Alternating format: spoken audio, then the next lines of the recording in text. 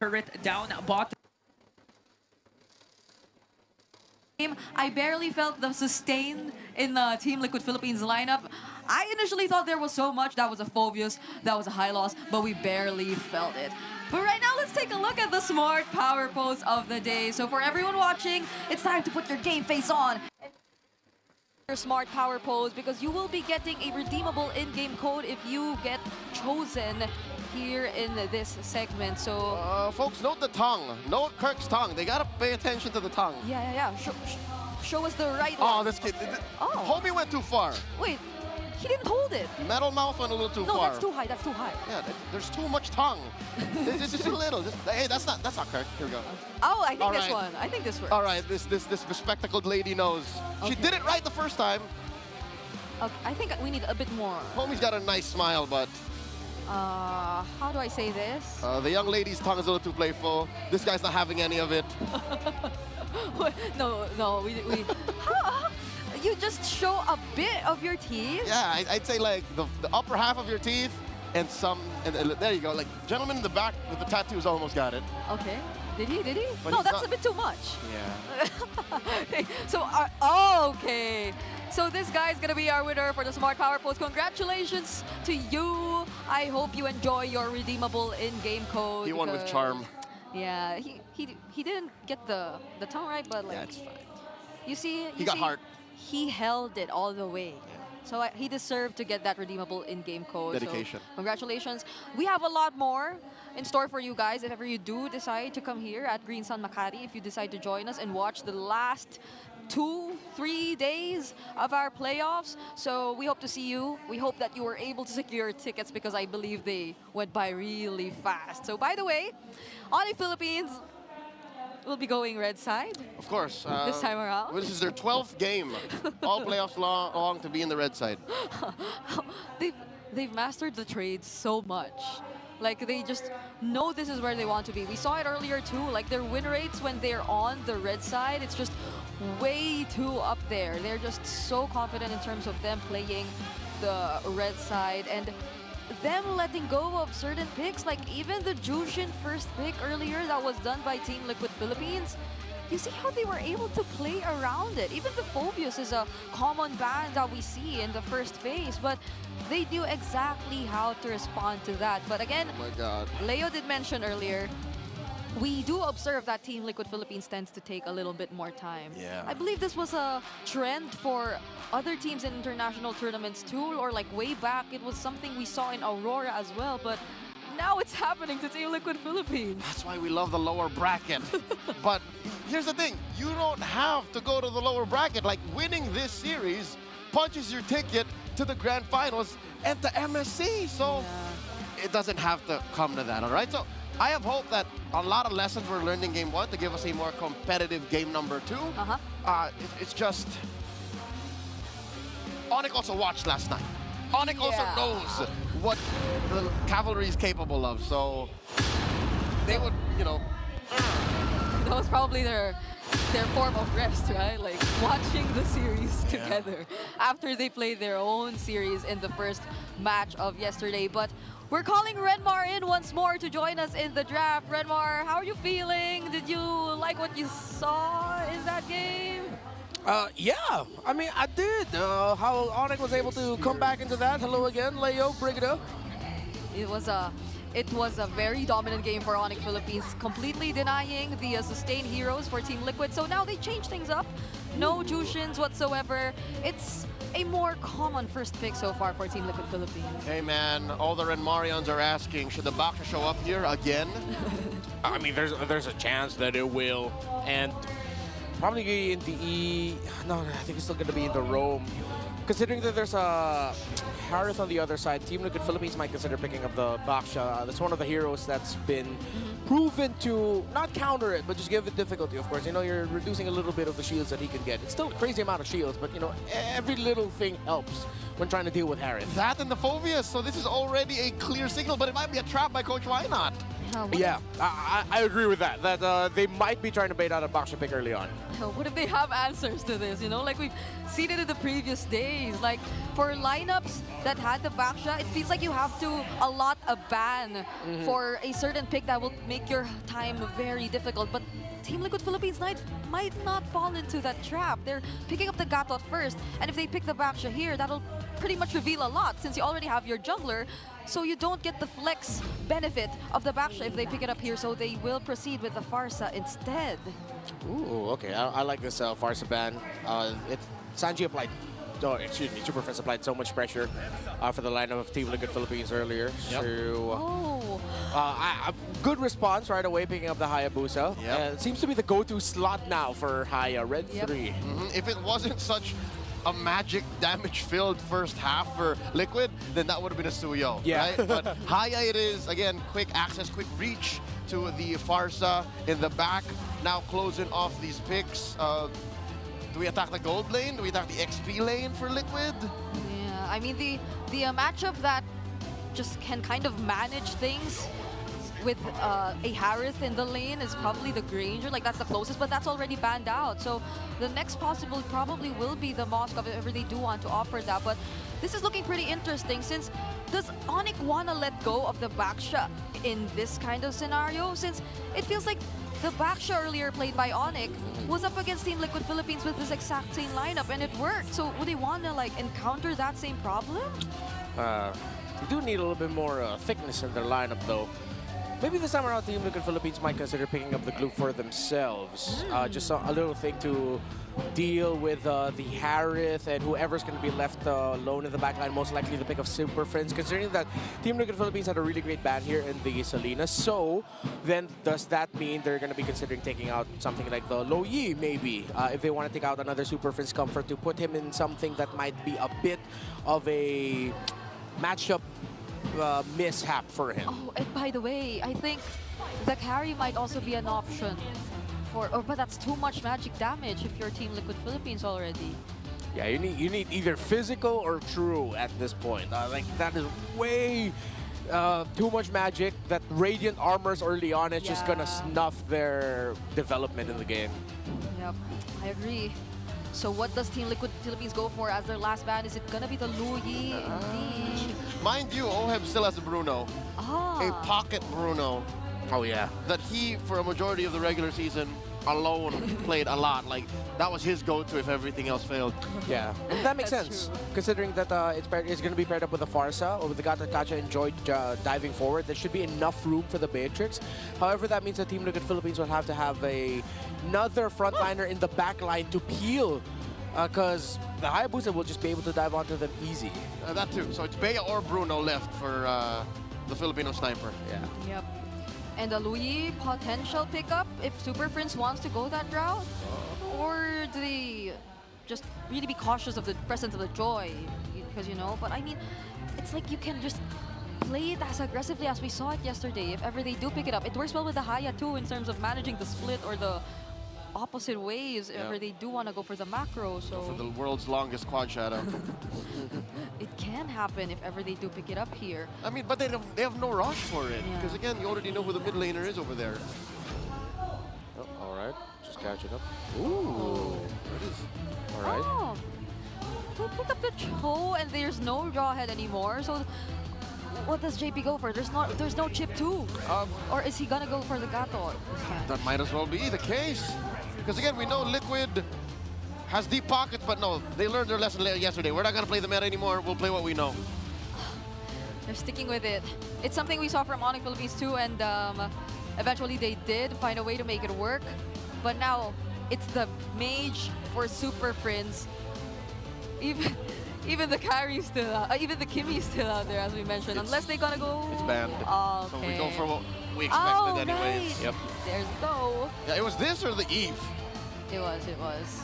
Considering that there's a Joy though, so this probably would have been the safer option. More mobile.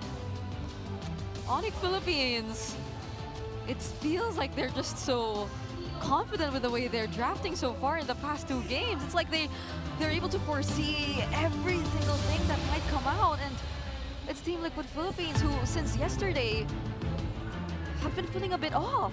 even as the game has already started, I think Liquid's learning a lot. So look at this. This is a, what, adjustment from their draft in game 1. And the numbers are looking better already. Yep. They have to show us, and they have to execute it as well in such a way that they're able to maximize this lineup's potential, because it has a lot. You can expect a lot of combinations, a lot of hero synergies. That's the Farsa, that's the Gatot. But let's see how everything unfolds as we throw it over to our casters. Thank you so much, panel. Again, Brigida and Leo and Renmarian. And Renmarian's back on the desk with us once again. It's me and Ingon jumping into game 2 here. We'll see if TLPH can go ahead and even out the series, or maybe they, I don't know, maybe they just want another reverse sweep under their hands here. We're going to find out. The lineup looks better, though, I would say, for the composition this time around for TLPH. Yeah. You guys mentioned it a little bit in the draft. Let's take a quick look at the emblems. Anything standing out? No, all pretty standard. Of course, Superfish going with his Tenacity and Inspire, 5% cooldown reduction, along with the Brave Smite, excuse me, for his low Yi. And one of the key interactions here for Team Nuke in Philippines are their double Revitalize and the Gata and High Loss. They should not hesitate to take those early to mid-game trades, because when you have that with you, that means even though Onyx Philippines, their damage might trump you in the early to mid, you have the regen to get through it and to potentially turn things around. So if ever they find themselves in a skirmish, and as long as Sanford and JP are together, go ahead, fight. Yeah, but it seems like Onyx actually is on the driver's seat now, forcing Carl 7-0 on the Joy? Yeah, undefeated. Wow. I didn't realize that, actually. Yeah, I was sorry, I didn't mean to cut you off there, Ingon, No, it's but okay. wow. Because that's an amazing stat, and let's see if Carl TZ will suffer his first defeat with the Joy, especially with the adjustments that they have. I do agree with what Renmar said in terms of, you know, forcing things out. They can force a Revitalize 1 or 2 even before the turtle spawns. That's the crazy thing. When was the last time we saw double Revitalize in the past couple? I mean, even the end of regular season, we haven't seen that too often. It was a strategy that teams like to go with, you know, more so in the beginning of the regular season. But this is a whole lot of sustain that's going to help TLPH, and, you know, maybe even help the fact that Carl TZ can play a little more aggressive even. And, you know, for those that missed it yesterday, Carl TZ just achieved a pretty big milestone for the MPL Philippines, where he hit 2,000 kills. First one in the MPL Philippines. Fight for the turtle. Dark Wave there for Kirk. They all jump in, but a glorious pathway. Spirit of Destruction missed. So this might be an opening here for Onyx, but Carl TZ will secure the turtle. Super Fritz caught in the middle as JP picks up a kill. Exactly what we were talking about. Kirk might be up in the docket, but he'll be able to get away. The double Revitalize early on. Don't hesitate to fight. And TLPH, they stuck true to that main condition. That's exactly what it was, and that'll be the case for the majority of the early game. Now, at some point, obviously, you know, Onyx Philippines will get the items that they need, and they'll be able to go ahead and counter play into that a little bit. But it's going to be a rough early to mid-game even. If they start to, if TLPH continues to go ahead and focus on objectives and then scale up, it's going to be troublesome. Brusco. Purify popped down there by Sanji, so Brusco getting caught there by JP as King Kong King tries Kong to go for the chase, even used up the Retribution to bring down Sanji. Brusco escapes. Oh, kills across the map. All right, so a kill onto Kirk. Carl TZ was able to get 1. And then a trade out for Sanji, who eventually, after getting kicked out of the sky, did fall down. Okay. Yeah. Hey. You know, that Purify will help a little bit, but also the thing to take note of is Brusco has done pretty well on the Cho when it gets picked up. I think, you know, sitting at a positive win rate on it, 6-3 right now, is still the main thing. He's usually able to go ahead and find those exact targets that they need to, especially in some of the more crucial team fights later on. Ouch. Takes a lot of poke here, though, too, and that's one thing. Like I said, man, the Farsa has risen up once again in a lot of these compositions that we're seeing just because of that early burst, the jump. AOG jump there for JP. They want to go for Kirk. And it looks like he's going to fall down, but in exchange for Sanji as King Kong picks up another kill, and both teams will disperse. All right, good trade there. Good sense by King Kong to just jump straight into the backline, take Sanji down, as the other members of Team Nuke Philippines were focused on Kirk. This should go a little bit better for Onyx Philippines in contesting this turtle, but Sanji will be back in time, and it looks like it's going to be a full-on 5v5 considering the two gold laners are nearby. Let's see, though, where Oheb and Kelro will go. It seems like they are focused more on just getting the farm. Yeah, Oheb's got to do that, though. So he went, cleared mid. He's going to go back down bottom. The fight for the turtle, though, we'll see if... Oh, throws the spear. There's the SOD and the glorious pathway there from Sanford. Kirk jumps in with the Infernal Pursuit as King Kong gets the turtle, though. But a clash still going on. JP might fall down here, but the first man down is Brusco. Next one is JP. And both teams, again, will disperse, but there's going to be a diversion, though. Where's that going to go? Okay. No, they're going to be sending them back. Oh, Kirk still holding on, trying to do everything he can to be able to clear up the minion wave. And he avoids getting taken down. Oheb, good call to not commit the Spear of Destruction to go into the fight. Seems like Team Liquid Philippines just told him, go ahead, focus on the farm, get the tower instead. That's more important now. Yeah, and ultimately leading it to pretty much even, you know, across the board for the most part. Both teams still looking to find that momentum in this game, but TLPH responds with focusing on an objective, and that's space is what they want to go, because they bring Oheb now up the top side. He's going to be working on that tier 1 there too, alongside the help with Sanford as they force off Kirk. So this is the play for TLPH. Oh, hold on, JP. Trying to collapse onto JP, but he's quite tanky. SOD is going to connect good Dark Wave there from Kirk, but they cannot sustain the damage, though. JP picks up another kill as he jumps in, but Oheb is going to fall down. Another weak Shadow Kill coming in from King Kong. And now, Super Prince is left there. Oh, good counter there by Onyx. They all lined up and it looked perfect for Oheb, but he eventually got taken down. But that tight fighting path meant that the damage of below you would be great. King Kong finds Carl, but Carl still trying to get away. Sanford here to help him out. Close call. That was close. That was calculated. That was either close, that was calculated, that was all of it. Right? That's what you see when it's a Joy and a Hayabusa, of course, trying to fake out each other. So ultimately, we're still at the same precipice of this. You know, it's basically even. You have this next turtle coming up. Both of the teams have won themselves. We'll see who gets this last and final turtle of the game. Onyx Philippines is going to get in position. They'll continue to put pressure for TLPH over on the other side with Oheb. We'll see if he joins this fight as Kawa takes down the tier 1 top side.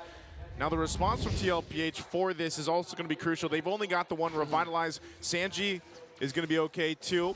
Has his Purify. Brusco goes in with a conceal. Oh, target might be Sachi, but instead went with Carl TZ. AOG again paired up with the Glorious Pathway. The Spear of Destruction is not going to connect. That's why King Kong was able to pick off one.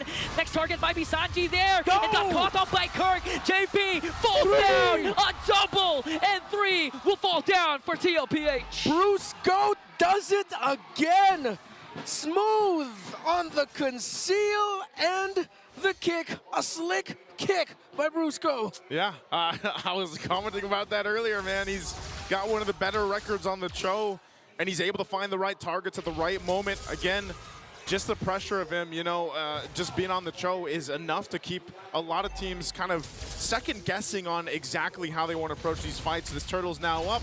TLPH is going to get in position. They drop down the pathway. Yeah, Carl TZ doesn't have retribution, so they're going for the kills instead. Beautiful kick once again from Brusco to catch Carl TZ. Sanchi jumps in picture. Again. SOD again will miss. And this time, Kelra in the picture. Salmon Force drop down. And it looks like TLPH needs to run away as Onyx Philippines know that the gold laner of TL missed the SOD.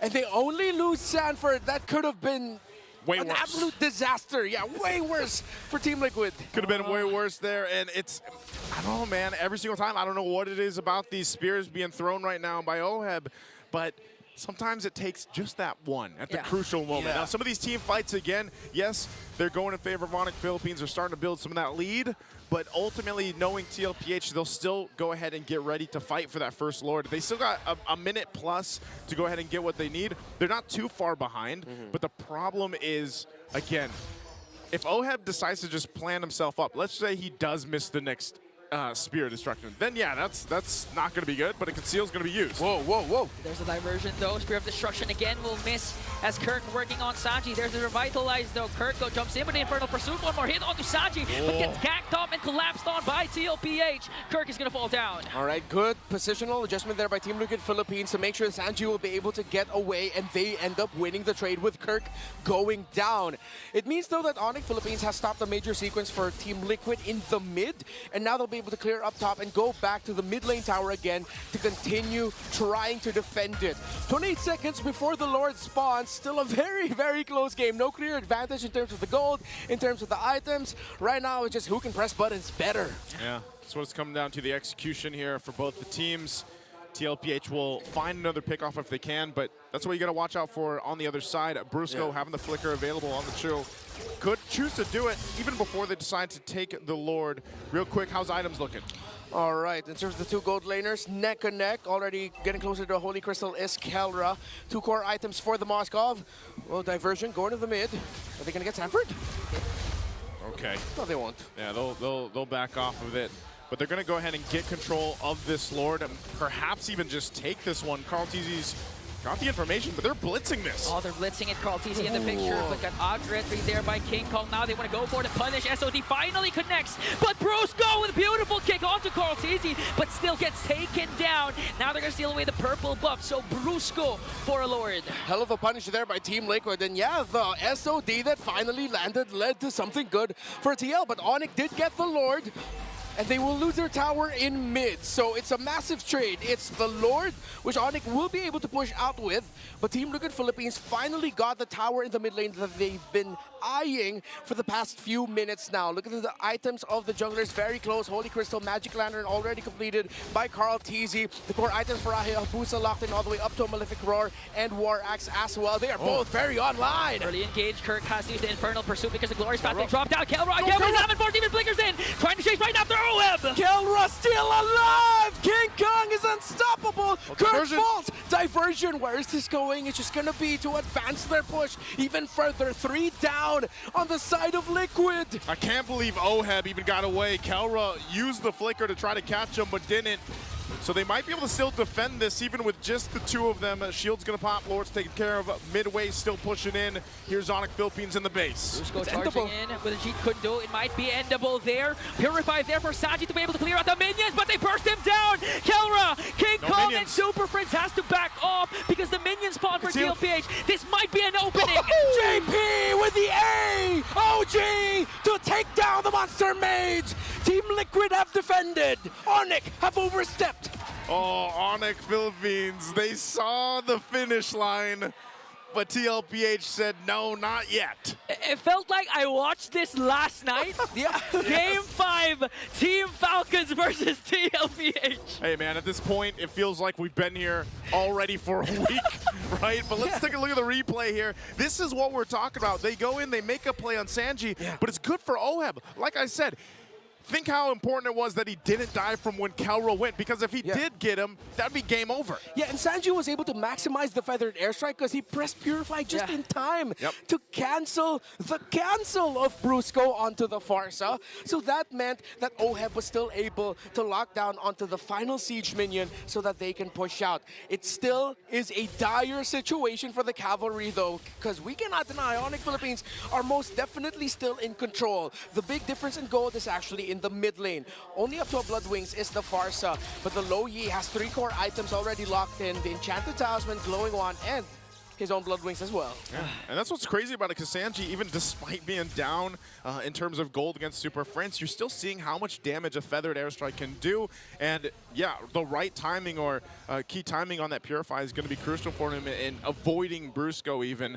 So Lord is up once again. There's been a whole lot of action already just near that 13.5-minute mark for this one. We'll see if TLPH has an answer. You know, a lot of the team fights that have broken out have all been from Onyx Philippines deciding to go and make something happen. With one base turret down in the mid lane, TLPH will go and try to make an adjustment. They can manage the waves pretty easily though, because that is that mid-wave turret down, but you can already see where Onyx Philippines is deciding to plant themselves here. They might go for some sneaky maneuvers. Split push potential there from Brusco and Kelra, but I think... yeah, they gotta join the fight. Yeah, they have to join the fight, because again, Brusco has been the main initiator for the side of Onyx Philippines, but the best part is for TLPH. They can punish whatever execution Brusco does right now because of the double revitalized setup and the glorious pathway in AOG that they have. Right, look at the items. Dominance Ice, Athena's Shield for the high loss. Still on the way to the Dom Ice, but already has Radiant Armor and Athena's Shield, actually, for the Phoveus of Kirk. They see who's stalwart's going to be important. They're sending a diversion up top. So that's a massive sure up held there by Onyx. Oh, TLPH bursting it down. Glorious pathway through the lane, but King Kong steals away the Lord. And TLPH are just going to try to get consolation prizes, but they get Brusco. And Onyx Philippines are still running, but Team Liquid cannot continue the chase. They lose Brusco. That's fine. They got the Lord. He's not going to be up for this push here, so it might be an opportunity for TLPH to clear out the Lord, stop the push from doing too much damage here. Are they? Well, what are they going to do? Are they going to try to hold it here in the center of the map? That's difficult against a low yi. It's a little risky. They're trying to do a high clear here. Turk goes in with a Dark Wave. Kelra, Zaman Force popped down already. Oheb able to free hit. Sanji already used up the feathered airstrike. No, but they burst down Sanford. Now Super Prince looking to execute Oheb there. Kirk, though, got taken down. Diversion. Where are they going to go? They might go back. King Kong with a shadow kill there. And 2 will fall down for TLPH. Cartesi's back on the map. He's going to try and get Kelro. Can he burst him down? Baby! Cakes with a shutdown onto the Harris. And one crucial spear of destruction changed everything. Super Prince almost got Oheb there, but Sanji with the save. Oh, man. Earlier, last game, we saw the KK connection, even if it was a different variation, and now we're seeing the Baby Cakes duo make work here, staying in the game. We said this minutes ago. TLPH needed to buy time. Ren Marian, they have bought time. Bro, I know what's going on in the Philippines, man. There's something in the water, and it sure as hell isn't fluoride. The decision to go and high clear that Lord despite the Onyx having a Louis. And again, they have trouble locking down Kelra, so assuming that the Zaman forces drop down, he's just gonna dance away. But still, Oheb was able to back off, and then right on time as soon as Carl TZ jumps in, the SOD connects. Oh, man. Again, they find themselves here at this point. Lord's still a ways away. A minute on the clock for that to come up. So Onyx Philippines, you know, you're starting to see them being like, all right, we're gonna have to kind of adjust our game plan here with this. And this is where some of those important diversions can come into play. That's always something that they can pull out of the sleeves here with Super Prince. You're seeing how much damage there is in difference here between the two teams as well. And that's all been the story because TLPH has had to play catch-up in terms of itemization. But now I feel like they're actually in that capability to fight, you know, the way that it's been playing here. Now that's something that Onyx Philippines has to consider even before this next Lord does come up. Right now, too, you got tanky front line for TLPH to deal with, plus still the 2 Revitalize are going to be crucial in that next take. So right now, just kind of a face-off while the junglers go and get their buffs. They got to make sure they go ahead and play this right. They might also use Oheb, unless he decides to stick with the team here. Okay. Oh, it's just going to throw the spear. Conceal. It hit. SOD connects onto Kelra. They Oheb jumps in once again, but Brusco, what a beautiful cheat gonna do. Can't go onto the back with a Wiki shadow kill. They're gonna bring down Sanji! And TLPH are falling apart. Onyx Philippines have done it yet again. Wiped out are the cavalry. In exchange for Kirk, Onyx Philippines again, just like what we witnessed in game number 1. A dominant win for the Sonics. Bruce Goat. Just when Team Liquid Philippines pulled the trigger, another slick kick and knock up by Brusco. Day number 1, it was all about Badangs, and now it's all about Chose for Brusco. Oh, this is going to be a good one to break down here for Brigida and Leo. Guys, what do you have to say about Game 2? It feels exactly how game number 1 ended. A team fight that broke out, which nearly looked like Team Liquid could have taken advantage of, but it was Onyx all along who knew how to win it in the long run. It went from worse to bad, if we're talking about game 1 to game 2 progression. But yeah, no, I think Liquid felt it in them that maybe if we can catch Onyx off guard, we could end this. But just before that, Brigida will attest to this. I was watching and I literally, this is an I told you so moment. It's like, don't be impatient, wait for the right moment and fight when you feel it. But another key to Liquid actually coming back is to take down King Kong. King Kong did not let that happen. Yep, and that's where the impatience came in. The entire, oh, we could go for it. They saw this, the Zaman Force, it was already burned, but they didn't take into account King Kong. They didn't take into account that there was a wall, that there was a kick, and that there was the vacuum that could come in from Super Prince. Everything. They weren't able to take account of that. And this guy, he didn't die, as you mentioned. They weren't able to find him. Instead of serving up a point to Liquid, King Kong was giving out 808s and heartbreaks. Not a single death, 8 assists, 8 kills. He was on it. Again, a lot of people will say King Kong has his ups and downs. Yep. But this is just the metagame affecting how King Kong plays. And now, after 3 weeks of a break and a month and a half of the patch drop-in, he understands now. He knows where he can play. He knows the space in the metagame that he can move around and operate in. And the Hayabusa gives him such a great toolkit to do just that. We saw how much he was able to maximize all of that, especially considering as it wasn't as perfect of an early game for TLPH2. We did mention a couple of times how, why isn't the SOD connecting? And I feel like that affected their early game so much because it could have been way better. OEB was doing a great job managing the waves, but there was always a team fight happening on the other side, which if he could have just joined, things could have been different for Team Liquid Philippines. But one might argue that if OHEB joined these fights, it's not a guaranteed win, especially when there is a Hayabusa always out on the hunt for you. And what happened was, King Kong went for the next best thing. He went for Sanji. Did not want to go for Kyle TZ because there was a moment in this game where Carl TZ was walking around top lane, bumped into a random Shinobi hiding in the bush, like, King Kong said, major flinch. Right? So, OHEB did what was best for business at the time. Yep. And it was very difficult to see that even towards the late game where Team Liquid Philippines just decided to say, OHEB, let's not go for the split anymore. We did talk about this too, right? Like they were just doing that entire for Protect 1. They knew how badly they needed to protect OHEB, but even that didn't work anymore. Sanji had too much of a hard time. This is something we mentioned too earlier that we didn't see in game number 1, you know? Sanji died maybe 3 or 4 times too much, and he did what he could. Again, he was a threat magnet. He was doing everything in the early to mid that Liquid could not afford to do with Carl and OHEB. But again, we have to give our flowers to Liquid as well, despite losing this game here and one more away, one more loss from losing the series. Baby Capes came online. Very late though. Very late. Carl TZ, he was doing what he could with a Joy, but look at this lineup from Onyx, right? You have a Cho that could... All right. Onyx, ask me, are they a frontline or a backline lineup? Are they a frontline or are they a backline? They're a frontline, backline lineup. That's what's so difficult is Sanji couldn't hide, Carl TZ couldn't cut through, Sanford was dying like half the time that he didn't have a Revitalize, and OHEB, you know what, maybe it was a blessing in disguise that he was missing SODs. Because if he did come through, he would have to think twice of, is this even worth it? Because I might die when I jump in. Yeah, those are probably some of the little things which allowed Team Liquid Philippines to extend this game, honestly.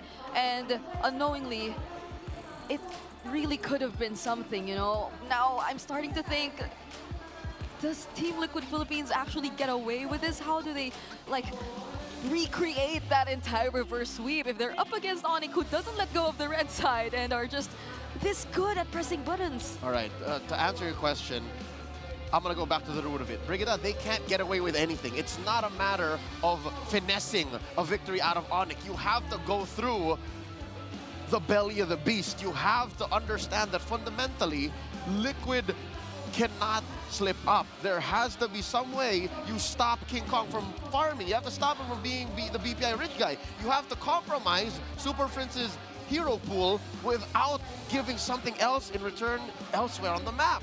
Yeah. We might need to see a little bit more of their mid or trio rotations and how they're able to actually focus down on certain things in the early game, because it does feel like there are 2 different things that they want to do, especially if you look at Sanji and JP. Yeah, maybe 3 or 4 or 5. Like I had a grocery list of things to check off for them to even think of getting back into the series. But yeah, no, you're right. If for Onyx, it was so easy for them to say, all right, KK, King Kong, Kirk, sure, game 1. And then for game 2, it was more Kelra, King Kong again, the old school KK, which, by the way, Kirk played a game very similar to his performance in the grand finals of Mobile Masters, where he was sitting with a CC at 0-8 and whatever. Here he was like 0-6, 0-7 with a Phoveus and still doing his job. That is one of the main strengths of Onyx here in this series so far. And in the run of the playoffs, like, they are such role players from lane to lane to roll to roll. Now let's look at the gold difference timeline again. This time it's a little closer compared to game number 1, where in game 1 it was like Onyx on the red, yeah? It was just, whoop, it was this thick. Here, close, close, close, close, closing the gap. I would reckon at about 10-9 minutes, this is where the gold lead was like 900 or 1,000, just barely. And then slowly, Onyx builds that lead once again. It closes, and I think it's at this point, right here, about 16 minutes. This is where Liquid goes, yeah, why don't we force something in mid, right there. We go for the concealed play, jump into the AOG, and regret it almost instantly because of what Brusco did, because of how Onyx draft was a front line, back line kind of lineup. For those fans of Key and Peele, you know what I'm talking about.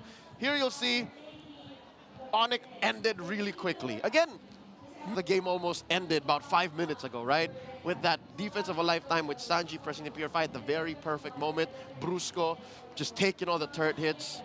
That was a close call, but this right here could have looked very different. Turret, I would reckon these two turrets went down in trade for this turtle right here. This was that bottom rush by Oheb, and then again, you can't trade short-term goals and wins for Onyx, against Onyx, with the way that they're going. I know what Liquid was trying to go for this, right? They were trying to trade that Lord for a turn, but Onyx was just so good at cutting their losses and getting out of there. That's what this was. And then we had another one here, which they were able to defend. I think this one was the negative gains Lord. And then from there, again, Liquid tried to go for a short-term win. Let me introduce a concept called Who's the Beatdown, all right? Last time I talked about this was maybe an M series or an MSC, wherein the winner of any given matchup, any given contest, is the one who understands their role in that bout best. So here, you ask, who was the beatdown at any given time, early, mid to late? For the most part, the beatdown was Onyx. And in that last moment where Liquid said, yeah, why don't we pull the trigger here? Bah! They misunderstood that the front line, back line lineup was still very much online, and they missed the cue. They got wiped out. Game ended. Who was the beatdown? Onyx knew better. Now, looking at the item progression, again, you'll see that Oheb is slightly behind Kelra. He did build his boots first, but the Trinity will take a little longer to build up. He did get it comfortably, under 10 minutes, but the fact is Kelra never really died. Kelra was sitting at 2-0 and X for a majority of the game, and I think Kelra is one of the reasons why the front line, back line lineup works so well. What does this mean? Again, let's run through front line, back line. Back line killers, that's your Hayabusa, that's your Phoveus. They're the ones who cross over and use their reach to close the gap between them and Liquid's range. Again, talking about that Farsa and that Moskov. But what is the backline breaker from Onyx? The ones that mess up with the front line, because again, you already have the targets for the Farsa and the Oheb, the Farsa and the Moskov. You have the Harith, you have the Loyi. These are the ones that punish whoever King Kong and Brusco don't find with the kicks, right? So you have people who threaten the back line, and you have people who threaten the front line. And that's what makes it so hard for the AOG and the Glorious Pathway to make a difference. So even if you tried to catch him off guard, even if you thought that, all right, timing is better for us here in mid, let's get him, you forgot that Kelra can just as quickly. I think there was a defensive response from Kelra and from Super Friends to actually just tank it a little bit, move back, and then fire off. And again, amazing damage profile spread here from Onyx. Magic, physical, magic, crowd control. See, so it's so hard to itemize against this clean. I saw a point in the game where in Super Friends, if I'm not mistaken, after picking up the winner crown, at some point juggled a glowing wand. He understood that I can deal enough damage, I can burst you, but what if fights go long? he felt the wrath of the double revitalize, and that's why he had to buy it back.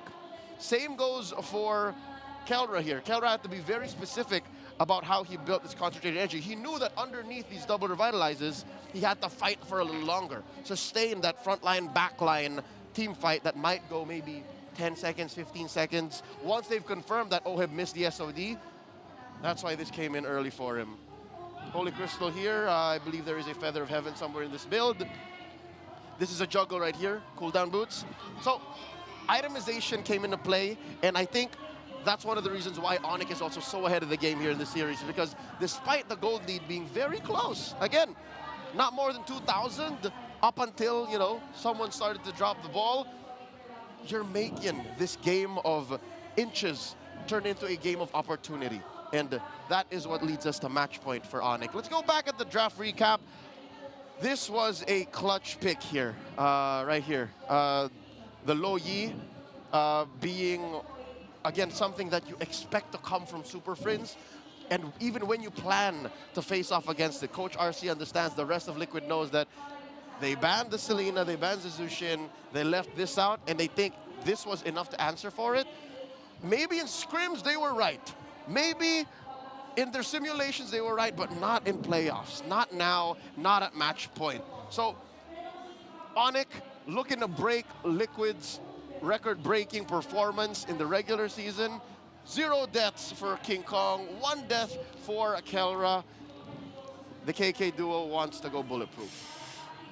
It's only been 3 weeks, but imagine that, right? They've evened out their score in the regular season the last time they met, and Onyx are now 1 win away from taking that win against Team Liquid Philippines overall in the season, and even punching their ticket to MSC. So how satisfying would that feel, that you deny Team Liquid Philippines, one of our representatives last year, of an easy way to reclaiming their spot to MSC, and you just keep breaking records because, again, you're 3rd seed. Yeah. You're up against 1st seed. Yeah, no, breaking records individually, breaking records as a team, breaking records within the league. This is, again, a new strength, a new power spike in the history of the Super Fam. Is not just are they individually gifted athletes in MLBB, but they also know how to change, how to evolve on the go, on the fly. Yeah, we do have to commend even their staff, everyone involved in the way we're seeing the Super Fam right now. But I believe we have something going on in the Champions Arena, so let's throw it over to our All Access segment. Maraming salamat sa ating panelists. I am just right in front of Super Fam. Super Fam, buhay pa ba ang lahat? Isa na lang ang kinakailangan ng Onyx Philippines to make it into that Grand Finals, Odin. But of course, bago natin simulan na magiging laban, kasama natin, walang iba, for another time this season, Fuego. Welcome ba? Kamusta? Hello po, ayan. Okay naman po. It's so nice. Isang muna Yes, dyan, masaya po. yung emote mo. Oo nga. Ano ba yun? Kaya pa ba? Wow! Nako, hindi ko alam kung nakuha nyo na yun ha, pero dapat kunin nyo na while you still have time. Fuego, hindi na ako magpapaligoy-ligoy pa kasi madalas ka naman ang nandirito at nanonood. Sino ba sa tingin mo ang magcha-champion this season 15? Actually, lahat naman ng team deserve mag-champion. Grabe yung playoffs ngayon, no? Sobrang lalakas talaga, di kita yung laban. Pero syempre, para sa akin, it's Onyx. It's Onyx Philippines. Bakit Onyx, Fuego? Kasi pansin ko since last year, pag nakuha na ng Onyx yung kanilang momentum, mahirap nang pigilan. Yeah, and I think that's what we've seen all throughout the 2 matches, Yes, Odin. lalo na ngayon. Na may momentum na sila. Andito na nga sila, 2-0 na. And Fuego, Yes. napapansin din naman natin na lumalakas na rin yung ibang regions natin. So, tingin mo ba kaya nating makuha this time yung MSC title? Yes, kasi babalik na si Kelra sa MSC eh. Sorry. Ay, Oh, tama. Babalik na siya Sorry. sa MSC babalik at na sa siya. AWC. You know what? You're right. You're right. Kasi, I mean, dami na kasi nating pinanalo eh. Diba? So parang understandable na kung bakit nahalinhin na natin. But again, I wanna know, from your perspective, ano bang nangyayari? Because the past 2 days, all Game 5s, it was pretty intense. What separates Filipino players from the rest of the world that tila hindi nila ma-break yung kadalasan na ginagawa talaga ng Pilipinas? Kasi dito, RG pa lang talagang balagbaga na sa Pilipinas. Ilan ba stars mo, Poygo? Ngayon, nasa ano lang guys, nasa 100 lang. 100 stars? Lang, no? Oh, yung batak talaga yung team ko, itong nasa likod sila. Nandyan? Ilan ang stars? Ilan? Yan sila. 100 na yan.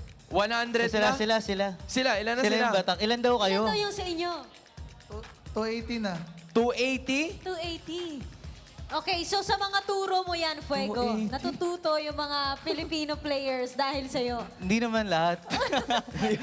Hindi naman lahat. Ako din, kahit ako, hindi ko pa natututunan yung mga turo niya eh. Alam mo, gusto ko matutunan yan. Pero hindi.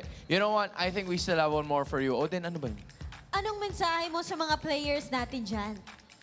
Ang message ko lang sa mga player ay gusto ko lang magpasalamat sa patuloy na pagbibigay ng magandang laban lagi, no? At yun, napapasayo nyo lagi yung mga fans sa mga nagiging laban nyo. At sulit, syempre, yung mga tickets na binibili. Ano bang meron dito, Fuego? Invite mo naman sila. Correct? Yes, guys, ini-invite ko kayo na suportahan palalo ang ating MPL PH. At manood kayo, pwede kayo manood dito, live sa ating venue. Oo. Paano naman kung ubos na yung ticket? Pwede silang pumunta sa playground. Sa baba. playgrounds. Kung saan dun sila mag-enjoy din.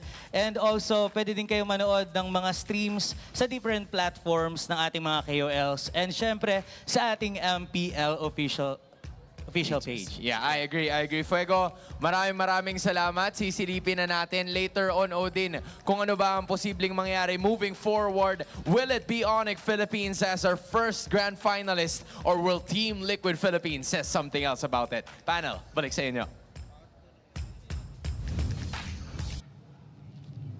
Thank you so much to Hans and Odin. Fuego, wherever you hear his voice, be it online or live, it sounds exactly the same, you know, the way he does all those tutorials, those very informative videos. If you haven't, please do check him out. He does a lot of content regarding MLBB, and I'm sure you'll learn a lot from it. And by the way, from esports content, speaking of content, your favorite Filipino movies, WatchUp is here. Go to watchapp.ph and load video 10. That's video 10 to stream your favorite movies and shows. No app needed. Smart data only. After one game, you can do one stream. So load video 10 now and hop on watchapp.ph now so you could check all of these out. And by the way, do you also need pro level speed? Make the smart switch and stay ahead of the game. Get your smart eSIM today for only 99 pesos and experience ultra-fast 5G connection on any device. No SIM swapping needed. Yeah, you can skip the hassle, and that's available now at smart stores nationwide or online via the Smart Online Store. If I'm not mistaken, they might also have a booth out there. Again, Fuego did mention it himself. If you didn't get to secure tickets, there's a playground downstairs where you can still visit us and watch alongside the other members or the other fans in a watch party. And that's a huge area where there are bean bags, where there are booths, so you can definitely check that out for yourselves. Now, going back into this game or this series, it's a switch up, I feel. It's now Team Liquid Philippines on the red side. For the first time in the playoffs of MPL Philippines Season 15, Onyx PH will have to play blue. How surprising is this if they adjust from that and still get away with the sweep? I hate to be a pessimist here. I did predict Liquid, but this is one of two things.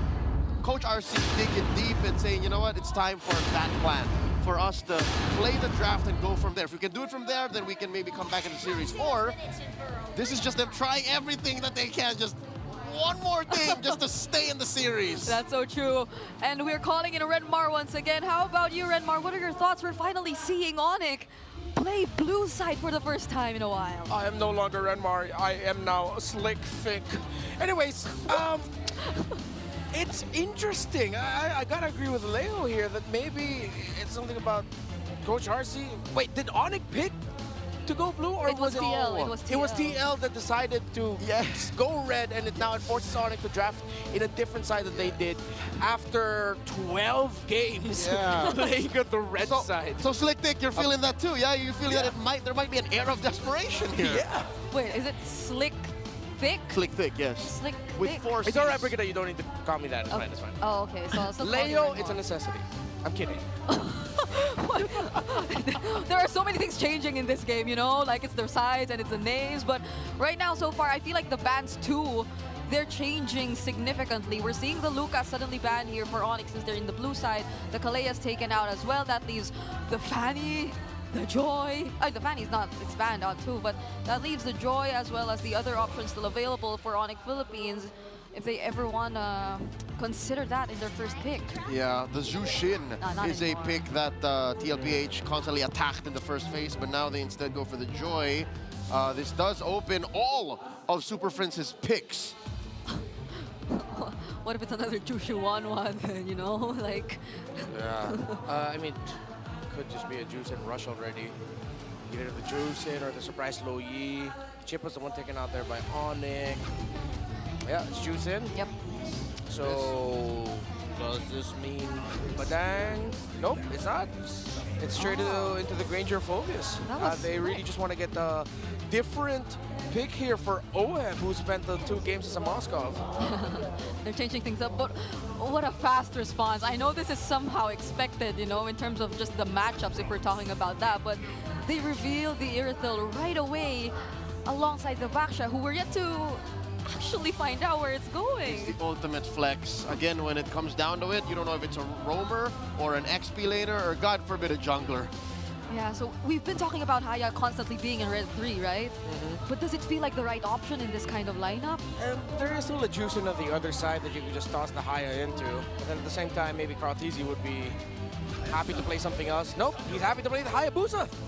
Yeah, this is still a gamble, if you will, if you want to Suyo. Because, yeah, sure, the Zushin is there, but when you're deep in fights, you don't want the Baksha in your face. You don't want the Irithel in your face. Yeah.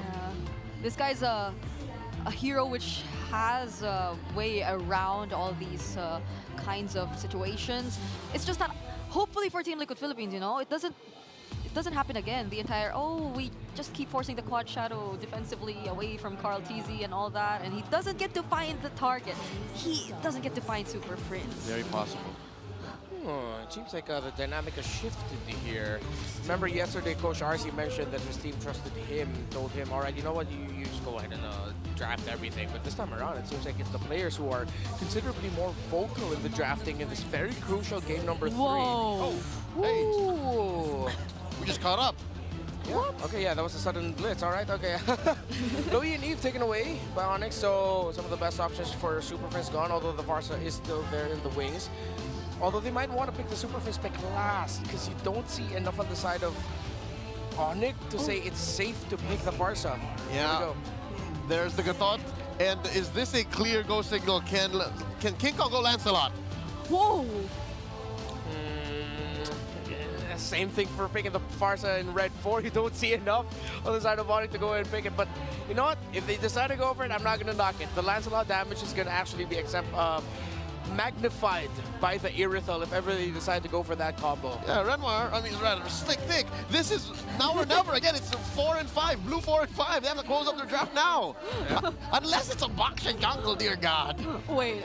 Oh, wait. It's a Baksha jungle! With an Angela roam for Brusco and then EXP Hilda. What a massive shift. The first time we've seen Onyx draft blue side and they do this. Hello? This is them in blue. That's why they didn't want to show it. That's why we never saw this, and that explains why it looks like this. Yeah, Sanji, what do you do now? There's a Sicilian, there's a Selena, but you're up against an Angela Zushin in mid. That's like so much pressure. There's a Valir, but like, wait. What's your mid gonna be? Sanji. It has to be something that can fight long. It can't just be like pure burst. Oh my good. Wait. They go utility. They go the route of utility and everything on the Granger basket. Yeah, it's burst, but then of course with what the Astral Echo brings to the table, it's better than if they decided to go for something like a Feathered Airstrike. I like this Novaria pick. It's a good recovery for the swerve. That was the last phase for Onyx Philippines, but here's the thing. I don't know if Liquid was ready for this. I don't know if Liquid was ready to face off against the Delegates because we have seen some fragments in the past 2 days of the playoffs, but none as all in sustain as Onyx draft now. If anything, I'm just looking at how TLPH might be holding on to their familiarity with these kinds of heroes with the draft, because I think this brings us way back season 13 maybe, where Sanji was just such a huge threat on the Novaria, but I know things are different right now, so let's see how this goes for this match point of Onyx. Let's give it over to our casters. Jumping into the land of Dawn once again. It's game 3. It's match point right now with a very interesting draft for Onyx Philippines. Will TLPH trying to bring out the magic like they did yesterday to get a possible reverse sweep on the way? We're going to find out. It's me, Nice Uningan, and I don't know if I'm going to call you that, man. I don't know if I'm going with the, what is it? Slick thick. Slick thick. It's not a requirement. You guys don't need to force it. I just wanted to get it out there. All right, I'll say it to you later. Now let's look at the emblems. All right, I want to see what the Novaria is on. Of course, you had to get Rupture on that. Now, one of the difficult things about picking the Novaria for TLPH, though it was a good response to the Swerve, is that they will be susceptible to invades up against the Jushin, Hilda, Baxia Roam, empowered by an Baxia Jungle, empowered by the Angela. This is a high invade comp at the side of Onyx. So JP really needs to make the most of this Unbreakable so that he'll have a counter engage with the taunt. And Sanji can only do so much to stop invades and aggressive plays by Onyx once they start going into the jungle of Team Liquid. You know, after seeing Brusco use the Badangs, the Chos, the Kaleas, goes with an Angela this time. And the last time we saw this kind of composition wherein there was a Baxia jungler and the roamer Angela was between Alter Ego and BTR week 9 of MPL ID, and they actually won against BTR. Yeah, it's something that can work. I mean, I commented to this in the panel yesterday. I was like, you know, I'm glad we're in this part of the meta where you can bring the utility junglers back again. And I know we don't see Baxia too much in the jungle, but King Kong brings it forward. We've seen a whole lot of Fredrin lately. So it's like a throwback, but it's like we don't want to stay there. Like, we just want to take a glimpse at it because we were there for so long before. But the way that's going to work with the Angela is going to be great. Oh, they can make a play here. Already burning the flicker, though, from Sanford. Yep. So this could be a good sign to just go ahead and grab that turtle. It looks like even for TLPH, look at Kirk. The Lantern Flare and the Puppet on the string. Intense no way. crowd control. No way, Kirk. Almost got a hold of Carl Teasy there, so it looks like TLPH won't be able to contest for this first turtle. Yeah, Onyx Philippines can just continue to do this, or specifically Kirk. They have free access to the jungle of Team Liquid right now. Carl Teasy is going to be able to get his orange buff, but it's tough. They could not get close to the turtle, and this might be the story for the first 7 minutes of the game, where it's just Onyx constantly going to the jungle of Team Liquid in the key objective team fights. Okay, that's well played for Onyx. You know, the whole sequence of that leading into that first turtle, not going to be anything massive, of course, but at least getting that first objective, and it looks like they're able to go ahead and actually poke down quite a few members of TLPH. Kirk especially. I mean, we've seen this Hilda in action quite often, and it is just tough to deal with for a lot of teams early game. Oh, Astral Echo dropped down, Lantern Flare as well. Forced out Sanji's flicker there to evade a potential death. Yeah, good thing he actually used that flicker. If he didn't, he most likely would have been taken down by Super Friends and King Kong. King Kong could have just tower dived, and Super Friends would be the one to finish off Sanji. So, looking at the goal difference, already a lead for the Jushin, small one. Irithel as well. Kelra having a fun time in lane, of course, back in the day, which was December, so it wasn't that far away. Back in the day. Yeah, back in the day. December 2024, I remember those times. Iritha was always just an instant answer to the Granger in the gold lane. It teetered out and balanced out eventually, where it was a little bit more of a skill matchup. But lately, with the resurgence of Irithel, with all of the Granger picks coming into the playoffs, we're starting to be reminded as to why Irithel dominated that matchup for quite a few weeks. Yeah, you know, Kirk's treating this game like a marathon, literally from the top lane, starting to stay here in the bottom lane to go for a gank onto JP and to Oheb. So now they're trying to sandwich the two members of TLPH. Sanji already cast the Astral Echo, but Kirk with the power of Wilderness drops down Sanji. Kirk's a bully, man. Yeah, measured and calculated for the Kirk attack. He can just keep doing that over and over again. This is going to be a very fun game for a Hilda EXP, who's just now chasing Carl Teasy. After taking down Sanji, he's going after the young goat. He's going to zone him out pretty well. Sanford's trying to help here. The JP around the corner. What do?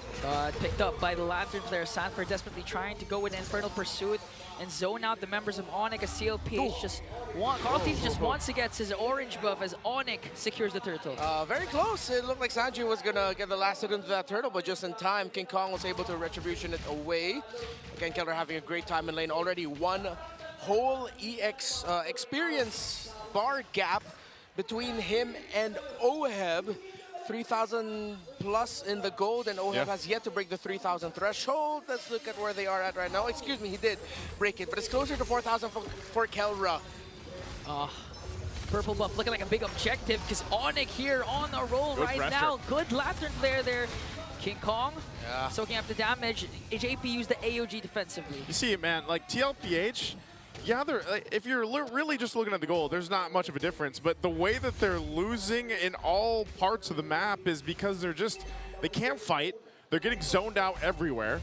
And a lot of that has to do with just this lineup that Onyx Philippines brought. Mind you, we haven't even seen the huge value that the Heart Guard from Brusco can actually play. Whether he goes for King Kong, Kirk, or Kelra. Like, he can choose any of those targets, and it's going to be such value on that ultimate with any of those heroes. So much value for the entire lineup of Onyx Philippines. Seems like a pick your poison type of deal. Not really poison, it's like, oh, what are you feeling like today? Oh, a pull back onto King Kong. Oh, Shield Unity got disrupted by the Dark Wave. Ash, good cast for the Astral Echo, but a solo kill. Kelra got Oheb down alone in lane. He didn't need any help then. Well, he didn't even need the Heart Guard. He just goes 1v1. Look at this pressure still. Like I said, Kirk is just bowling right now, TLPH. Oh, Kirk inhibits of everything, forcing without the flicker plus the Heart Guard. Brusco is there. Sanford continuing to jump in as Onyx applying a lot of pressure into the middle lane. Dark Wave, Infernal Pursuit, they're chasing after Kirk and Brusco. JP goes in with the AOG. Now Kirk getting chased. Team Liquid will not commit that though. Way too risky. Still very close in terms of the goal. They were able to find resources elsewhere. But this is a do or die objective for Team Liquid. If they lose this massively, you might count the game already for Onyx. Oh, Kirk. Oh! Dead again? The KK connection brings down Oheb as Carl Teasy steals away the turtle. Super Prince goes in with the Crimson Beacon and Lantern Flare. 2 members down on the side of Liquid. It's Carl Teasy and JP. And yeah, I'm going to stick by what I said. If Team Liquid lost that in a big fashion, which they did, count this as done. Onyx just needs to hold on and not slip up. Even just getting the objective, it doesn't mean anything if you lose all that. Plus, Oheb dying again. Very unfortunate for him. He's going to have a lot of room to go ahead and try to catch back up here. Taking a look at just how he needs to go. I mean, look at this. He's only at 4 points. He's got 2 items. He's about 2,000 gold behind. Okay. Kelra, oh, hold on. Again being jumped on, but there's the clutch Heart Guard from Kirk. Will he be able to sustain it? It finally gets a kill and a stack on his Piercer. Brusco might be the next target. So Astral Recall is not going to connect, but still getting chased down by the Filipino sniper. He got dodged down. Gets Sonata, but not enough to take down the Bruiser. The moves and grooves. The Angela survived the chase by Liquid. Well, that was not on my MPL Philippines Season 15 playoffs bingo card. Just imagine the reality of that. Granger firing off at an Angel, and she's just tiptoeing, dancing around and healing. It's good that he has the Flask of the Oasis, by the way, because that provides a lot of that heal. So that's got to be frustrating. But if Oheb was able to get that kill, that would have been great.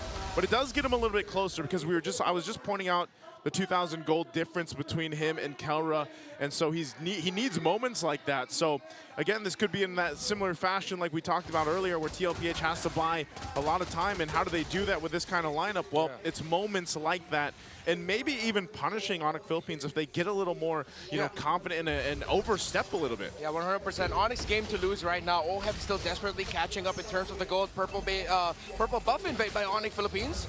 Is it going to be a big one? Kirk just zoning out every single member of TLPH. Kelra from the back! Trying to work on Oheb though, so there's no CC to control Kelra, and he takes down a turret with him. Jump in. Oh, Oh, clutch hard guard there from Brusco. Sanford for the chase, he was too fast. Carltese jumps in, pops the wiki shadow kill, but Kirk shares the damage as well, and they save Kelra. Good routing by the run of Kelra as now he's getting chased down. Let's see if Team Liquid Philippines will be able to take down the Irithel. Kurt now gonna get Dark Wave. He's getting jumped on. King Kong gets alone without a problem, but Kurt falls down to Team Liquid Philippines, but that's all they will get. Yeah, and all throughout that, King Kong was just working on the Lord, and now the clapback. Super Friends goes in with the Crimson Beacon plus Lantern Flash. Just look at the damage of Kelra alone to all the members of TLPH. And this whole time, King Kong gets the Lord. He's managing one of the waves at bottom too, cutting it off. But that's the thing. That was all pretty much a distraction. You saw how long they were able to survive just that whole exchange because of the speed and mobility that an Irithel brings. But then also you throw an Angela on top of that. So great distraction from Onyx Philippines. Now it's TLPH that has to deal with this Lord push. Lord sieging in onto the top lane. Still Onyx Philippines taking the discipline route. Good cast of the Astral Echo to try and prevent Onyx from snowballing now, and they will be able to take the Lord down. If Team Liquid Philippines manages to pull this off, it's going to be one of the greatest comebacks of all time. Yeah. PHMLBB, but Onyx look absolutely hell-bent to just sweeping up the cavalry here, to being the first team to make it to MSC. To try and defend their legacy for immortality. They are just mere moments away, but can Team Liquid hold on and extend this to a point where they'll be close enough to turn the whole narrative around? Yeah, and for Onyx, if they manage to sweep TLPH, this would be the first sweep of our playoffs, and at the same time, the first time a third seed will win over a first seed in the regular season. Man, I said it yesterday. I was like, there's no way this is going to be a sweep when TLPH was in that position. They're in it now, and it's looking a little, and you got a lot of ground to cover still across the lanes here for the majority of it, and they haven't had an answer really just yet to deal with this sustainability that the Angela brings to this. But even then, when you have a lineup that's meant to go ahead and catch people, especially with an Avatar of the Guardian, for example, from JP, but there's just, on the other side, there's so much mobility, you really have to be able to land those Avatar of the Guardians, the unbreakable taunts, and what have you. But it's just difficult. How do you catch Kelra, you know, and how do you get to the right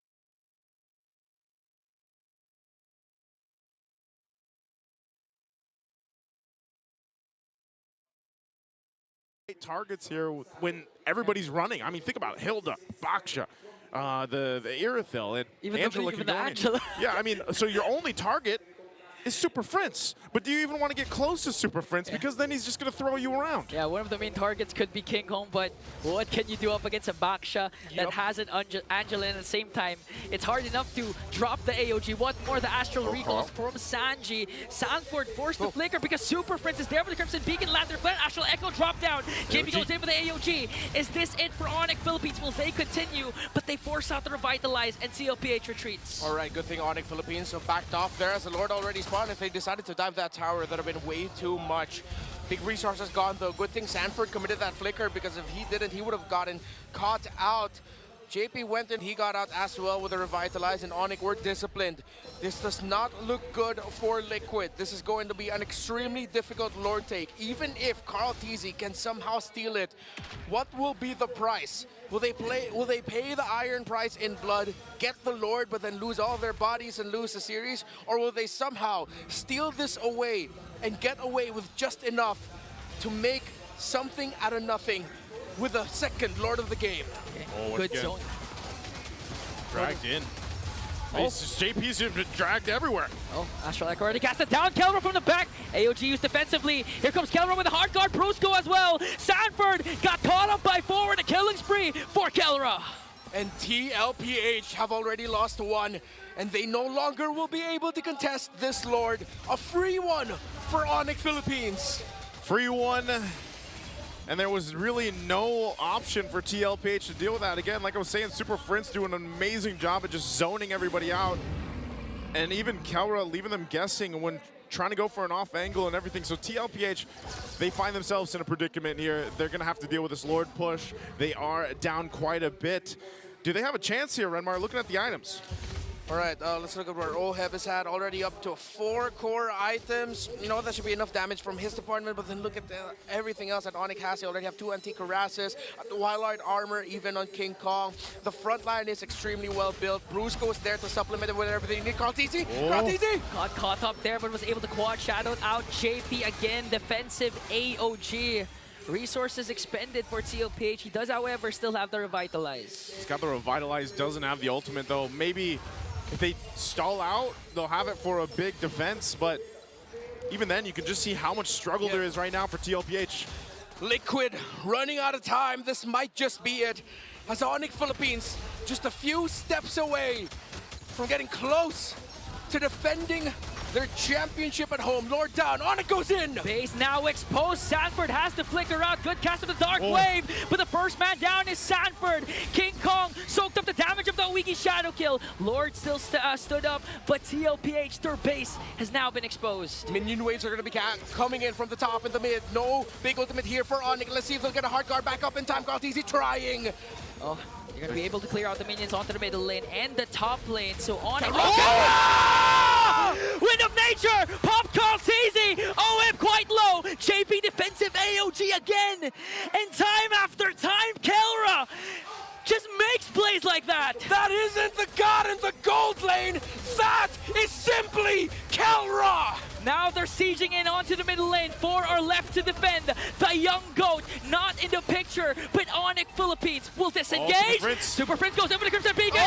Paired up with Kirk. They're going to bring down one more. They have minions. Sanford desperately trying to defend, but Kelra goes to the again. And an unstoppable kill for Kelra. And it looks like this is it. Onyx are going in. Onyx Philippines now a step closer to immortality as they get to defend their crown at the grand finals. But wait, they lost their minions. 2 are left to defend. Is this it? And that is it. Onyx Philippines back in the grand finals. Some of the biggest names in global esports remain in our playoffs. Aurora, Falcons, Liquid, but the biggest name in global MLBB esports have a shot at immortality, and they are the first in the Philippines to go to MSC!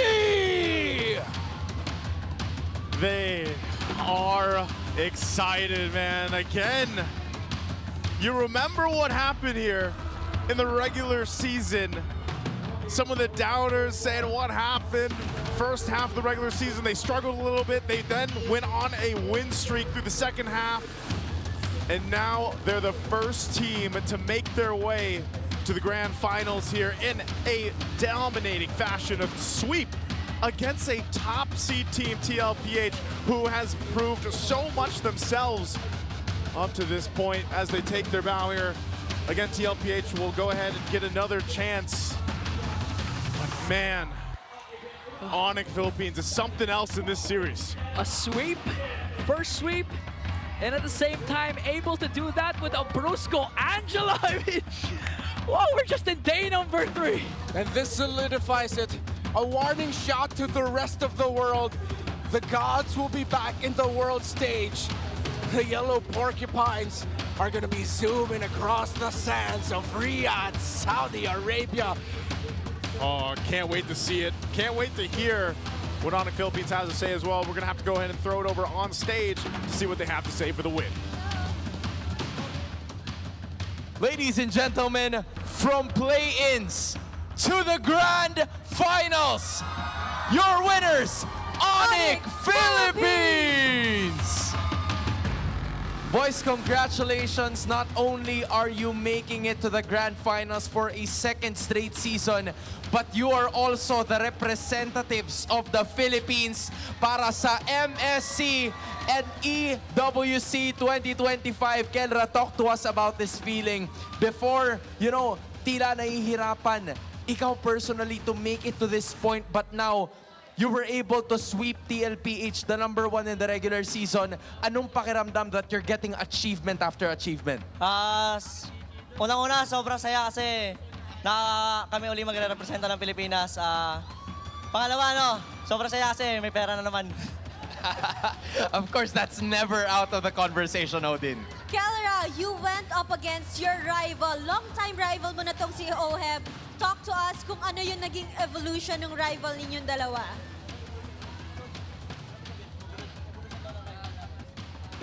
Kelra, ikaw at si Oheb, you're familiar with this story already. Yung rival namin habang tumatagal, nagmamahalan na kami. Kung may mensahe ka para kay Oheb ngayon, anong masasabi mo sa kanya?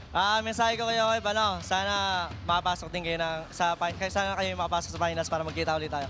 Mahal ka namin. We're looking forward to that, Hans. That's a change that we don't usually see every day. King Kong! Ang dami ng sumusuporta sa'yo from the Super Fam. Everybody else came here to support you today.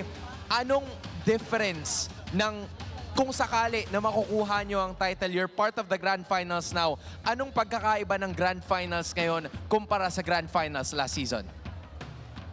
Para sa akin, siguro, medyo malaki yung pinagkaiba ng Grand Finals ngayon compared sa last season kasi ito yung season na ito yung season na madaming nakabasa ng playstyle namin, ng pattern namin, pero nagawa pa rin namin ng paraan para makapasok ng Grand Finals. Sobrang thankful ko sa buong team. And that was a dominant statement din dahil nakuha nila ang sweep. Their team is definitely so strong right now, and I think hindi magiging strong ang isang team kung walang captain na nagli-lead. So, Super Friends! Super Friends! Can you talk to us right now kung ano yung nararamdaman mo ngayon na being able to lead your team to the Grand Finals? Una-una masaya kasi parang unang season ko rin nata na naging captain to dito eh. Tapos parang nagtiwala sila, tapos yun, finals cup. Alam mo, friends, mula nung season 10, parang kitang-kita na namin na medyo dumadami na yung sinasabi mo sa interview. Kasi back then wala talaga masyado eh. Hindi, ganito talaga eh. But now, you've developed your confidence. Kasama ba yun dun sa mga championships na napapanalunan mo? Or is it more on you maturing as a player? Ano sa tingin mo kung bakit nade-develop mo yung confidence? Naging kampi ko kasi si Dwayne eh. Nagiging kaampi mo kasi si Kelra. Kaya tumataas ang kumpiyansa. May pogi points pa rin. I wanna know more about Coach. Paano naman daw si Brusco? Paano si Brusco, Coach? Why not? Si Brusco, kung walang Brusco, walang Golden Goat. Walang Brusco, walang Golden Goat. I like it. Coach, why not? You're gonna be going back to another finals appearance. How do you keep your boys grounded? Because again, this is an ultimate Cloud9 moment para sa inyo na naman because, you're representing the Philippines and you're going back-to-back potentially, di ba? How do you keep your boys grounded heading forward into the finals matchup sa Sunday? Kasi syempre lahat tayo may kanya-kanyang goal. So, I think meron silang mga personal goals na, yun nga, we talk about. Ako naman personally, si Coach Chef may 4 na MPL trophy. So meron pa akong 3 kailangan na bulin. Abangan mo, Coach Chef. I like that. Merong hinahabol and Wolf approves of that, Odin. Okay, so meron ka pa bang mensahe, Kirk, sa ating mga super family? Nasaan ang supporter? Sa mga super fans dyan, thank you sa support and kita-kits sa Grand Finals. Once again, everyone, your grand finalist and the first representative of the Philippines para sa MSC EWC 2025, it's Onyx Philippines! Gentlemen, you may now take your walk of victory. Sonics, I want to know, what time is it? And you may now take your bow. Our first representatives is Onyx Philippines. The Sonics are planning to go back-to-back. That's right, Hans. At nakita natin na sobrang lakas nila ng pababalik nila ngayon with a 3-0 sweep after the 2 days na talaga namang minax out nila all the series that they had. They definitely proved that they are deserving for the grand final spot. Congratulations to our first MSC at EWC 25 representatives. Let's talk more about the match and the game na nangyari kanina as we go back to our panel.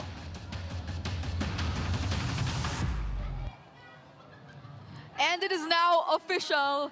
We know 1 out of 2 representatives for the upcoming MSC at EWC 2025. That's going to be Onyx. They're back in the international stage once more.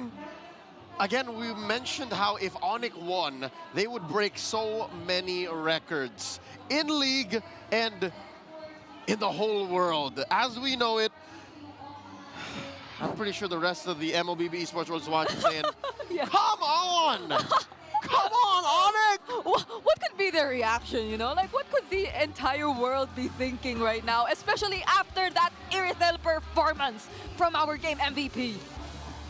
As much as we all laud and love how the golden goat, the gold standard, the Filipino savage, Kelra performs every single game, I'll tell you now, Bri, they won as soon as they picked blue side. Oh, as soon as they landed in blue side, we'll throw it back later to the draft. I think they automatically knew they won. Yeah, I mean, the draft went by so quickly, if you would recall earlier. And it was both Onyx and Team Liquid Philippines looking like they were very decisive in the picks that they wanted to go for. But imagine, like, this Irithel pick hasn't been performing as much in the past few games. But this time, solo kills here and there. Twice. And jumping inside the base and still surviving. Yep. Kelra made it work. We'll see in the highlights, and once we look at the economical graph, more, details into how they did this. But folks, again, in case you haven't been tracking the stats and you've just been watching and looking at how Onyx continues to dominate the brackets in the playoffs, this is their first time in blue. And that means it's a new drafting pattern that Coach RC thought he could catch Coach Wina and Coach Hayes off guard. But instead, Onyx unleashed onto us a weapon the world wasn't ready for. Again, teams in the first days of the playoffs were banning out the Angela. They were looking out for this kind of draft. And little did we know, it wasn't Twisted Minds that was going to bring it out in the playoffs. It was going to be the Super Fam. It was them. And imagine how difficult it was for Team Liquid Philippines to catch this Irithel alongside the Angela, alongside the Quantum Charge, alongside, I think, the Sprint even that was in his hands. So he was just so free to do everything he wanted. And it felt so hard for Team Liquid and their lineup, which had little to no way to lock down this hero of Onyx. That's right. Again, one could say, just build halberds, just build glowing ones. But it's not so simple. Again, as soon as the Baksha was picked, going into the draft dynamics, you could say, oh, this is an XP, this is a roamer. But again, I hate to say it, I told you so. There is a small possibility that Onyx brings back the jungle Baksha, and they did. And not only that, they did so while arming it with such a great cast of characters. Number one, Kirk already winning that lane against the Phoveus. He leaves the lane as soon as possible, bothers Karl'Tezi, check.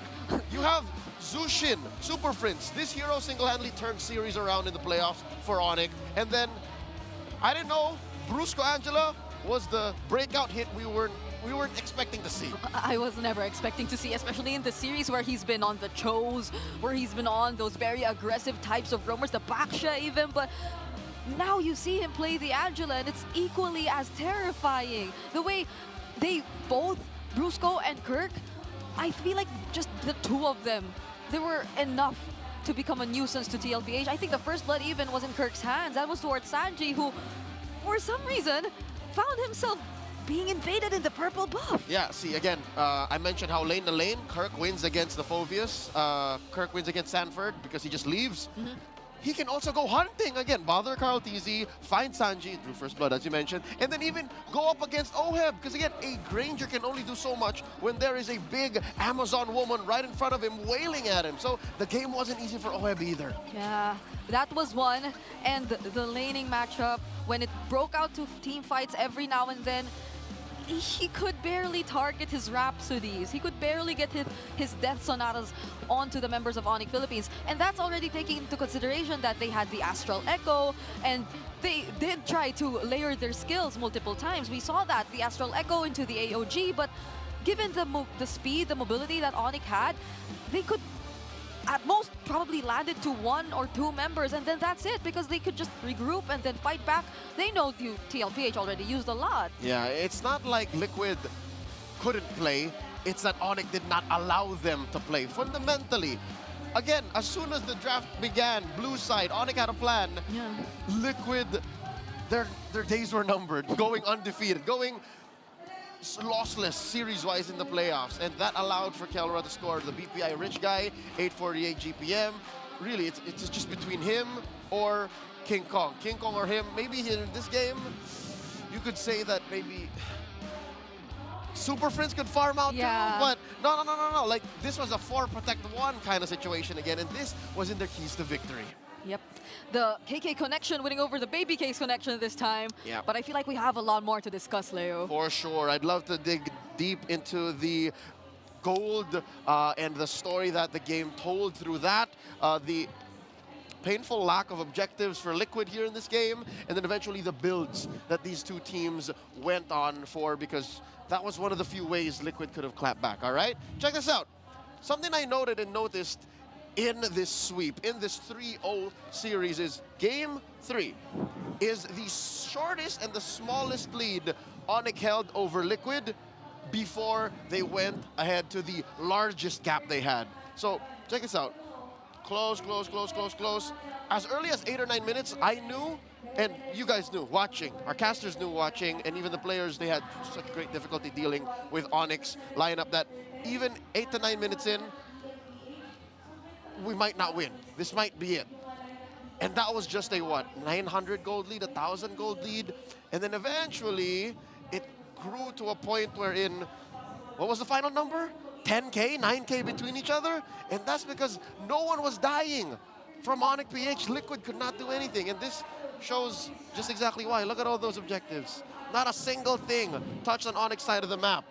Liquid, sure, CarlTC stole 1 turtle in the midst of it all, the last turtle, but that's because Onyx was playing the map too. So that's how difficult it was. They were an immovable object and an unstoppable force all in one, just running through. That's what you get when you have an Angela. That's what you get when you have a jungle Baksha. And talking about the jungle Baksha, all right? The economy will tell us alongside the item builds later why 1,000 or 2,000 gold lead is more scary when you're playing against a utility jungler as compared to an assassin jungler, all right? Right now, I want you to open your MLBB, all right? Whether you're watching on your phone, on your TV, your computer, open your MLBB. Consider the price of defense items, tank items, and the price of attack items, mage items, the ones that give your physical or magical damage pumps instead of defense. You'll know what I'm talking about. The fact that the Baksha started building and farming slowly with such a low economy makes it all the more scary that you can't kill them because it's unstoppable.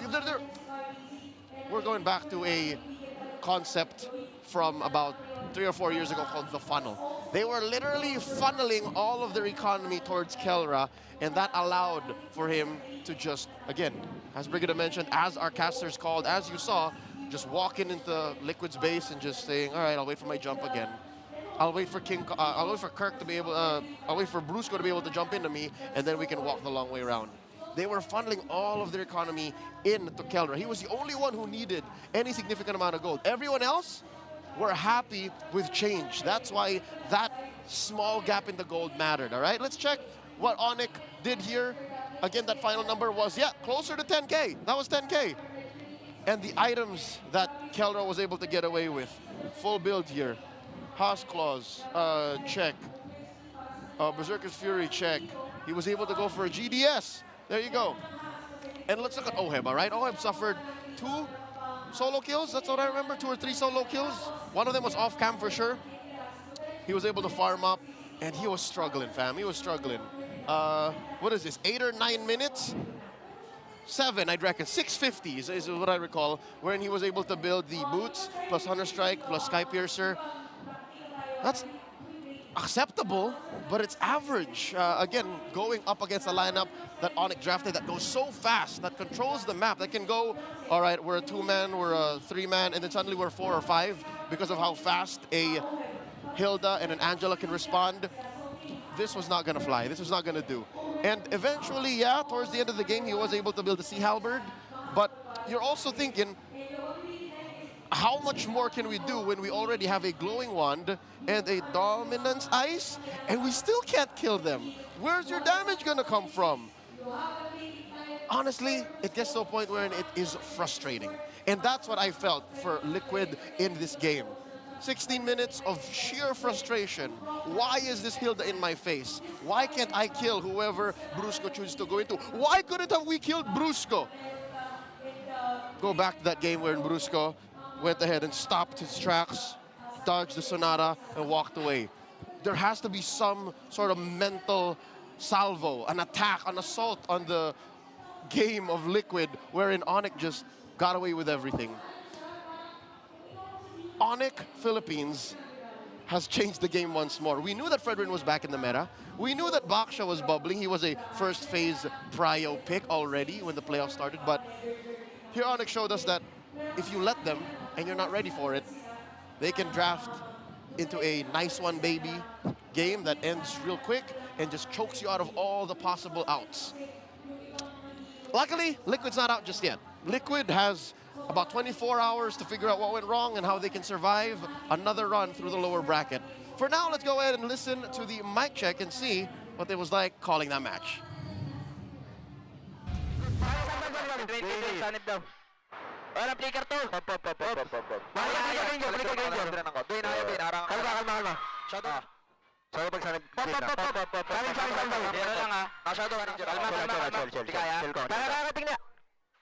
Tingin daw. Nice, tingin. Cancel ko. Hero, kahit tapusin. Hero lang, kahit tapusin. Mid po. Tingin nga, pero pagtatapang sila. Tutot. Kalma. Nagsasabi. Tapos na to. Bangga. Op. Kalma. Clear. Messi!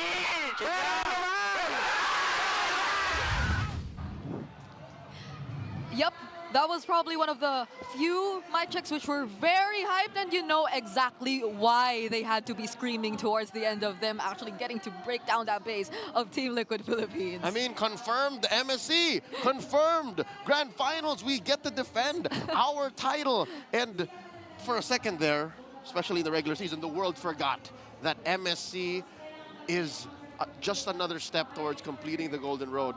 Onyx Philippines, they have a chip on their shoulder. They want to prove to them that, you know, what happened in the latter part of 2024, in the earlier parts of this year, it's not a fluke. So they want to go all the way, and this is just another step for them to go away, and that's what was fueling their... Yeah, and when you talk to these players, whenever you go into interviews with them, they're very honest too, you know? Like, they don't deny the fact, like, wink, either be it King Kong or Kelra, you just know what you're about to win. You just know the prize pool, the huge amount that will be right in front of you once you get into MSC.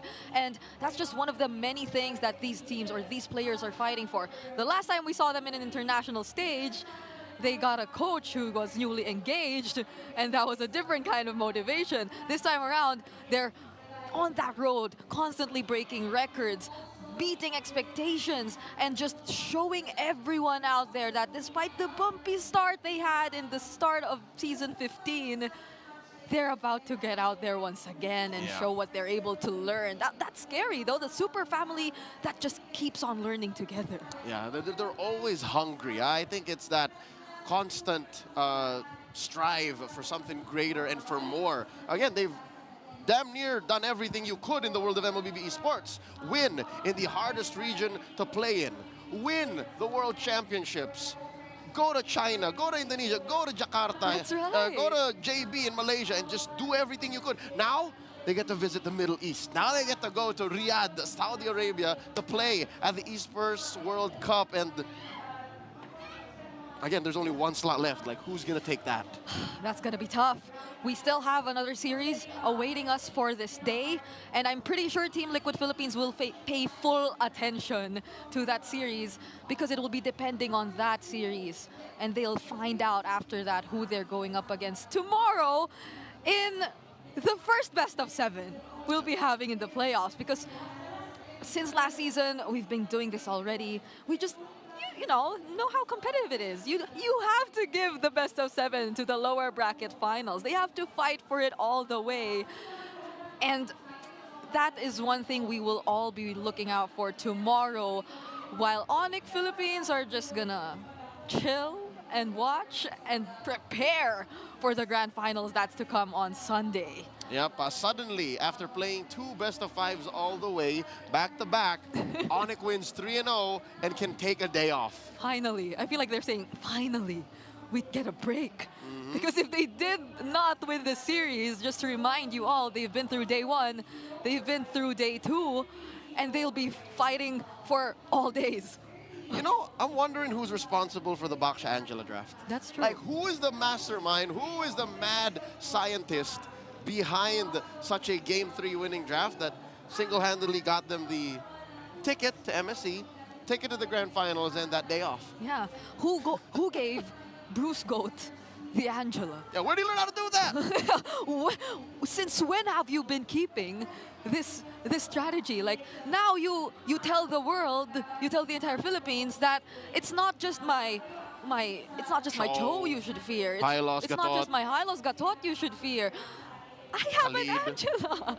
He can actually pull off the Angela, right? So that just makes maybe like the 53rd hero for Onyx? For Onyx? Like, yeah? Like, we'll have to double check on that. But in season 15, yeah. That just adds to the list of heroes they've already decided to use, at least in this season. Yeah.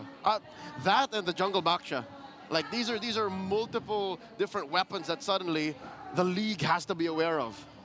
And, of course, definitely, the teams who will be going up against them have to be aware of. But for now, we have 2 teams who are fighting for survival. They need to win the series to stay in the league, and that's going to be Aurora versus Team Falcons coming your way in just a few moments. What are your, like, surface-level thoughts about this, Leo? That was last season's lower bracket finals. Oh, right. That went to 6 games. And we're not in a best-of-7 setting. We're in a best-of-5 still, but... It's for tournament life. It's for survival. It's... You know what's at stake, so I wouldn't be surprised if, like, they bring back the entire Game 5 thing. We weren't able to see it. We lost the road to 30. We will be meeting it probably tomorrow or on Sunday, but for now, we won't be seeing that just yet. So we'll see their preparations in a few moments. But now we have to celebrate something towards the end of the season, and that's going to be the Alamat Awards. So let's all witness this beautiful moment as we award these players.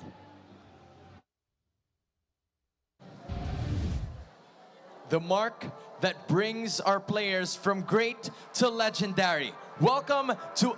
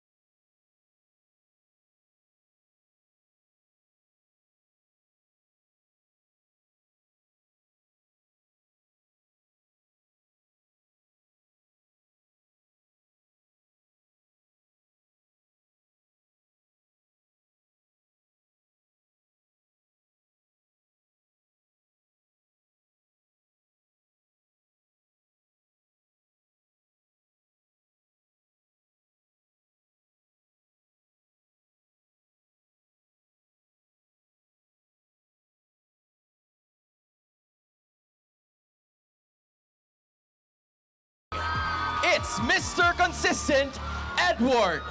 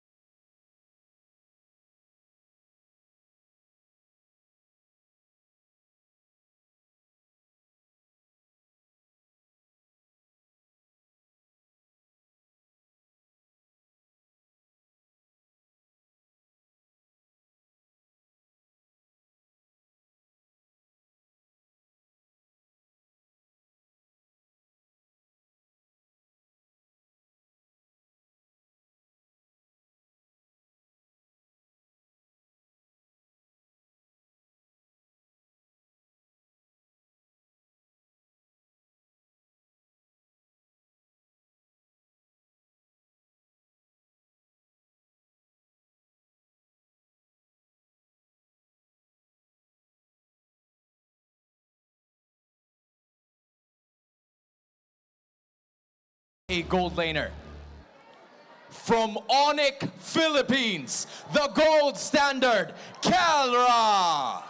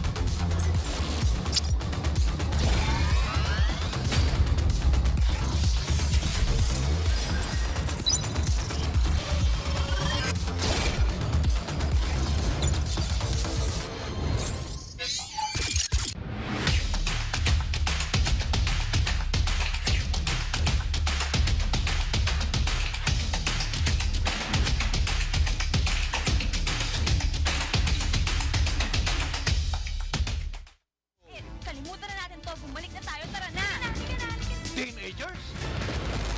Ako! Nagpasagulo yung mga batang yan. You make a move.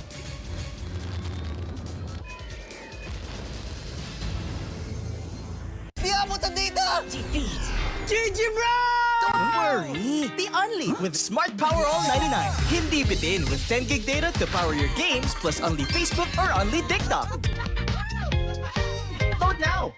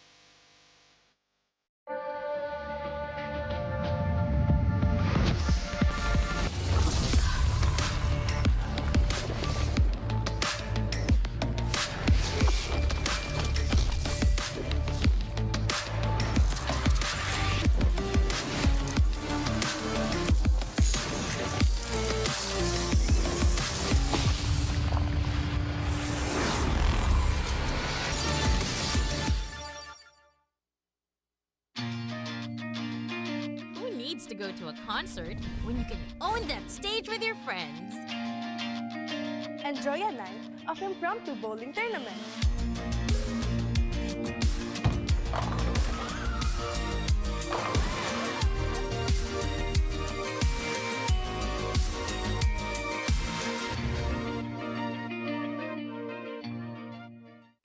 Enemy alert. Your scalp gets 1.5 times greasier, causing dandruff.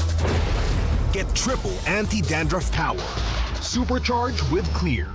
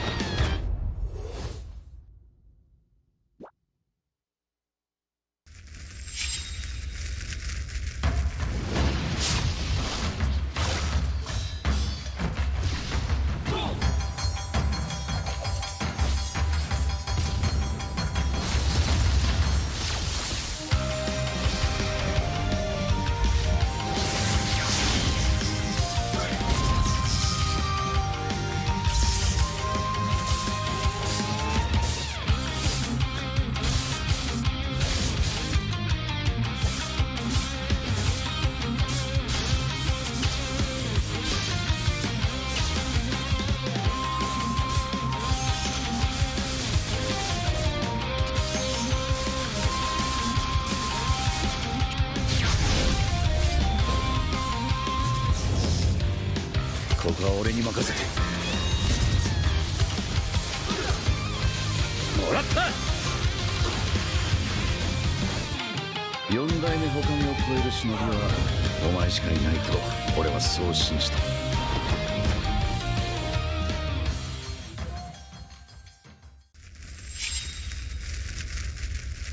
みんなを守るために私はもっと強くなる。シャンナラ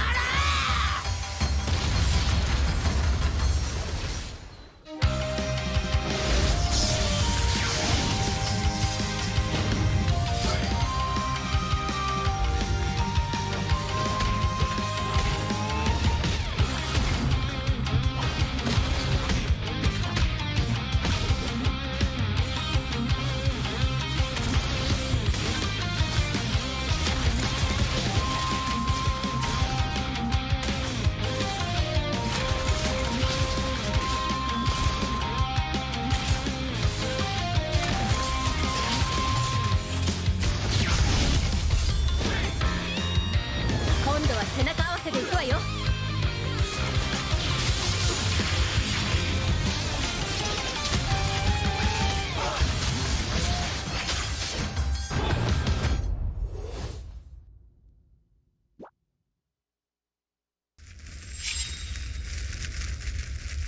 見せてやるよ、シャリンガンの本当の力をな。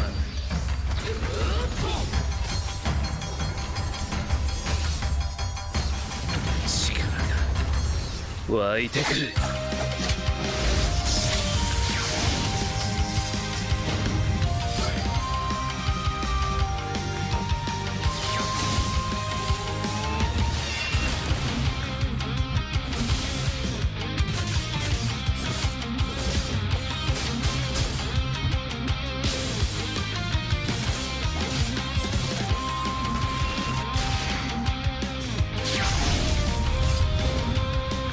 相変わらずやかましい奴らだ。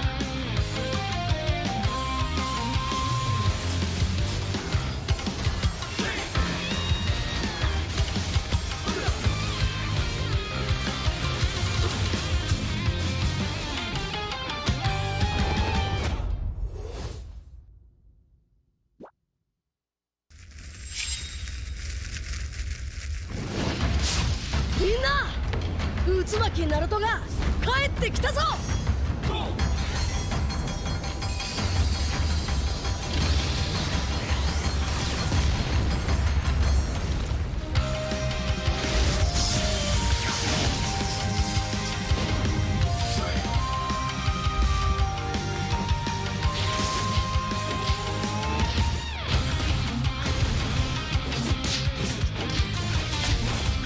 クラマ、力を貸してくれ。よ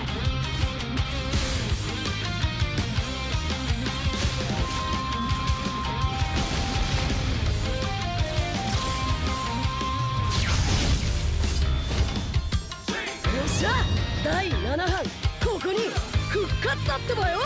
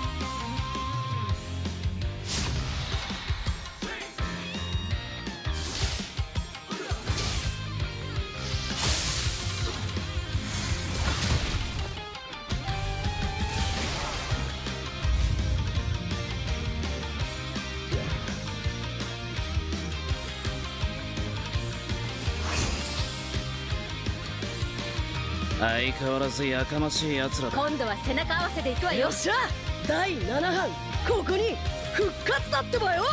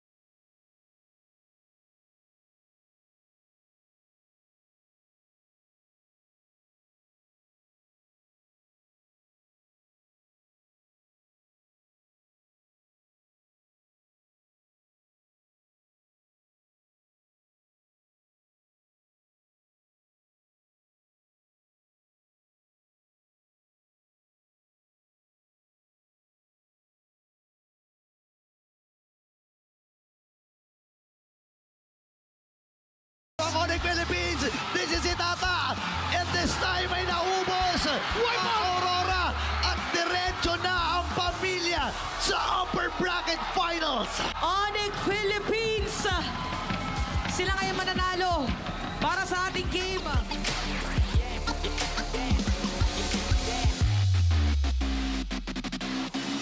Kanilang identity, aggression is key. And makikita natin yan dito sa draft ng game number 1. Endable na nga yata para walang dedepensa.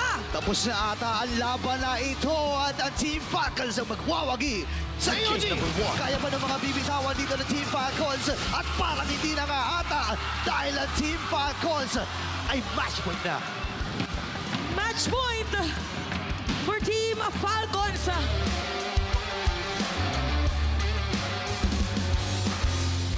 Inaantay na papag-extend ng ating laban. Kakatok na ang Team Liquid Philippines para ma-extend ang serye na ito. Easy, mamamatay din courtesy of Oheb at diretso na ang Team Liquid Philippines. Sa ngayon ay meron pa rin tayong Game 5. Another full Game 5 series, ladies and gentlemen. We have 3 players assigned to Team Falcons. Tingnan natin kung matatapos na ito na TLBH magkakaroon ng minion wave. Paano magiging jungle ngayon ng Team Falcons? Unti-unting kakatok! Kapal ng Maeve at ang Team Liquid Philippines ay tutungtong sa upper bracket finals. Team Liquid. Wow.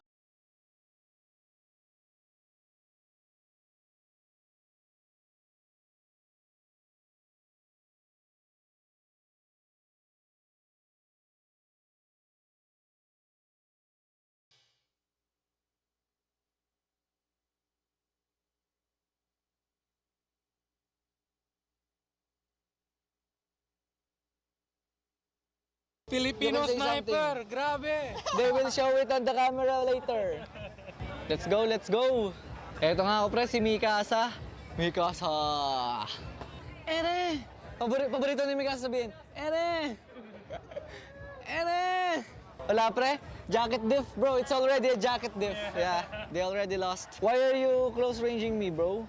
Sabi ko na wala talaga may kwento Napokus lang ako. Sorry mga boss, nakapokus lang ako. ML lang nasa isip ko.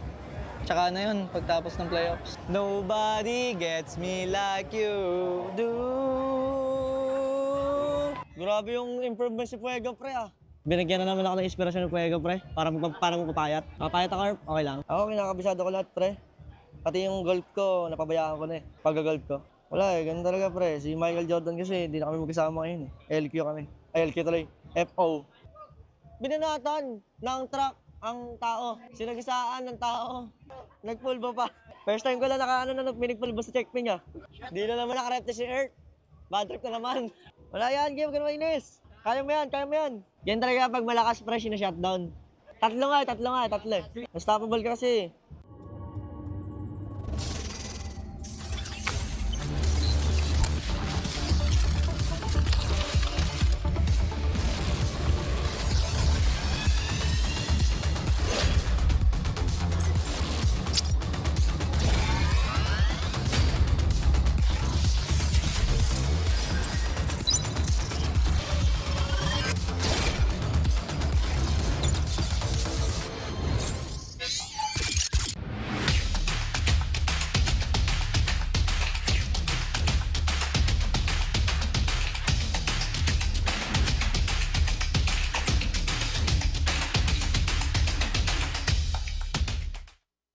Kalimutan na natin to. Bumalik na tayo. Tara na.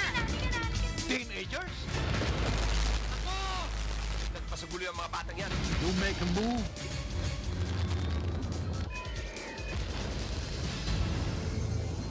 Di abutan dito! Defeat! GG bro!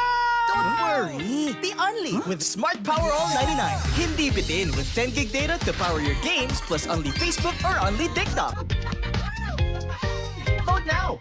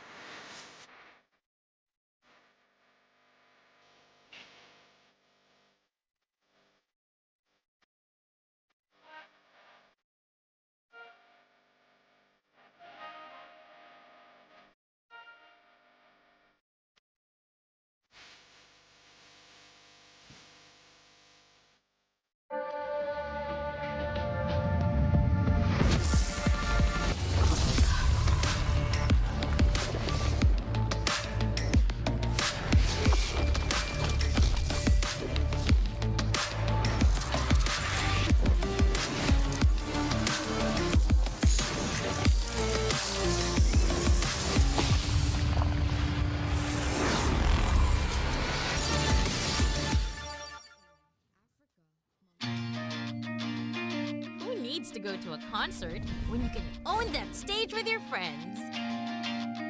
Enjoy a night of impromptu bowling tournament.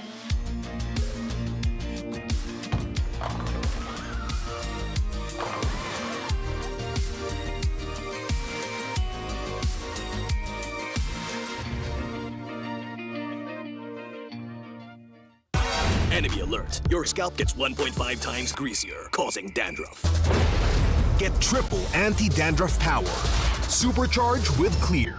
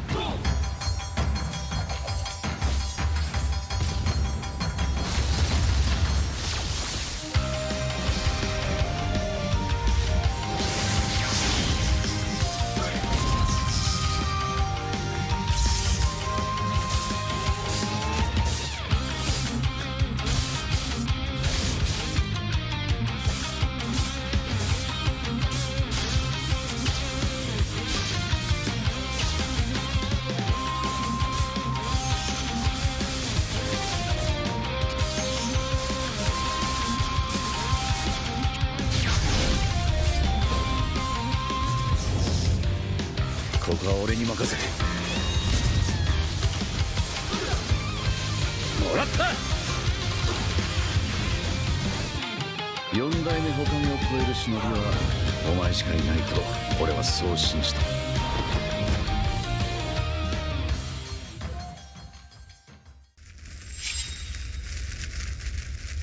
みんなを守るために私はもっと強くなる。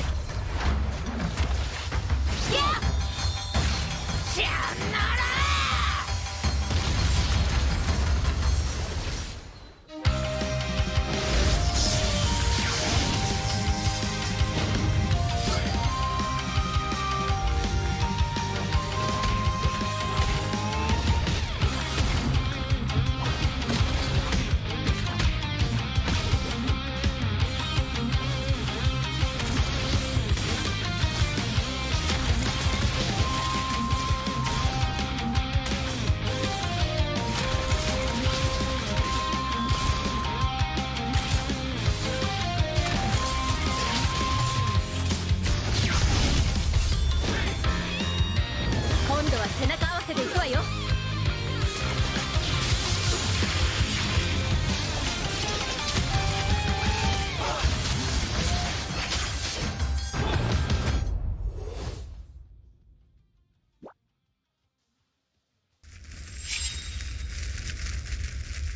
見せてやるよ、シャリンガンの本当の力をな。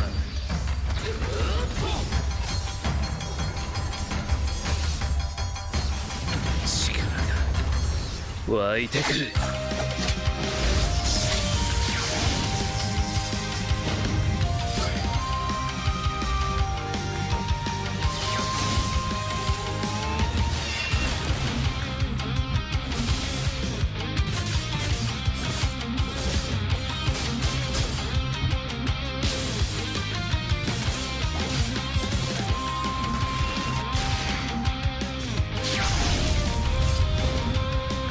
相変わらずやかましい奴らだ。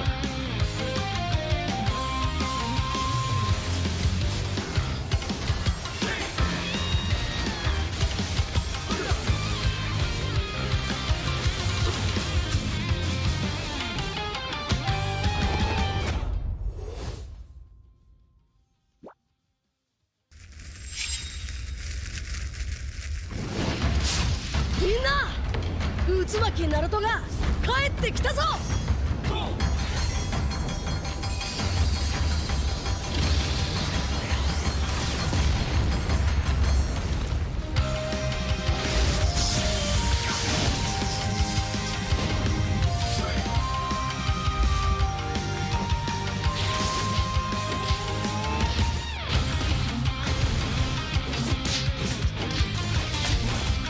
クラマ、力を貸してくれ。よ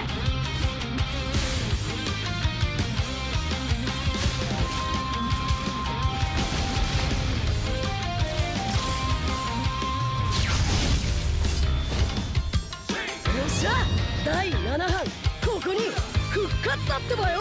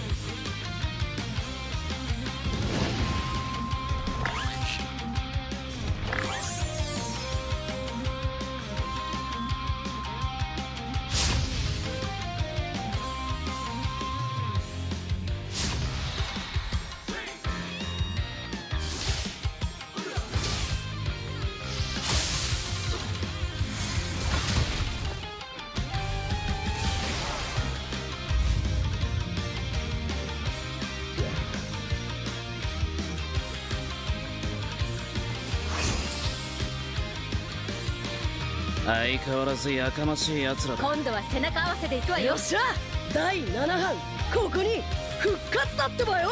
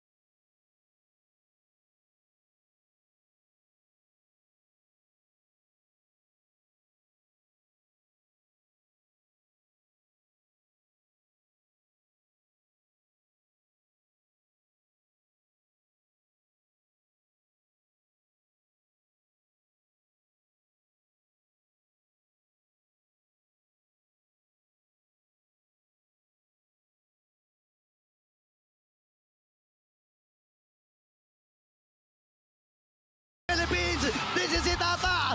And this time ay naubos ang Aurora at diretso na ang pamilya sa upper bracket finals. Onyx Philippines! Sila ngayon mananalo para sa ating game.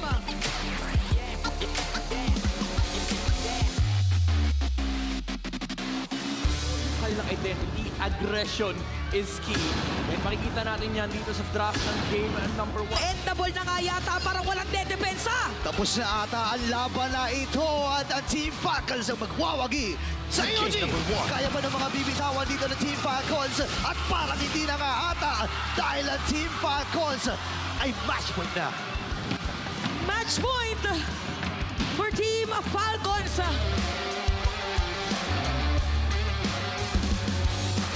Ito na ba ang inaantay na papag-extend ng ating laban? Kakatok na ang Team Liquid Philippines para ma-extend ang set na ito. Easy, mamamatay din.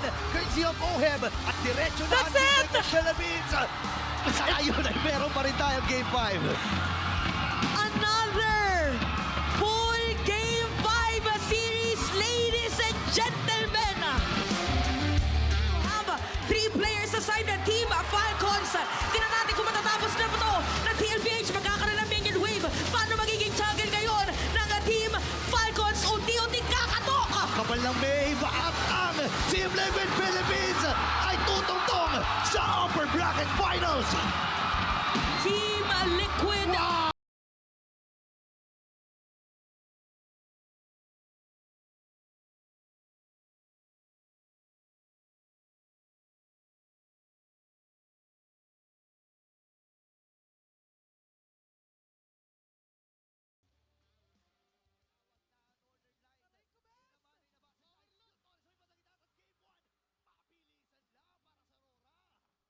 Filipino sniper, grabe! They will show it on the camera later. Let's go, let's go! Eto nga ako pre, si Mikasa. Mikasa! Ere! Paborito ni Mikasa sabihin, Ere! Ere! Wala pre, jacket diff bro, it's already a jacket diff. Yeah, they already lost. Why are you close ranging me bro? Sinabi ko na wala talaga may kwento Napokus lang ako. Sorry mga boss, nakapokus lang ako. ML lang nasa isip ko. Tsaka na yun, pagtapos ng playoffs. Nobody gets me like you do. Grabe yung improvement si Fuego pre Binigyan na naman ako ng inspirasyon ng Fuego pre, para magpapayat. Papayat ako, okay lang. Ako, kinakabisado ko lahat pre. Pati yung golf ko, napabayaan ko na pag-golf ko. Wala ganun talaga pre. Si Michael Jordan kasi, hindi na kami magkasama ngayon LQ kami. Ay, LQ tuloy. FO.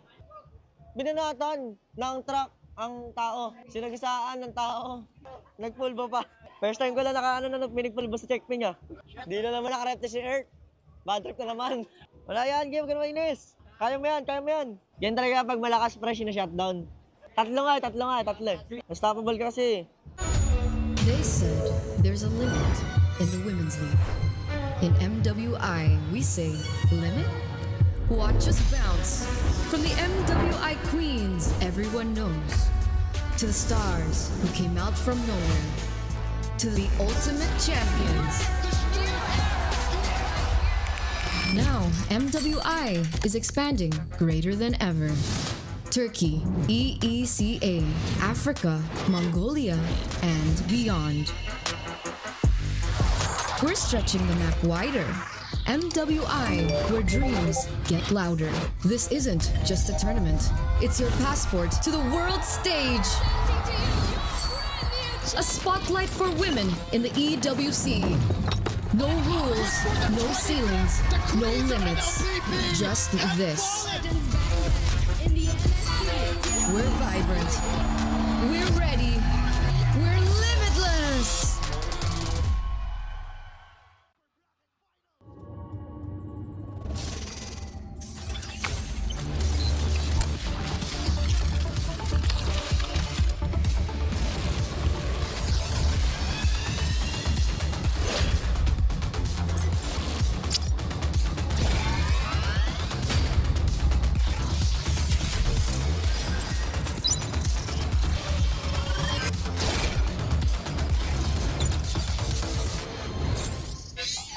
Filipino sniper, grabe. They will show it on the camera later.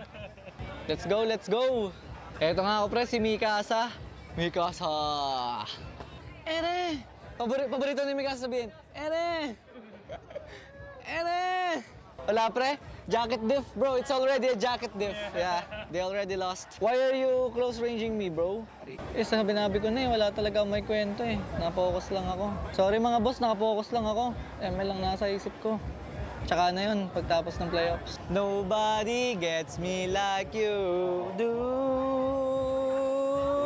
Grabe yung improvement si Fuego pre ah.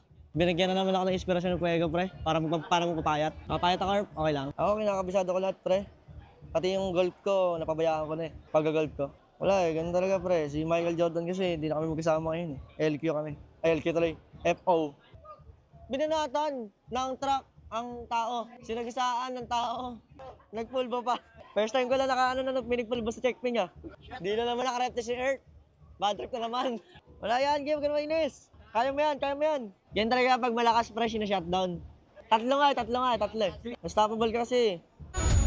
They said there's a limit in the women's league. In MWI, we say limit? Watch us bounce. From the MWI queens everyone knows, to the stars who came out from nowhere, to the ultimate champions. Now, MWI is expanding greater than ever. Turkey, EECA, Africa, Mongolia, and beyond. We're stretching the map wider. MWI, where dreams get louder.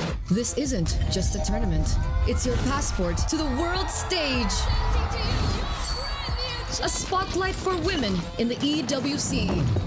No rules, no ceilings, no limits. Just this. We're vibrant. We're ready. We're limitless.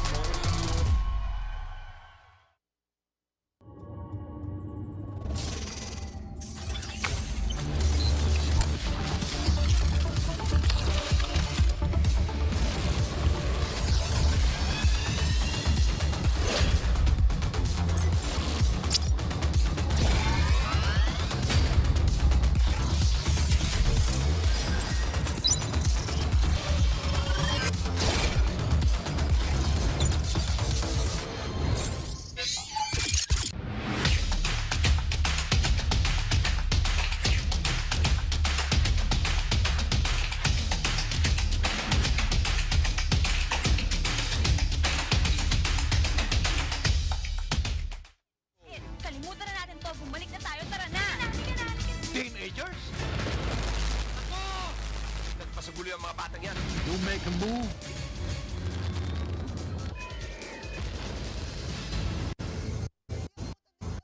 Di abutan dito! GG bro! Don't worry, the only with Smart Power All 99. Hindi bitin with 10 gig data to power your games plus only Facebook or only TikTok. Vote now!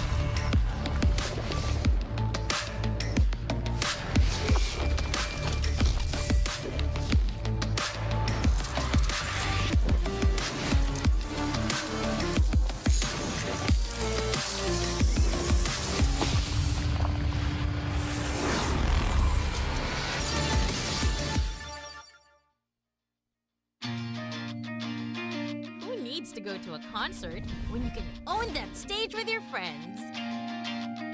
Enjoy a night of impromptu bowling tournament.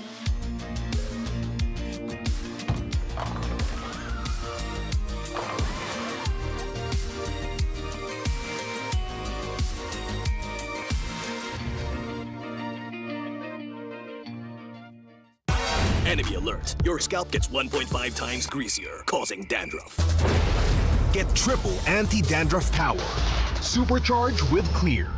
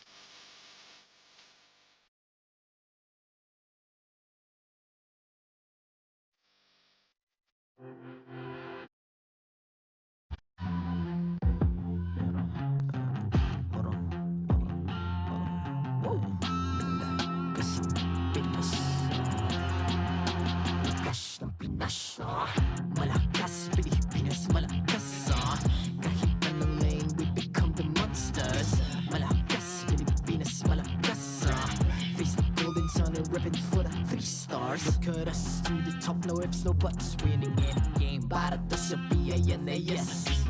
Di mo matitin ang aming boses on your level. Nasa kalye man o mobile, you know I become a legend. Open fire, we unite, we winners. Built with pressure, like diamonds are made of. Switch in a lane na parang gera. HP racing, may reset up. Built like a tank, buhat ni Hilda. Full load SS, parang Lyra. Susundan ko ang iyong bakas.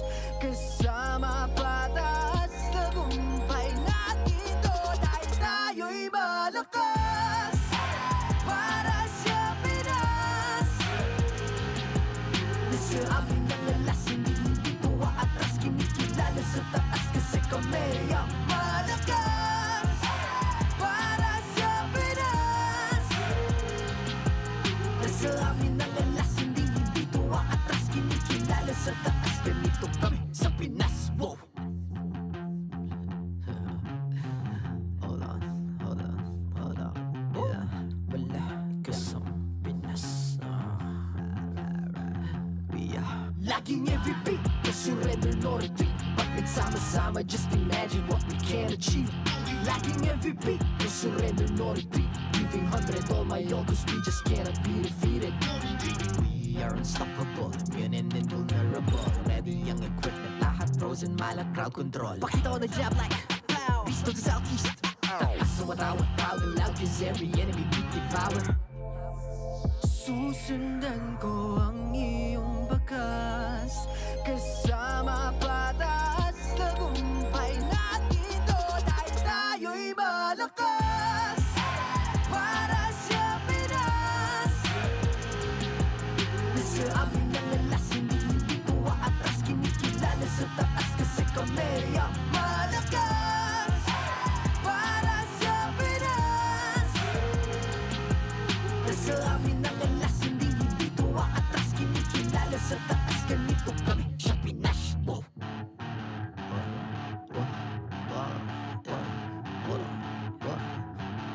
Malakas, Pilipinas, malakas kahit anong lane, we become the monsters. Malakas, Pilipinas, malakas face the golden sun and running for the 3 stars.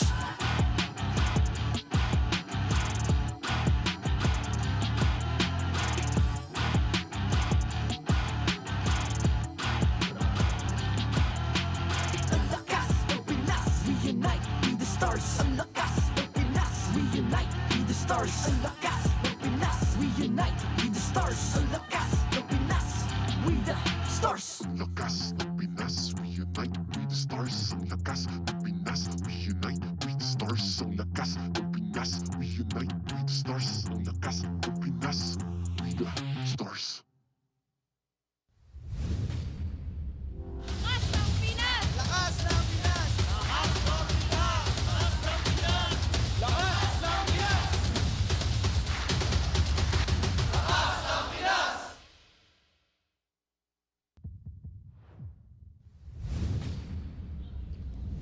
And welcome back to the Champions Arena here. It's the MPL Philippines Season 15 playoffs. We're day number 3, and we're down to our last match, a crucial one here for today. There's a lot at stake, but also, if you missed the action, we're going to catch you guys up on that as well. It's me, Naisu, Ingan, and Renmar still here to bring you it. How you guys doing after that break? Oh, you know, I was shocked, honestly, with how fast the results were with series number 1, the upper bracket finals. Because so far we're so used to 5 games, you know. We are. Yeah, and I didn't think it would be coming from the upper bracket finals of all places that we see a sweep. I thought it might be coming to the lower bracket. Of course, teams would be a little bit more, you know, discouraged, not getting the results they wanted after all those 5 games. But now we find ourselves here, heading into the lower bracket after Onyx swept Team Liquid Philippines, the team that ended the regular season top 1 in the standings. Yeah, interesting because we have the statistic there.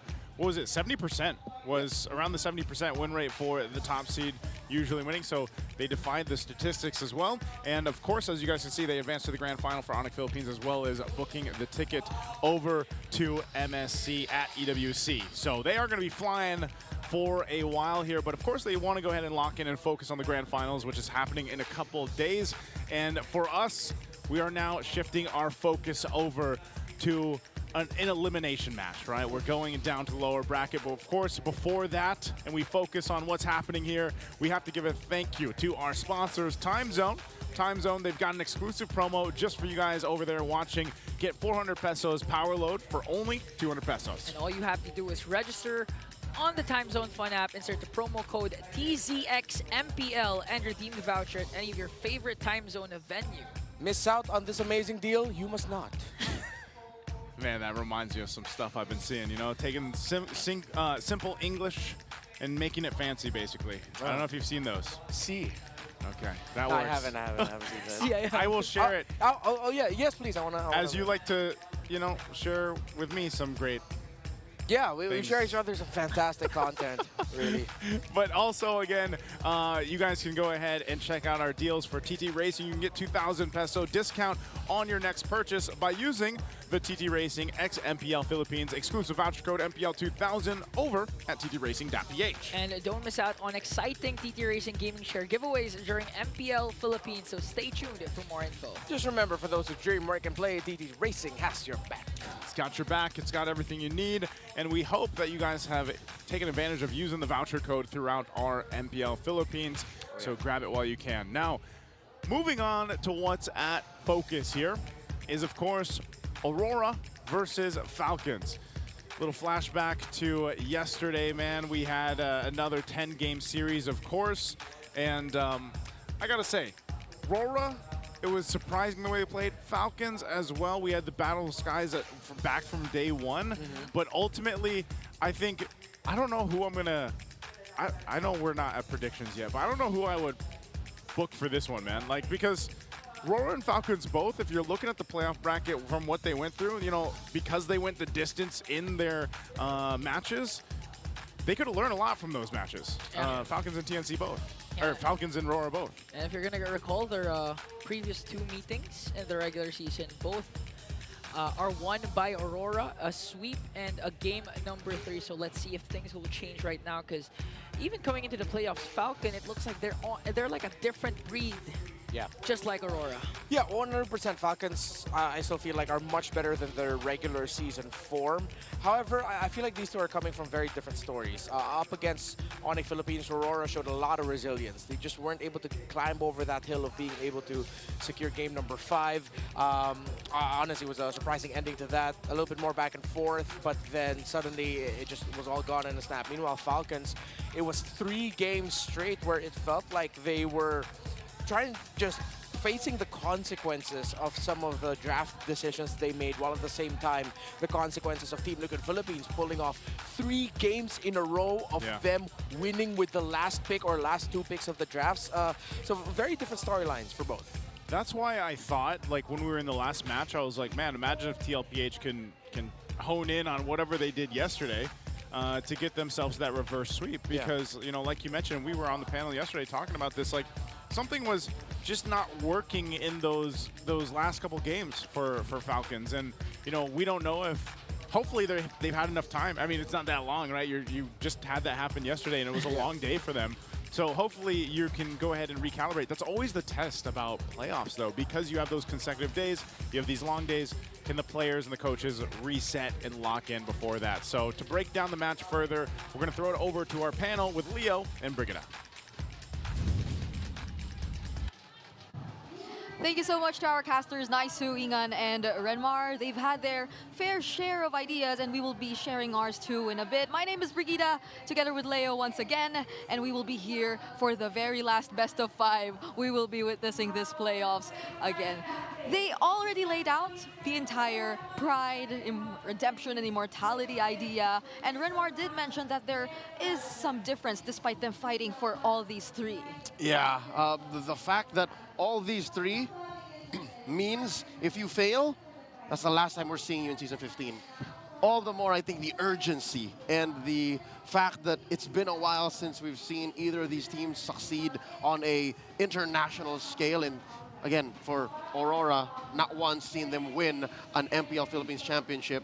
I think that's what's fueling this matchup coming up. Yeah, but if you were to think of it, right, if it's just in terms of, let's say, first things first, pride, Aurora, despite them being yet to prove themselves internationally, them having to really break all those comments that people have been throwing at them since the beginning of their appearance in international events, I'd say they've had a very quick development. Like really, last season, in case everyone forgot, it was just their debut season. Yep. But they were already able to achieve this much, stay consistent in terms of the top rankings, be it in their second consecutive season. And that's something you'd really want to hold on to, right? If you're Aurora, you've already made it this far. And for their opponents in Falcon, you have been a team for the longest time. I think the most consistent lineup in the past 3 years of MPL Philippines. That's almost all of franchise history. And it's been the same 5 dudes with the same leader ever since in Coach Ducky. So again, for pride, both teams have that redemption. Yeah. It's the same story. They both want to show the world that they're more than their failures. Yep. At first, I'd say I thought Aurora had a larger scale of a redemption scheme, you know? Like the way I feel like they're up against the international scene in terms of them wanting to redeem themselves. And it starts locally, of course, but we always forget that it's kind of the same for Team Falcons. But I feel like the focus is more on getting back in the rankings locally first. Of course, locally, these two have met in the last big matchup. They had a best of 7 in the lower bracket finals of last season's playoffs. It was Aurora who took them down 4-2. And then in the regular season, not a single match did Falcons win against Aurora. First a sweep, and then a 3-game slobber knocker. But I have a question to ask you. What hurts more? The fact that you never got to hold something, or the fact that you had something and then lost it? I feel like losing something hurts a bit more because like you were there once and then suddenly you find yourself struggling to get back while all other teams feel like they're just suddenly stepping up and you're getting left behind, and that's the feeling, right? Getting left behind. That is literally what Falcons felt, not just the grand finals of MSC 2024 in Riyadh, Saudi Arabia, where they lost Game 7 against the would-be MSC champions Silangore Giants, but also just last night they were but 1 game away from locking in to play earlier today to be in the upper bracket finals. They got reverse swept, so Falcons knows that pain. Yeah, I think before we entered this day, we had that same day edit showing how excited every single member of Team Falcons back in team was, knowing that they were already holding match point, but then suddenly it just slips out of their hands, and that hurts. It happens again and again, so I feel like they're heading into this match with a renewed mindset. But we're looking at the gold laners once more. This isn't the same rivalry as Oheb and Kelra, but it has its own way of being interesting, you know? These are silent workers. They let their actions speak louder for themselves. Look at Dom and Kite here, third amongst a majority of stats you would look at as a gold laner, then first in average turret damage. Man knows how to take down objectives. Super Marco, though, second in a majority of those stats, fourth in damage dealt and average turret damage, but there's a stat you're not looking at here, stat that doesn't show. When the regular season ended and well into the playoffs, I'd say midway through yesterday, Marco was still #1 least deaths, average per game, so Super Marco is still bulletproof. He is. Although prior this season and in other international tournaments, we did observe that Super Marco has been kind of a little more on the aggressive end. I feel like there has been, there was one interview we had with Super Marco back in SBS wherein we were asking him, what happened, Super Marco? It feels like you're playing a little more aggressively, you're taking a lot more risk than usual, and yeah, you get to die a little more often, you know? Do you actually notice that it's happening to you? And he says, well, I'm kind of surprised that it's happening too. Like, I just suddenly go so aggressive, you know, and I just try to fight a lot more. And this is something we might see here, but that'll depend. First thing first, we have to find out what all of us think here in the English broadcast. So we're calling back our casters once again. Hello again, Naisu, Ingan, and Renmar. So Hello there. Slick. Still Thick. going with it. Why did I not say that? No, it's fine. Again, it's not a crime. You can.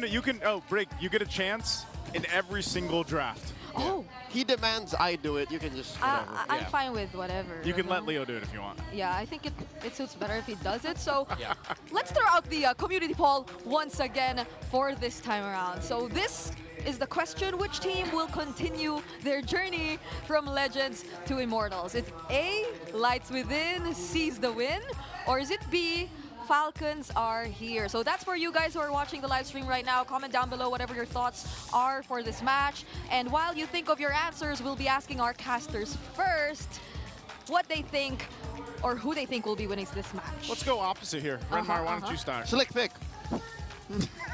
Aurora. Whoa. Wait. Oh! Of course, he's the Falcons guy. He is the Falcons Till guy. the end. But I am very terrified of Aurora in this series right now. Not gonna lie. Not gonna lie. That got me so surprised. I thought he suddenly has had a change of heart. Okay, Ingan, you're up next. What is your prediction for this? I'm going with... Wait, We can't see it. Aurora.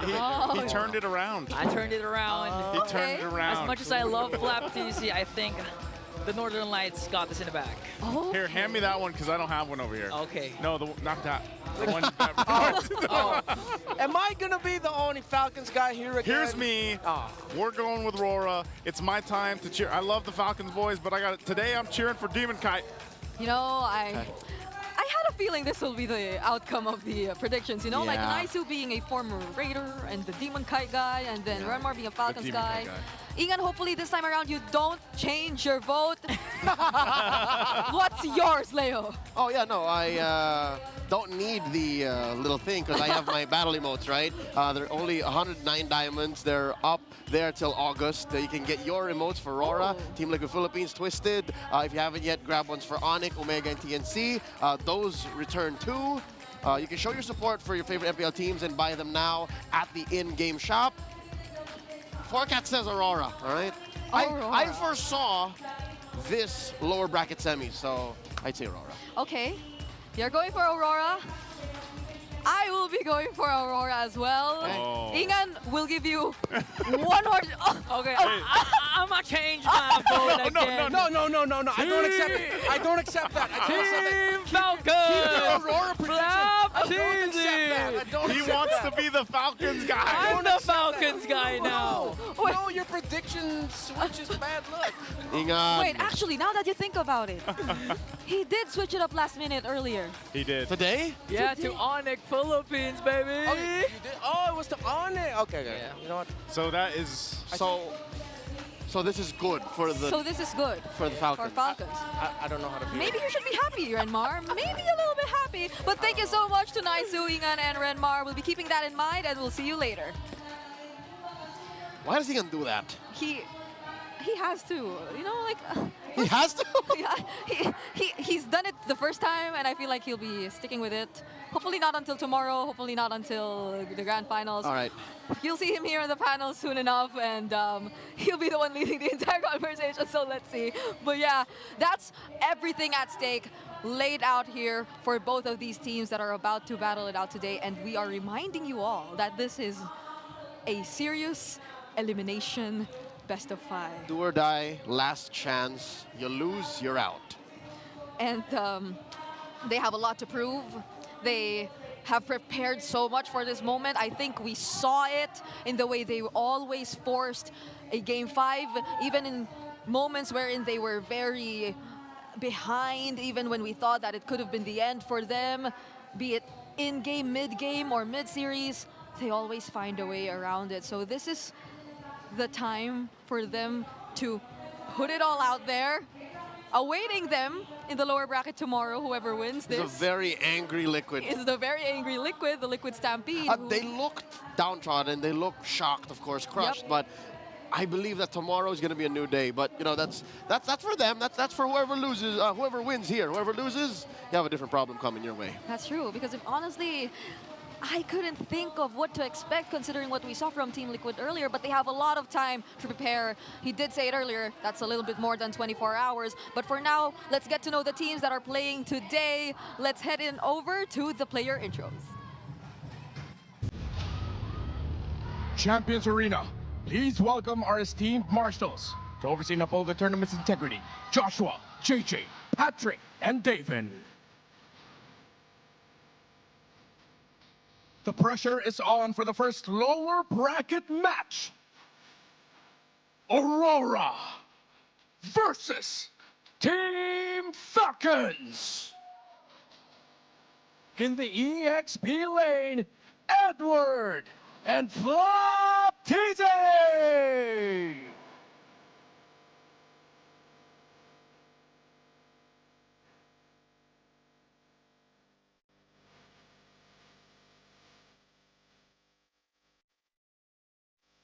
The junglers, Demon Kite and Kyle TZ.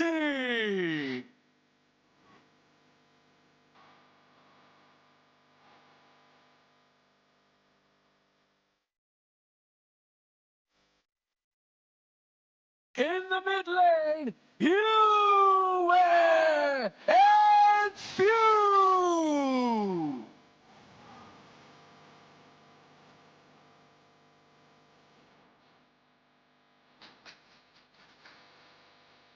And the roamers, Renegade and Ogwen.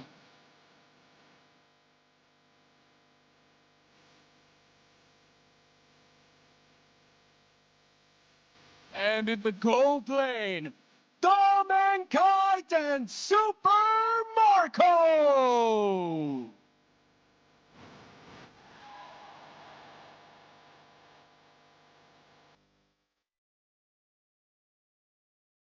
And their coaches. For Aurora is Coach Master of the Basics, and for Team Falcons, Coach Trevor.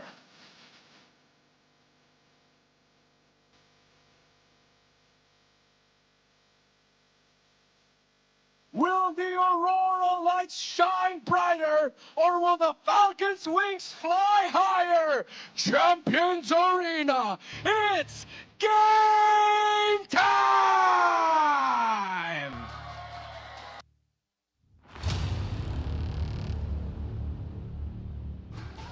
It's game time indeed, and let's dive into Aurora MLBB for their lineup. Nothing will be changing so far, and what we could definitely expect from this lineup is for them to show all that they've been preparing for. Yes, we do have the bulletproof on the other side, that's Super Marco and Team Falcon side, but we also have to take note that Aurora is currently leading in terms of least deaths per game. They barely allow anyone to get eliminated in the first few minutes, and they are also very consistent in terms of converting that into turret damage per minute. It takes some time for Aurora to actually contest even the earliest objectives, major objectives, be it the turtle, but you can expect them to really step up when it comes to the latter portions of the game, and that includes the Lord, and that's what Team Falcons has to watch out for. Yep. Aurora actually trumps Falcons by being #1 in Lord control, about 60.40%. But Falcons, guess what? They are super versatile in the playoffs. Last night, they debuted an XP lane Jushin. That's right, I am not stuttering.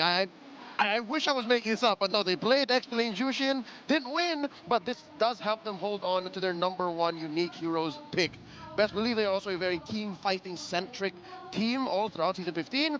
They have #1 total kills, #1 in assists, and when it comes down to, I don't know, the way that they're connected, whether that be for good or for bad, because you know what this means, they are together. They are a family. They are sticking with each other, whether they are winning, whether they are losing. They're not leaving anyone behind. And again, I think that comes with its own set of liabilities. Yeah, it's also probably something we can attribute to their captain, right? Probably making all these calls, him making or going for those bigger decisions that we definitely have to look out for as we head into the game in a few moments.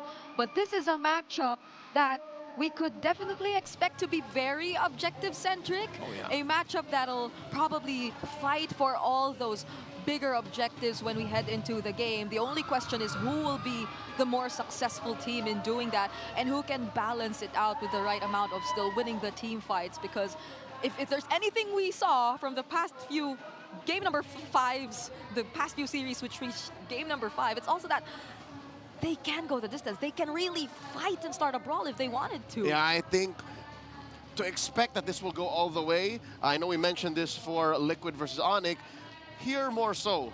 Aurora and the Falcons are fighting for tournament life. They should expect that doubly so. It's going to be a tough road for both of these teams. But before we dive into the game, let's check out the Smart Ping Test. Sorry, mahina lang. Palakas lang. Nang damdamin ko. Gambit. Oh, you got that daydream look in your eyes. Nakalimutan ko lyrics ng Cinderella? Ano ba lyrics ng Cinderella? What? Four blades. Yeah, micro mo, promise. Micro Ming. Hanggang sa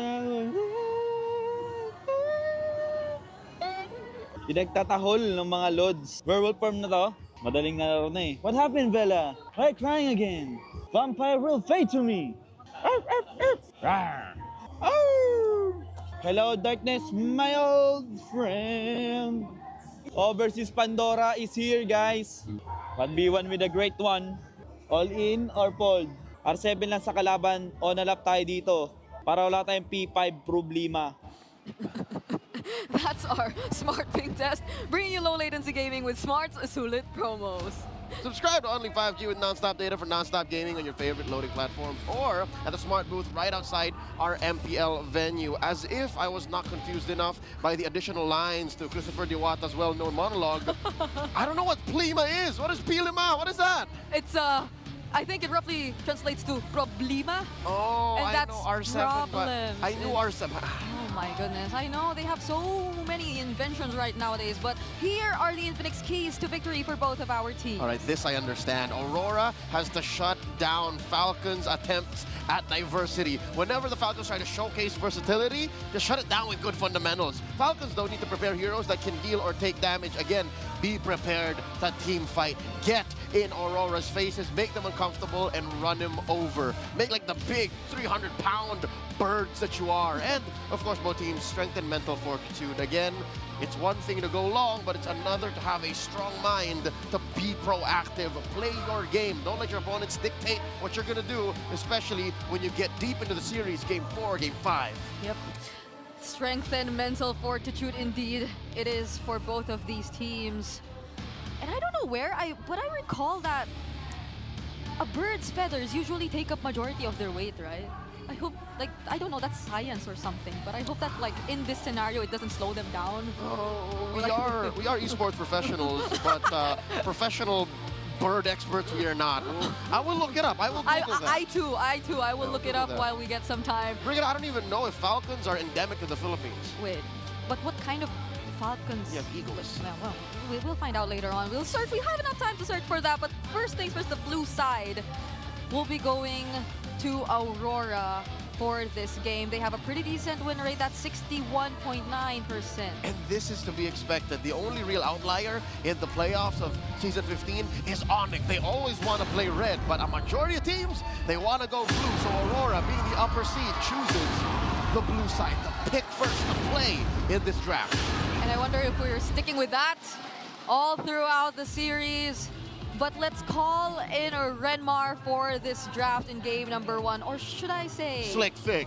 You should say it yourself. Yeah. Thank you very much. And yes, we actually do have falcons in the Philippines, endemic to the country. However, they are just falconets. So they are the much smaller versions of falcons, but still equally deadly. Doesn't count. He's the bird expert. No, they are within the same family of falcons. They're both within the Falcone family. Falconidae family. Apples and oranges. we know someone who's a bird expert after all. So we got our answer even before we got to search it. But Looking at the bans right now, okay.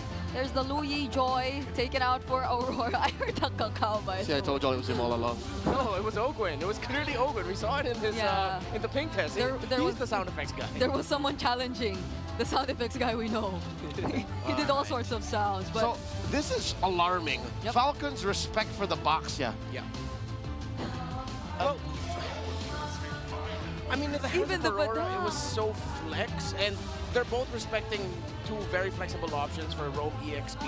And I mean, I wouldn't take it away from Aurora to, if ever, want to play Boxer in the jungle option. So Kyle TZ played in the peak of Boxer jungle. Yeah. So, I know he can do that. yeah. And I mean, like Flap TZ, he made a name for himself with the Baksha too. Oh, shit. Oh yeah, when the heroes knew. But Fanny's open. Dear God. Coach Trev, you got to ban the Fanny now. Yeah. If they're not going to ban the Fanny, that means they're willingly playing into it. Oh, they're willingly playing into it. Does Falcons want to play Fredrin or something? What's going on? Wait, there's still a Kalea though. That too. Ah. Amazing trade. So it might be okay for them to let go of the Fanny if they can get the Kalea for themselves. Yeah, that's most likely going to be the case of Aurora go Fanny, then it goes Kalea, maybe even Rush. No, you don't need to rush the Fredrin for Falcons. So most likely Kalea Moskov if ever it's a Fanny first pick for Aurora. There it is. Wait.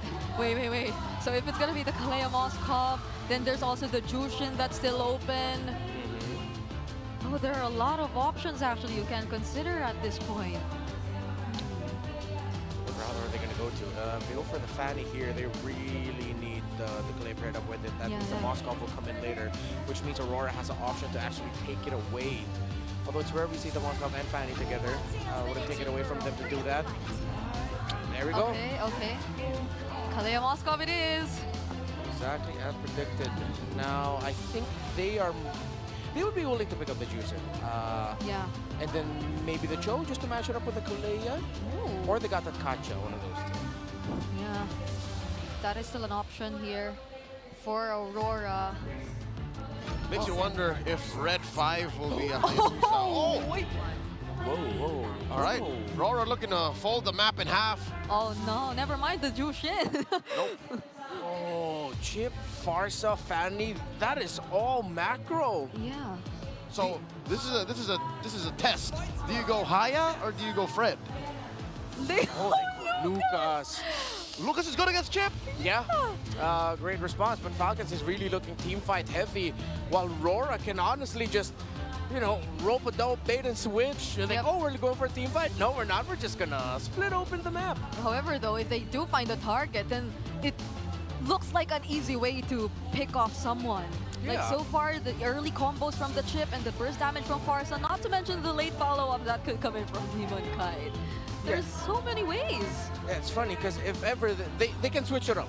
Fanny can join the rest of the team in the objective team fights while Chip is handling the split push of the Moskov, because if ever, he can just drop down a portal on top of the Moskov. Or the other way around. While Fanny's trying to stop the split push of Super Marco, he can quickly just go back to the objective through the portal of Chip. Falcons attacking Tom and Kite's hero pool. Was about to say 1-1. Still left out there. What else do you ban out here? Beatrix. Yeah. Do you allow the Granger through? I think Granger would be half decent in this matchup. There's probably the bans that they're going to be thinking of here. But since the Farsa is already on the side of Aurora, it seems like whatever Dom and Kite ends up with isn't a bad choice. There are better choices amongst all of the marksman pool available. But it seems like with what Falcons have showed so far, there's not really a bad choice. Yeah. You can just expect the necessary space to be immediately created for him regardless of whatever gold laner he opts to pick up. In the scenario, they battled the Selena too. So there's also some considerations to fuse potential pickups. Although I believe some of the great responses to the Chip 2 are still available if ever few wants to consider them. The likes of the Faramis are still out there. They have to ban the Valentina too if they don't want to go up against this, considering they have the Lucas. What will the Valentina do? Go into the hands of Edward? Oh, yeah, might be too risky. Might be closer to a Zushin XP than they already have a Farsa. a good pick. Again, still a bad taste left in her mouth. That is our Jushin XP. So big ban the glue instead. And now Aurora are looking for their last ban against Team Falcon. So it's probably either a mid lane or, I mean, the Jawhead, they're all available. They have a Kalea, so. Yeah.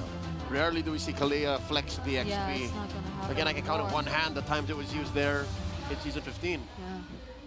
So they're probably gonna stick with this in the roam, especially that it's Ogwen. Flapteezy has revealed some interesting XP lanes recently, though. Like, that's excluding the Jushin already. Yeah, it's interesting, not necessarily good, you know? Well, yeah, you could like look back at the regular season and see all the Thamoses and all that. He did pick up those kinds of XP lanes. But they banned the Hilda. There you go. The reason, for the main fact that we were wondering what Flapteezy will play is the reason why Aurora bans the hill. It's like, let's make it easier for us. And there you go, the aforementioned Valentina. So Falcons will also have their own wings by wings, if that will be the ultimate it'll be taking. Excuse me. Oh, I wonder if Flapteezy would and Falcons would consider an Arlot, because it's really great against the chip as well. That's right. If they want to continue answering that. That'd be so good. Flapteezy on the Arlot again? That's his MPL Philippines Season 12 Grand Finals MVP winning hero. I think a lot of us miss seeing that, but the Kimmy will be picked up by Aurora instead. Yeah, a lot of space provided. So whatever Edward's going to be taking is someone who can hold the front line really well. There you go! That does the job. They got the gotcha. All right, one more. We need a hero for Flap. I really hope it's not something super passive like a high loss. I mean, he might actually just go for that just so that they have the access to the Revitalize, which most likely Edward will be packing as well, just so they can balance it out in that regard. Man, if they didn't ban the backshot would be good right here, but oh yeah. Again, that's what the meta demands. Does the Arlot still look good? I don't mind. Yeah, same. I'm just Arlot on high loss right now. It seems like a really offensive option wouldn't be the best bet. Yeah, because you have to consider the Kimmy. Yeah. Like, it's gonna be easy for Aurora to just kite the heroes of Team Falcons if it ever comes to that. Just place a Fanny too, and oh, there you go! Hey, this was in the keys to victory, right? Deal damage. Yeah. And if you don't want to take it slow, if you don't want to find or have a difficult time up against the Kimmy, then why not take an XP laner who can just hunt the Kimmy down? Who can just pose a huge threat to what Aurora plans to do in the game later on. So it is gonna be a damage XP laner we'll be seeing after some time. Finally, back in the hands of Flapteezy, by the way. But overall, it's interesting how the lineup rating really favors Aurora. Yeah, Aurora picked up bangers in every lane. Kimmy in demand across the seas in Malaysia and Indonesia. They love their Kimmys. Here, we're only starting to build up to it. And if they can protect her, if they can protect Yue, then Aurora should be looking at a fast game. That's a Petrify Benedetta too, by the way. So we can expect all-out aggression. Casters, take it away. The Champions Arena. We're about to load on into the Land of Dawn. A crucial match here for both the teams. Aurora and Falcons looking to move forward and not get knocked out of the playoffs. That's what we have for us. It's been nice to Ingan and Renmar to bring you the action. You guys saw the index there. I don't know how much weight we want to put on it, but Ingan, what do you think of the compositions for both teams? You know, so far, again, Kyle TZ, one of the best Lucas junglers, especially considering the fact that he's 2-1 in the playoffs right now with this specific hero. But Flapteezy, from using the Bakshas to now using a damage hero like the Benedetta up against Edward, who is known to use this hero. It's going to be interesting how Falcons pull this off, considering the fact that Demon Kite has his Fanny. Yeah, and looking back at it now, the Benedetta pickup solves the macro problem for Falcons in the sense that it was mainly just the Moskov as their main option for that. While Aurora had, again, the switch up between the Fanny, the chip, and how much macro and ground you can cover with those two heroes. Now that they have the Benedetta there with them, they can be flexible in terms of how they want to approach the objective team fights. And again, I put a lot of weight on the objective team fights because that's what Brigida and Leo mentioned, that this will all be about. A lot of these major sequences are going to be happening 20 seconds on end from the Turtles. Early engage here. As Kyle TZ already used to unleash the beast. Whoa! One more hit almost. And was able to take down Demon Kite. A turnaround for Team Falcons. Wow, although they might not be out of this just yet. Oh, Renegade sets his eyes on Kyle TZ, but he was able to dash away as Flap TZ can't recall safely. Man, the spell vamp, the regen that Lucas gets, saving Kyle TZ. Renegade might be up next in the docket, and he'll be able to get away, but you and Edward are still here. Oh, Ogwin up against you and Edward. So Edward soaking up the damage to not give any more deaths to Aurora, but now feathered airstrike from Yue, and both teams will disperse. That looks so dicey on both sides for so long, and now the turtle's up here. Falcons is going to go ahead and start it up. Demon Kite working on his purple buff, so he'll grab that. They'll go ahead and rotate in now. Kyle TZ has his orange. Yeah. We'll see if they actually can commit to this. It looks like they're just going to go grab the buff for now. 20 seconds before and or after the Turtles and the Lords. It's going to be the timers we're going to be looking at here. No clear advantage because the sequence up top got extended. Kyle TZ just got his purple buff. Demon Kite will be coming from the orange. Let's see if Aurora's going to contest this as Falcons has already started things off for Kyle TZ in the bottom lane. Oh, Phew cast his own shortcut down bottom. Almost got Demon Kite there. As Benajay answers back, here comes Demon Kite also. And be able to take down Kyle TZ. One member down for Team Falcons. Forget the turtle. Let's go fight bot. That's what they said. Oh, they stunned out Phew. He was able to walk away. Flap TZ almost got Demon Kite there. Now ganked up by 3. Got stunned out, but able to escape. Flap TZ hunting down you and almost even got +1 on there. He was able to walk away with a kill. Falcons eventually end up winning the trade, but they have to be very careful because Aurora have very good timing right now around that chip. They hella did not expect that Renegade is going to show up with his own shortcut. Oh, title strike onto Renegade. Feathered airstrike from Yue. One more hit on the Phew. And he gets him as Ogwin counters out with the Edward kill. Use the Tsunami Slam onto the middle lane to take him down. Man, this is just a brutal match so far. Yeah. You know, like where there's so much action. I feel like I'm watching an action movie. Now for the fight for the turtle. Demon Kite tried to steal the Lord, but still Kyle TZ will secure that turtle rather. And these two teams are known to be very systematic, but now it's all about clashes. Nah, it feels like I'm watching systematic violence right now. Both of them have just subscribed to MMA. And I'm all in for it, but it's the old days of MMA when eye pokes were still allowed. Ear bites. Eye pokes, ear bites, all of that, no gloves. Just everything else, you know. And MMA for the streets. yeah, at that point, for Falcons though, getting that first objective, that's going to be fine. And this is the thing, when you're looking at this for Aurora specifically, you're playing around the chip, like you mentioned earlier on. So Falcons, what do they have to do to kind of go against that? Do they just need to keep an eye on Renegade, and then how do they counter the shortcuts that kind of keep them on their toes here? Yeah, that's mostly going to be it, because if really, once you've started the sequence without knowing where the chip is and the chip has the edge over you, there's very little you can do. At the end of the day, it'll just be see if you can do your best to end up winning the engagement and counter it. But if they are going to be more systematic about it and really just wait for Renegade to show up on the map and then they pull the trigger in a sequence, then that could be one way. Flap. Demon Kite against Flap TZ. The ultimate there for Demon Kite already used up, but Flap TZ survives. Okay. Ooh, Demon Kite. Was willing to take hits from the turret. There, meanwhile, the bottom lane. Now, Ogwin jumps in.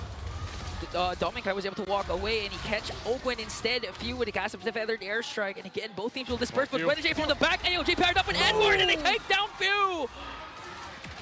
Wow, Few, I don't know if he was expecting that or what, but quick response from Aurora. Yeah, why walk by Renegade?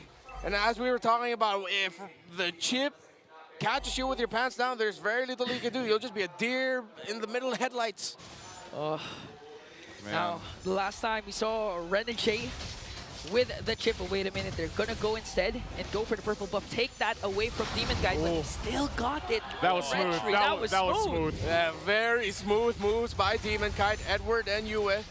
Close here, but Falcons will not push the issue. Seems like Aurora are gonna be getting to the turtle first. Super Marco is going to be opening up the map for Falcons. Let's see how heavily Falcons will contest, if they will, this second turtle of the game. Yeah, Aurora having the lead that they have.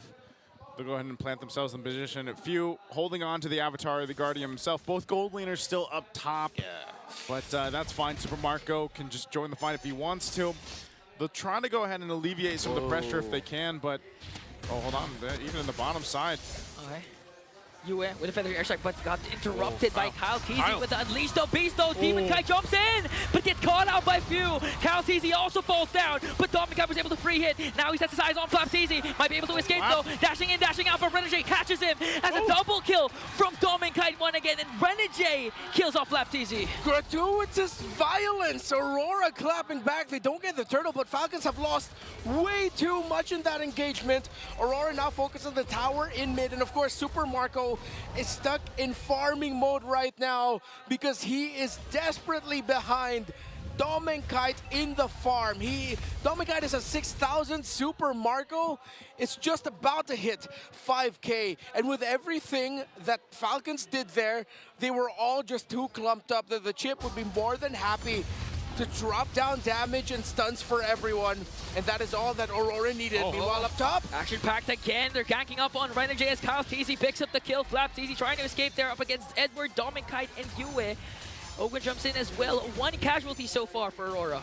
Okay, so they ended up fighting up there, but yeah, Renegade goes down. Let's take a quick look. You were just talking about the items here. How's it looking, Renoir? all right, for the two gold laners, only up to a golden staff is the Moskov. Meanwhile, already on the way to the Holy Crystal for Dominic Kite. I believe he has, if I'm not mistaken, that should already be 3 stacks on the Kimi Sky Piercer. If not, it's only 2.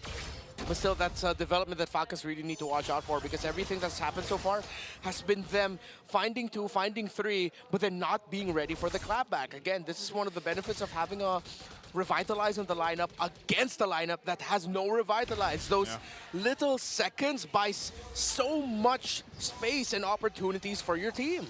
Yeah, that does a lot of healing, and even if you decides to take the Avatar of the Guardian, you know, he doesn't have the Revitalize, so that's how they have to play around it. Yeah, with all the healing on the board, there's just a lack of dominance ices and anti-healing, actually. That has to be rectified by these two teams. There are glowing wands on the mages, but you need more anti-heal coming from both. And you also have to worry about Dominic Kite already picked up a Holy Crystal. Interesting, went with the Concentrated Energy, paired up with the Sky Piercer. So now at the 301, not quite sure when he got those stacks in.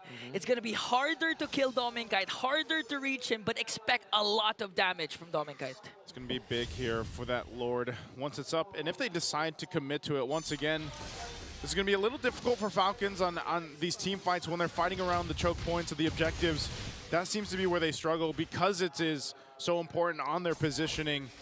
And most likely at that feud, depending on what ultimate he decides to take, tends to change a course of a lot of these team fights that do break out. So again, we'll see if it's going to work out. Super Marco picking up the DHS now. He's got the 3 items that he needs. He's done relatively well catching up, at least to get into a fighting form, I'd say, here on the Moskov. Okay. Radiant Armor already built up there for Edward, so that should help with the damage output that Few could bring to the table. Plus, at the same time, that lowers the need for Edward to go back to base if ever he gets brought down too low. Good HP regen base on it. So now Falcons are going to have to contest this, but it seems like it's going to be difficult for them to find an opening because Aurora, slow blitz, already no ultimate for this Lucas. And then he casted the traction pulse also. Flap Teasy caught in the middle. Unleashed the pieces there, but Flap Teasy got bursted down. Renegade from the back as Demon Kite having the time of his life, trying to slice and dice every single Falcon he sees, and 2 members are down. Not a good fight for Falcons there. They get caught out, and now they're going to lose this Lord here. A big objective for Aurora to march towards the base of Falcons. Off timing for Flap Teasy, and it looks like a little bit of miscommunication on the side of Falcons. Aurora, again, what we mentioned about them yesterday, one of the best teams in the league this season when it comes to punishing the smallest of errors. They can just find massive openings in the game with that, and Renegade sniffed them out and saw even more. Oh, look at that Few, just so low off of a couple feathered airstrikes from Yue. And again, that's why the Farsa is so good right now. Are they ready for this defense? Yeah, I think they're able to clear out the Lord and not lose any inhibitor turrets unless something happens, like a Renegade flickers from the back or the traction pulse paired up with the AOG. Can catch someone from Team Falcons. It could spell disaster for them, but still, the clear wave of Team Falcons can mitigate what Aurora's pushing right now. Okay, base is held on to. The shields are all going to be popped, though. so that they are at least, Falcons still get some breathing room before the next objective. About 2 minutes buys them time here. Yeah. Honestly, right now, the hard part for Team Falcons is that apart from the gold lead that Aurora has established, Aurora has endless of possibilities to execute initiations and at the same time punish. Yeah. There's the traction pulse AOG combo, not to mention Renegade consistently going from the back and casting that ultimate. And of course, Demon Kite, the late entries that could clean up the initial damage that can come from Demon Kite and Yue. Yeah, Demon Kite has dealt the most damage in this game so far, shared with Yue. They're both hovering around 30,000 damage dealt and climbing. While Super Marco, because he has been stuck with just trying to open up the map for Falcons, has dealt a measly 6,700. Still just hovering around that in terms of total damage dealt to heroes. So Falcons now, the next few sequences, they're just going to be forced to having Super Marco with them since he's already built up with his trinity of the Scythe, Golden Staff, and the DHS. But again, there's only so much that they could do in this scenario. Kyle TZ already up to a Queen's Wings, but that's only 3 core items. While Demon Cat is already going hybrid as he has his main 3 items, the Heptasis, the Malefic Roar, War Axe, and now he even has Antique Harass, so he has good survivability in case he gets caught by the main physical damage dealers in the side of Falcons. Yeah, that's something we're going to have to pay attention to, too, is because Falcons and trying to catch up to this goal deficit that they have to work against, they might choose not to fight, you know, at least around the Lord, and rather in the base, unless they somehow get a big advantage from it because of the fact that they are behind. They have they have decent damage, but still, there's another big item power spike for Domikite now. He's been pretty much chilling in the back lane, just able to, and that's always the case with Kimmy, man. How do you catch the Kimmy when you have it protected so well, especially with a Ganakacha and the chip? Yeah. It's too tough to get, and then, you know, you're forced into those team fights sometimes because of the Kimmy across from you. So they're going to go ahead and start up the Lord here. Falcons, we'll see if they really want to go ahead and contest this. You still have Ogwin up on the top side, making sure that Super Marco is going to be fine. Well, Demon Kite starts this up. He'll hold it at half. Meanwhile, Demon Kite still at the bottom, but again, do they pull the trigger on this with this kind of lead? See Halbert picked up too. They're going to go for it. Yue, Demon Kite still has their Purifies as Demon Kite picks up the Lord without a sweat there. Edward might even go for Flapteezy. Feathered airstrike from Yue and bursts down Flapteezy immediately. Oh, but down to the bottom lane though. Team Falcons want to make quick work of View, but View is going to fall down. Now the counterattack though. Ogwin jumps in. Kyle TZ joins the picture, has the Unleash the Beast, and we're working on Super Marco, but Ogwin is going to fall down. Kyle TZ up against 3. There's the Unleash the Beast again, and he brings down Dominkite. But Edward, Yue, Renegade still in the picture. Kyle TZ is alone. He has used the Winter Crown. Can he buy time? Buy space? Still takes down Yue eventually to be shut down by Edward. And now, Super Marco is here. Super Marco jumps in, dishing out the damage onto Edward. He might be able to clear out the Lord, but that was enough. Time bought from Kyle TZ. Renegade from the back. He has the shortcut. Demon Kite enters the picture. Wind of Nature. Edward has the stun. A beautiful taunt and bursts down Super Marco. Lord still up for Aurora. Team Falcons desperately trying to defend. They still have all their inhibitor turrets. And now Renegade just waiting for the perfect moment again to cast that shortcut. Oh man, they're just going to clear this out, but talk about a response from both teams. First, the play from Kyle TZ, then you have the shortcut from Renegade to put Aurora back into it. But ultimately, what did it lead to? Falcons still holds on to the base turrets. I'm not sure if Aurora can continue on, and we're back to where we were before. Renegade, an all-star roamer this season, in case you missed our Alamat Awards. And Edward, they call him Mr. Consistent.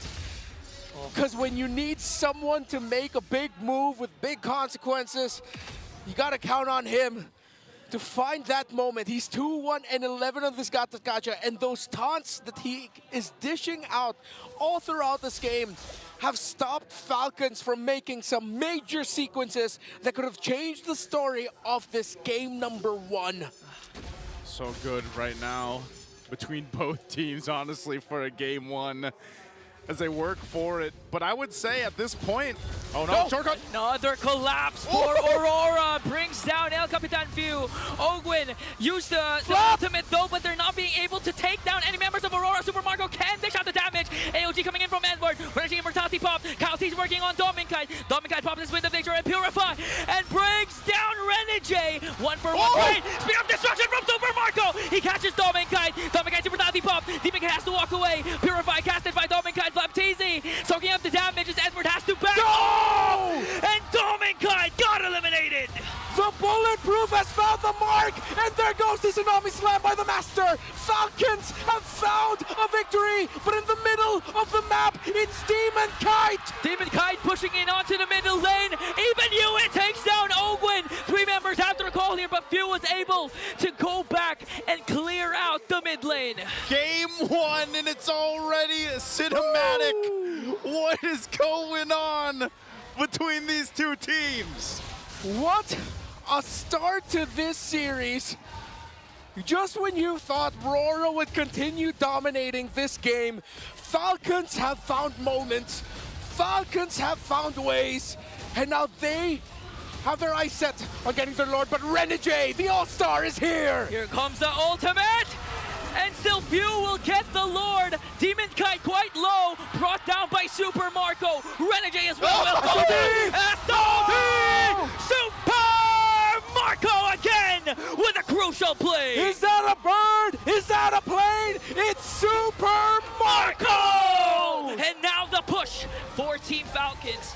They have a cart in the middle lane. It's just Jue, Edward to defend. Feathered airstrike to clear out the minions. But again, the problem remains for Aurora. Team Falcons has the Lord up top. Oh, and man, you've got a couple members of Aurora facing it down. Falcons, can they stop it? Ogwin jumps in once again. Edward soaking up the damage. He has his revitalized though, but until when can he stand it? AOG used defensively, has his immortality, but Team Falcons locked their eyes on the base, and a comeback win for the Falcons. The team that faced a reverse sweep last night have delivered an emphatic turnaround victory in this game number 1 against an incredibly sharp and determined looking Aurora squad. That's 1-0 for the Falcons. Oh man, if we have a series down to this, you know, elimination, this is exactly how you want to start it. The panel, Leo, Brigida, I know you guys have a lot to say about this. Let us know what you think about game 1. It was such a great game to start the series. It took 18 minutes before they were able to end it. And Kyle TZ, my goodness, he had so many highlights on that, Lucas. He was rabid. He was looking for someone to receive all this pent-up frustration from that reverse sweep last night, and Aurora was in the way. That's exactly what this was. It was a contest of, again, as per my Renmar, violence. It was just a match wherein if you weren't ready to fight for what you wanted to get, that first point on the board, then don't even try. That's what Falcons did here. And that's exactly why you see him as your game MVP. Kyle TZ on this Lucas, waiting for the perfect time, always using the Unleash the Beast, even during one moment where we thought it was a little too early, but you know that's just how aggressive he wants to play into this lineup of Aurora. That's just how much he wants to answer back to all the shortcuts, to all the team fights they tried starting, and it was the downfall of this entire game for Aurora when he was just always able to gain access to Dominkite. Yeah, there was, how do you say, no room for half measures in Falcons' lineup. You see the draft that they had, we'll have an in-detail dynamic of that draft, but off of Kyle TZ alone, let's just take him for example. This hero, Lucas, if you think twice about using Unleash the Beast, if you think twice about catching up on your resolve, throwing out your Shockwave Blast, you will get punished hard. And even in those early moments, you saw how Lucas, how Coyotes was like, yeah, I'm just gonna throw out this shockwave blast. Why not? I'm retreating anyways. Pow! Still drew first blood. Yeah, and you feel how much he wanted to maximize that killing spree too. Like he was just in for the fights. And we mentioned before heading into this entire series that both of these teams are very objective-centric. They even avoid fights if needed to, especially in the early stages. But this is the complete opposite of what we expected from them. They literally had to change something so they could take the advantage. Yeah, no, Falcons were building up to this very moment. Falcons, all throughout Season 15, have been racking up kills, racking up assists, and they were ready to play this way. That sequence right there, I don't know exactly whose shortcut it was, whether it was through a Y walk by Renegade and then jumped in, that everyone else followed through, or if it was Few who stole a shortcut, one or the other, but that led to a moment wherein if you weren't ready for it and you jumped in and you fought, you would get punished hard. This was the turning point, I'd say. Yeah, I don't even know if Falcons were just really ready for that moment or they forced themselves to be ready because they just wanted to fight back so bad, and in the long run it was so rewarding since they were able to get some trades. They were able to get so many more from Aurora that from that very point onwards, even though, yes, there were moments where even Demon Kite felt like he could have done something, he could have gotten the game for Aurora, it didn't matter for Team Falcons. Like, they were able to read into so much of Aurora's strategies with this lineup, with the chip, and now they're able to secure the first game of the series. First on the board, Falcons in the best of 5. 15-15. See, eventually it equaled out. There was a good chunk of time where it was Aurora who had more kills. Why was that? Number one is because they had more range. Look at that. You have the Kimmy, you have the Farsa, and then you have the Fanny who can, you know, go in and go out as much, and then stoppers in the Gatot and the Chip who can also help retreat or set up other ganks elsewhere. All this while, Falcons, look at that lineup. It's all in. Mid-range at best. Their mage, Few, on the Valentina, and then you have Super Marco, who is the payoff to shocking your opponents into a fight that they cannot finish, that they cannot go through. That's the reason why I think towards that late game, 2 minutes left into the game? So around 15, 16 minutes on the clock, Super Marco said, guys, I'm ready. Yeah, it was too all in that it was probably a little too overwhelming for Aurora. How could they position themselves from a safe distance so they could throw out the right skill, so they could deal out the right damage? But Team Falcons, they made it work so well. Like every single one you mentioned, even Flap TZ, I feel like we should also be highlighting in this game because I thought it was a damage Benedetta. I did too. It was a Petrify, but it felt like, oh, he knew what had to be done. So it's more of a utility kind of way in terms of making use of the Benedetta just to close in a lot more faster on your targets, just to deal that Petrify, I guess. So it just was another way of making things a lot easier for that mid-range lineup of Team Falcons. Yep, force out ults, eat ults with the eye for an eye, and then compromise those ranged fighters from Aurora. RBPI Rich guy is none other than the bulletproof Super Marco. He's also the carry, done a lot of damage on that Moskov. You'll see here that he ran through minions, he ran through kills, and that's where a majority of his economy came from. Very little gold gained from Turtles or Lords, because again, if you'll remember, a majority of the game, it was actually Aurora in control. Yeah, and during that one moment, by the way, wherein they still decided to go for the fight when the SOD connected, I thought he was going down at that moment, but he still survived. Like, that just goes to show he already got the necessary items, but I know we have a lot more to talk about in terms of how the game progressed. So Leo, take this away. Yep, let's go dive into deeper details here as we look through this 16-minute game, 18-minute game. There it is, 18:41. But in my book, it ended at about 16.5 minutes because that's when I saw, oh no, Aurora's picking fights they have no business getting into. Looking at the gold graph here, Aurora on blue. They chose this side, by the way. Falcons on red. Aurora in the lead, and then, oops, see what I tell you about the 16.5-minute mark? That's where it all went wrong. Falcons started fighting, Aurora started fighting when they had no business doing so. Yes, they had a chip. Yes, they had the superior range. But at about 16:30, 16:40, Falcons knew they had Auroras because Aurora was finally falling for the trap. See, look. Starting at about the 10-minute mark, Falcons' progress kind of halted. Look at Aurora. Their spikes, 5 minutes, 7, 8, 8, 10, 10, 11, 14, 17. This is all good. This is all fine. But Falcons stopped for like a good 8 minutes, and then they said, there's nothing to gain from the map. What do we do? And then, at that last moment, Aurora, they played a Hail Mary. They sent Demon Kite, all right, we'll go fight here. You will hold them down. We will let you push mid. That's the one last play Aurora was able to do on the map. That was a sign of desperation. About a minute later, 18-41, 17-14 here, game's done. I don't know exactly what kind of comms went down with Aurora then, but going into the series, if they want to tie this or even stop Falcons from getting to match point, they have to be clear. They have to understand, again, a concept introduced prior in Onyx versus Liquid. Who is the beatdown? Understand who's the aggressor, understand who should be putting their foot down and saying, we want to fight. Do you wanna? And understanding when to say no. If you remember, that last team fight looked very similar to what happened last between Onyx and TLPH Game 2, where Liquid pulled the trigger they shouldn't have. Understanding that if you watch the highlights, rewatch the game, go back. Aurora started picking fights that was a little too close for comfort. Let's put it into terms. All of you fight fans, MMAs, boxing, BJJ. Falcons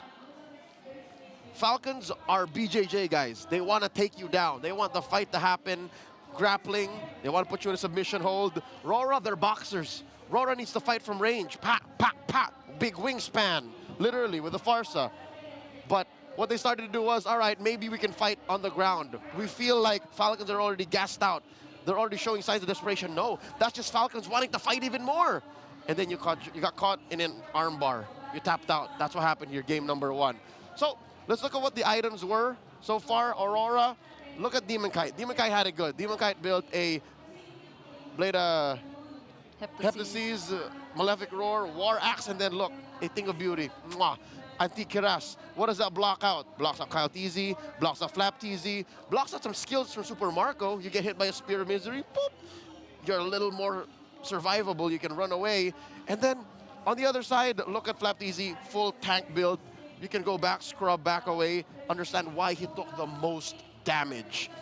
Now let's see what the draft recap was like. Again, I love the dynamics of this draft by Falcons. At best, mid-range engagements. At best, you can steal some key ults to make up for the lack of range. That Valentina pick in the 4th pick, R4, is where this came in. And then that clutch Benedetta. The Benedetta, it's an acquired taste. The only reason why we really see it often is because Flapteezy, his pockets go deep. He was playing this back in 2021.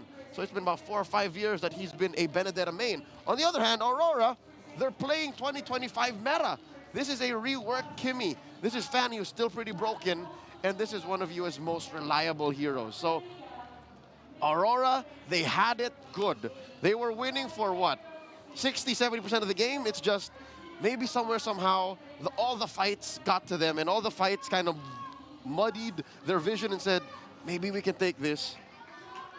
Okay, we couldn't. Yeah, that was already considering that they were sort of baited into the plans of Team Falcons in the draft. Like, they were able to play it relatively well. They were able to get the lead for a huge majority of the game, even when Falcons were already up ahead, knowing that they will be picking up the Fanny, knowing that this will be the trend in the draft, letting go of the Jushin even. So this is everything probably telegraphed by Team Falcons, and they struggled to get it early on, but were able to find a way around it either way. So there just needs a little bit more polishing, I guess, some revisiting for Aurora, because they really had it. Like, I felt like there were just some decisions which led them to this point, but that's really what it is. Like, even the smallest decisions sometimes just drastically change the outcome of the game. Silver lining for this, if you're Coach Dexstar, Coach Master of the Basics, look back at that draft, there was nothing fundamentally wrong with it. They were doing well for a good 10, 12 minutes of that game. So going into game 2, don't let your fundamentals slip. I think it's more in-game executions. Take the time to remind your players, all right, watch out for this, watch out for that. Don't fall for your opponent's traps. Know what the strength of your lineup is, and I guess manage those Hail Mary plays. Yeah, because we saw it. Like, the way they were even able to like maintain it all the way to the first turtle, even when Falcons were just aggressive looking for fights, but still they were the ones to win the first objective, and it just went downhill from that point. So there's a lot to address, but before we head into the next game, let's throw it over to our host for a Smart Access segment. Maraming salamat sa ating panelists. We are still here at the Champions Arena. Odin, 1-0 na lamang ang Team Falcons after that victory in game number 1. Pero sigurado naman ako na hindi pa dito matatapos at meron pa nga tayong makakapanayam. And you're right, Hans, dahil dito ay makakasama natin ang walang iba kundi si Benting. Benting, sadya ka ba? Grabe. Full attendance. Ayan, hello din sa lahat ng mga nandyan mismo sa MPL playgrounds natin sa baba. For everybody's information, pwede kayong pumunta dyan kung sakali na you wanna join in on the fun. Kamusta ba, Bentings? Again, nakita na natin kanina, first series nanalo ang Onyx Philippines at sila na yung isa sa ating grand finalists and MSC representatives. Nagbago ba yung prediction mo? What do you think? Sino yung susunod sa kanila to meet up?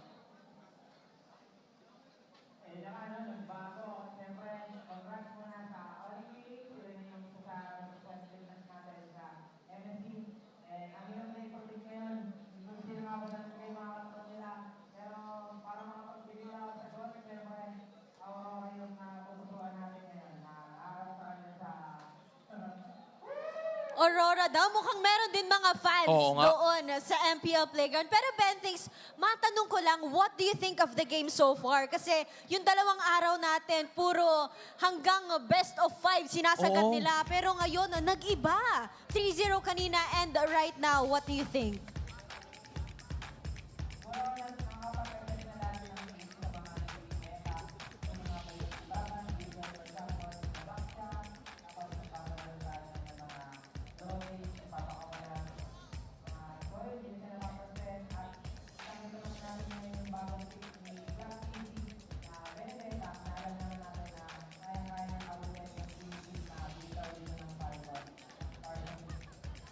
Yeah, I mean, solid observation coming in from Bentings. I do think na kung meron mong mga pocket picks, no, din, dito lalabas talaga yun sa playoffs. And I think alam din ni Bentings yan dahil meron siya mga Ben tips, right? Oo nga.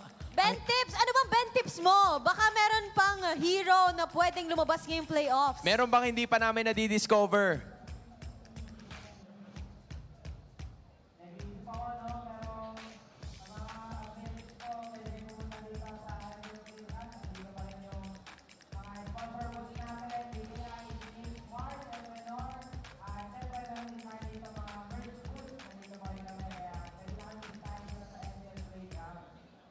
Bentings, maraming salamat. I'm sure na perfect attendance ka because you're gonna be here all throughout. Hopefully, we'll see you once again sa mga susunod nating interviews. Pero bye-bye muna dyan sa MPL Playgrounds. Alright? Enjoy kayo dyan, guys. Enjoy! Maraming salamat kay Bentings and all of the other MPL fans na nandoon sa ating MPL Playgrounds. But now, it's time to throw it back to our panel. Thank you so much, Hans and Odin. I was waiting for the Ben tips too, you know, but he probably needed some time to think. I mean, a lot of us have been so surprised with how the playoffs meta has established itself in the past few days. Yeah, it is free though. If you want more Ben tips, just follow him on social media. Just scroll and see what else you don't know. I actually learned a few things from Ben things myself. That's true. Especially when there are newly released heroes, especially when there are some changes in terms of like the battlefield adjustments and all that. He's the guy who just teaches you the smallest things that are very useful in game. But by the way, we're looking at the Clearhead super fan of the day. I wonder if okay. I wonder if he's the one who's gonna be winning. It looks like it's him. Oh, look at that! Look at that thick head of hair. Not a shred of dandruff on him. Not a shred. It's too shiny. It looks so soft. And he's been wearing the Team Falcons cap. That baseball cap I've been seeing on a lot of fans too, but it still looks like this. I have one of those. You have? Oh, you're talking about the cap? I thought you were talking about bottles of Clear Men. I have both. Oh man, but did you guys know that men tend to get 5 times more dandruff versus women's scalp. Use Clear Men with ×3 tripled anti-dandruff power for 100% protection. Hey, supercharge your scalp with Clear. I started growing my hair again, this year. And I made sure that I had the perfect companion to make sure that this doesn't get all messy. Yeah, it's perfect timing. What, ×5 more likely? No, how about ×0? Look at this. Nothing. Nothing. Thanks, Clear. You guys should check it out. And if you do want to have your hands on one of those, you might want to join us here because all you have to do is show your shiny and your your healthy hair, and then you might be the Clear super fan Clear head That's of right. the day, because it's like quite lengthy. But those are just some of the giveaways that we actually give out to all of our viewers here. Earlier we had the Smart Power Pose, now it's the Clear head super fan of the day. So there are many more in store for you. We still have 2 days in the playoffs. Update on the draft. Team Falcons choose blue.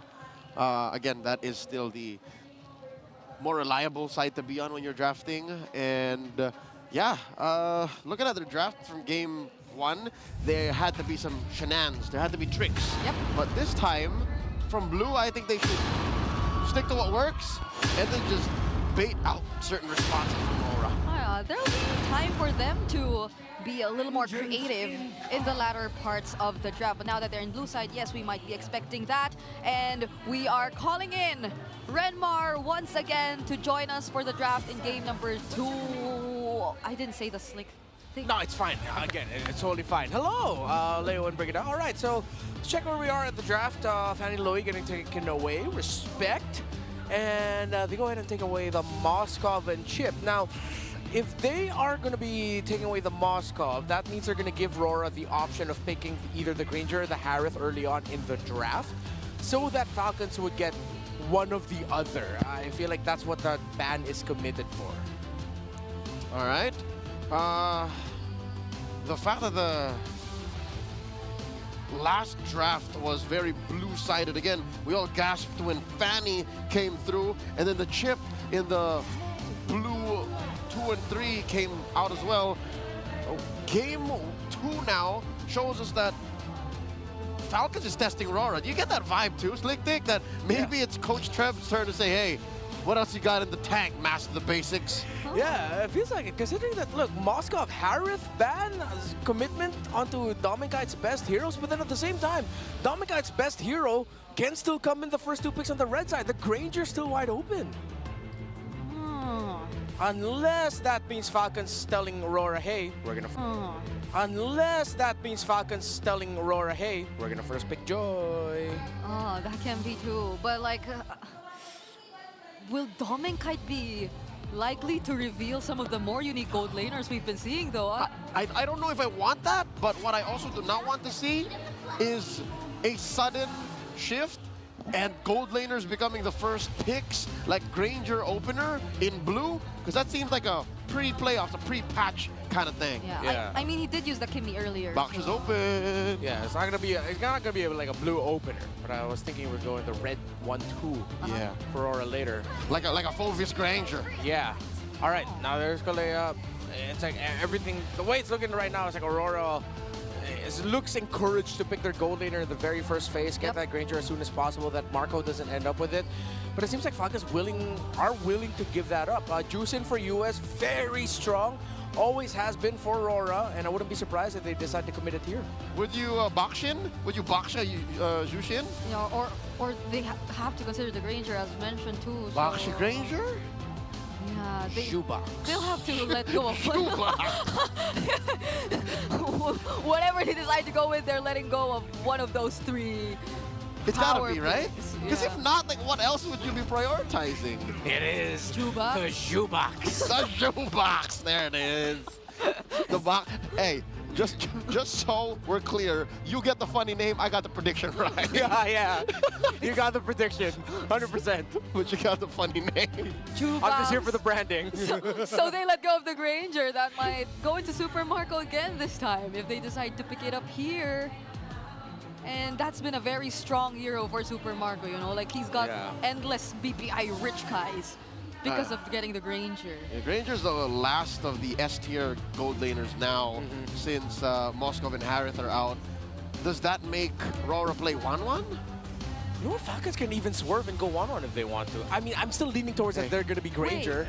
That sounds kind of 5-head. But the Jushin 1-1, we saw it recently too, right? So it might not be too far of a fetch for Aurora if ever they wanted to go that route. But they will consider the Hayabusa, definitely, since it did appear. There's the Hayabusa. In Team Falcon's lineup. It looks like Aurora could set up for a very tanky front line and then just pick something like the carry for Dominkite later on. Yeah. That's like one of his go-to pickups once the S-tier gold laners are gone. I mean, that and the Beatrix, but it's been so long since we've seen the Beatrix this season. Been a while. She's just not cutting it anymore. Yeah, she's just not cutting it. Kimmy is still open if they want to, considering that the Juicin might not be enough magic damage. But then up against the Hayabusa, the Kalea. Or the Gatot. Oh my goodness! There it is. Yeah. Especially against the Kalea, this is such a great pick. Yeah, you don't need to put a Purify in that 1-1. It's already built in. And then you put the Purify onto Yue. Now, Ogun's going to be thinking about just committing the ultimate on the jungler, the roamer, the EXP laner. And if Aurora decides to build like super tanky in those slots, then Tsunami Slam isn't that going to be big ticket anymore. And it's not as if Ogun is already struggling. There's a Baksha. Basically, half of your kit is useless. Yeah. And we don't know where the Baksha is going to. Oh, no. Like, it can be either the jungler right now for Demon Kite, it can be either the roam or the XP. Angela's open. I'm just saying, folks, Angela's open. Wait, what if we see the entire Baksha, CC, Angela kind of thing too? Yeah, and in red, oh my God, I don't think Coach Trev would. He wouldn't be able to sleep tonight if that came through to him here in Game 2. Yeah, if that's going to be the case, then Few might either end up with a Selena or even a Faramis in his hands. Considering you don't have to worry about the Valentina anymore, there's already a Juicin on the other side. Aurora took away the Farsa. So Falcons might just be forced to lean into the close to mid-range playstyle, which a Faramis would be very suited for. And I think the Faramis would do a good impersonation of an Angela lineup. It's like, we have extra life. Exactly. You know, like, especially if you Hearthguard in, we'll pull whoever gets the buffs. It's doable, but they're not respecting it just yet. I don't think Coach Trev sees it. Yeah, honestly, or even fears it. Even like the Florians, right? They've been rampant, like ranked. Oh, in ranked games, we for don't sure. see it here, of course. no. Definitely, this is a different level of playing field. But that's the idea we're looking at right now for like Aurora. They can go for a very sustained lineup, out-sustaining the enemies, just doing that and buying enough time for the 1-1 to fly against the members of Aurora, but they fantasy themselves. There it is. Coach Trev, you know, he knows. He's respecting it as if it was an absolute, like, there's even a 1% chance. He wants to sleep tonight. And there goes the Okay. That's one of your best one-liners, Breen. I'm so proud of you. Oh, thank you. I mean, I do too, but you're not wrong. I'd like to sleep too. Okay, so we still do not have a pick for the XP lane, the roam, and the that's red 4, and we still don't know what the hell's going on with Aurora's draft. Where is this? That's red 4, and we still don't know what the hell's going on. It's like we're seeing improv. One of the Onyx tendencies of still don't know. We don't know where the box is going, and I think that's what they're playing into. More of like, all right, this could either draft look super. Yeah, Team Falcons, like, where is it gonna come from this time? What else is left? An Eve? Louis banned out. There's a Sicilian. Selena. Yeah, they might just lean on the close to mid-range. Although I would prefer long range because, again, the 1-1, you need the safer answer for that. Oh, you need just burst, one-ton burst. Yeah. Playing the Eve doesn't feel as bad as when he did back in Saudi. Yeah. I think we've grown, we've changed from times like those. We're past that. How time flies. So we will finally find the answer here, no? I'm not bothered by this. This is a decent Falcons draft. Ooh, that's a hell of a last pick by Aurora. Okay. Confirmed that this is going to be an XP lane Baksha. Whoa. Well, we don't know. Maybe they pull us out for a swerve, but no, we know now what's in the jungle. It's a Ling. I love how low to the ground Aurora's draft is. Economically speaking, you know where the money is. It's a Ling. Demon Kite on the Ling once again. This is an old flame, ladies and gentlemen. Yeah. Yes. And he knows exactly what he's getting himself into. Joseph, hold it in. What? This is a great job by both sides, especially with the trip that Aurora have taken us on down memory lane all throughout today's metagame. And yes, confirmed it is an XP lane Baksha and a Roam Khalid. Asking me who I favor? I think I like Falcons. Okay, there you get your answer. And we heard him giggling. I know. Nice to sound so excited for this. So go on, take it away. I don't know if I'd call that a giggle. Bring it up. That was pure excitement to see exactly what's going to happen here in the jungle. Demon Kai on the Ling. And I know we're ready to see if they can even out the series. Is it going to be Aurora or Falcons already? After game one, Cinema, oh my goodness! Early pokes there, Ogwen, one more hit. Yue was able to cast the Lantern Flare. Ogwen had to flicker out, so that's too close for the two roamers. You know, after a really great first movie, then they announced the second movie, then the second movie just starts with action right away. That's what that felt like. He like jumped right in the movie and just, you're in the middle of the plot. You're like, what's going on? It's like, and has the lockdown, the lock-in basic attack from the Kalea, of course, followed Reggie all the way there. And of course, with Yue dragging Ogwen at the same time, that's wild. Oh. Yeah, then they go 5 years ago. Yeah. Clutch quick Sandguard there from Renegade to outsave the damage from Kyle. Ogwen jumps in onto Dominkite. One more hit, two more hits away, and Dominkite gets away.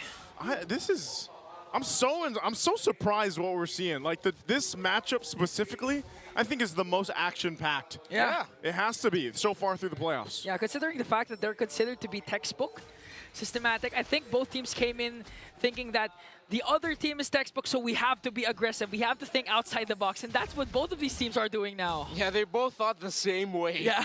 They were just like, are we going to go fundamental? Nah, let's just go all action. This is where we find ourselves now. I mean, there's no kills yet, but there have been substantial trades, especially with the rotations of the roamers and the mid laners being read by the other. So far, the Falcons have been doing the slightly better reading, as Renegade and Yue haven't really been able to make the most out of their tandem together yet. He has to ask help from Ogwen there because Edward already popped his Revitalize as Renegade pops in also to help Edward defend. And now if you're going to look at the lineup so far in the mid lane and the gold lane, so it looks like Team Falcons has an easier time, but the X factor for Aurora remains to be the most consistent person, Edward, because so far Baksha has been quite tanky, and now he jumps in even. Yue being able to deliver the Lantern Flare, and the first blood drawn onto Flapteezy, but they're still going on. Ogwen has his eyes on Renegade, and Kyle Teezy goes in with a Wiki Shadow Kill. Ogwen drops Demon Kite with the ultimate as Yue just popping the Lantern Flare to delay the charge of Team Falcons, but Ogwen jumps in again and gives the kill in a few. And Falcons will get some more on top of the objective. And it really looked like Falcons being able to gank Edward meant that the Revitalize was already spent. If they had that Revitalize then, Aurora would have won that sequence because they played it so well. But they just needed that extra bit of healing, extra bit of time to go through, but they just did not have it. They didn't, I mean, at that point, for Aurora specifically, you know you're going to have to give some time to Demon Kite to get online here, and you're going to be utilizing the time to also get Dominkite. This is a big game for the Kite brothers, I feel like, specifically, just because of how important both the heroes that they're playing are going to be. At some point, if they fall too far behind, which is already kind of started, then you're forced to put Demon Kite somewhere across the map, maybe trying to fight for his own buffs even, and protecting him and hoping. Oh, hold on. Shadow Kill, okay, good. Force out the Crimson Beacon early on from Yue, but a couple more hits away. Yue is gone from Kyle Teezy. Oh, look at this pressure. This is what's going to happen, though. If that lead continues to build, you put pressure on Demon Kite. But the Wan specifically, this has been popping up quite often throughout the playoffs even. And, you know, it's performed, I would say, so-so, depending on the teams that did draft it. But as long as Dominkite can go ahead and just focus on farming up and then get the space that he needs to eventually get the crossbow of Tangs off later for the fights, that's going to be crucial here. But I feel like, too, at the same time, you have to watch out, man. Super Marco has been locked in, especially from last game. Yeah, for sure, Team Falcons is aware of the fact that Dominkite can turn things around with one crossbow of Tang. That's why Team Falcons is rushing and holding on to the lead that they have, especially after the third turtle. They need to be able to break the mid lane turret and put a lot of pressure in Demonkite's jungle. All right, what's it? Edward. Shield unity there. Demonkite jumps in also as Flaptisi continuing with the Infernal Pursuit. Pop the revitalized Renegade with a beautiful cast of the ultimate. Dominkite joining the picture now. RWM casted down by few. Tempest of Blades coming in from Demonkite, but Flaptisi the first man down. No casualties for the Northern Lights. Oh, see, with the revitalize on the side of Aurora, it looks good for them in the team fight. But at the end of the day, Falcons is still going to hold on long enough to get the turtle for themselves. Few holding on to that real-world manipulation so well. Kaltizi will shadow out after threatening a move. Yeah, he did not have a shadow kill. Yeah, he didn't have it, but gonna go ahead and just apply the pressure the way you would on a Hayabusa, especially when you had that kind of early kill in your favor. You can see, too, they're building up on the gold, especially Super Marco farming well. Dominkite's doing a good job, though. And that's why I said most of the time he's going to continue. Edward could be in trouble. He is tanky. Oh, the Jump Brothers have opened and Flaptisi going after Edward. A weak shadow kill casted down. Shield unity is there. They almost stunned out Kyle Teasy, but still no casualties for both. Okay. All right. Seems like there's a lot of trades happening, but Falcons are slipping with their macro. Yeah. Dominkite able to get that tower down without a problem. I think Falcons are getting baited into some fights that mean they're sacrificing some map control. I think they need to balance that out first before they start being aggressive again. Yeah, it's kind of like they are thinking, okay, we can get this kill. We can make this play. But then eventually they don't, just because Aurora is doing a good job at just disengaging if they have to. So they do lose that turret. And Aurora will go ahead and focus on the next one. At the same time, so far, like I said, for Dominkite, the big thing is continue to farm up, stay alive. He doesn't need to go down. Super Marco's been doing the same thing. But Kyle will continue to put pressure on. The big problem I see with Aurora is fighting against this Eve. We've seen the Eve perform so well the past couple days especially, and it's always tough to deal with once you get towards these objectives. And later on for the Lord here. So it's going to take a little finesse, I would say, for Aurora to really fight against the lineup that Falcons has. Yeah. Demonkite and Yua, though, based on the previous engagements what we got to see, have been holding on to their ultimates incredibly well. The Crimson Beacon for the Juice in, the Tempest of Blades. There we go. I almost said Storm of Swords, but that's the third book in the Ice and Fire series. Oh wait, Ice and Fire in the bottom lane! Oh, the collapse of Aurora. Edward jumps in as well. Tempest of Blades for Demonkite to be able to escape. Renegade with the ultimate. Wiki Shadow coming in from Kaltizi. Few with the RWM. Here comes the clapback from Aurora from Team Dominkite from the back. Will they be able to clash out the ultimate though as Demonkite can walk away. And they brought down Kaltizi with the help of Yue. 2 members down immediately for Team Falcons. I thought more bodies would be dropping, but at the end it was just the EXP and Roamer, but the jungler down as well. Kaltizi got taken out there. Dark Wave coming in big time for Flap. Renegade being able to escape though. And Aurora played that incredibly well. See, Falcons really need to start shaping up here in terms of their decision making when they're gonna be fighting out. I know that was them taking a more defensive position there, but the map is looking blue. Aurora have been playing the better macro. Fight for the turtle though. Third one of the game might go in the hands of Falcons. It just doesn't seem Aurora really cares that much. They want to go ahead and continue just evening out the goal deficit, which they've essentially done. That little bit of a lead that Falcons held on to is now gone. So Aurora might make a decision here, but that's the thing. Knowing what you have for a lineup, you want to just let Falcons start these up. Even later on for the objectives, for the most part, you keep playing to that macro advantage the lineup gives you. Who's going to come down for this third turtle? Renegade with his zone, and Kyle Teasy secures the turtle. Renegade from the back with the Raging Sandstorm.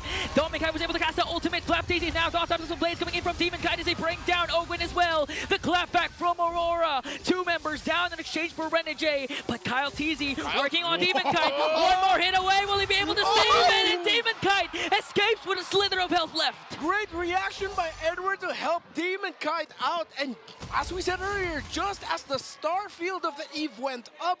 Aurora's Demon Kite went in with a Tempest of Blades to the back to force Few to break his formation, and Falcons could have gotten more, but again, Aurora are waiting time and time again for the ultimate of Few. Let's check out the items of the two mid laners, Glowing Wand and the Enchanted Talisman for Few, while, of course, still waiting for the second main item, as with every Juicin, always needs to go through the Elegant Gem. For the two gold laners, meanwhile, 7.1k for Super Marco, and we are at 7.2, so neck and neck are the Granger and 1-1. The fact when Demon Kite got away with a sliver of health has been, I feel like, the story of the last team fights throughout this game for Falcons. It's like they get so close, but they're not able to capitalize on these kills every single time. So that's actually doing a lot here for Aurora in the grand scheme of things. Again, as they go ahead and continue to build up, they might be in a good position to go and contest or even take the Lord now, because 3 of the turtles obviously going over in the hands of Falcons as they controlled a lot of that space to work with. And we'll see if Aurora decides to go on the offensive. Edward and Renegade spot out Ogwin. Had to cast the ultimate there and flicker away, so that's major resource. 2 major resources down for Team Falcons. Yeah, that was a really good pick. It wasn't a pick off, but now Ogwin's gonna be stumped for the next major sequence in 10 seconds. It's gonna be the first Lord of the game.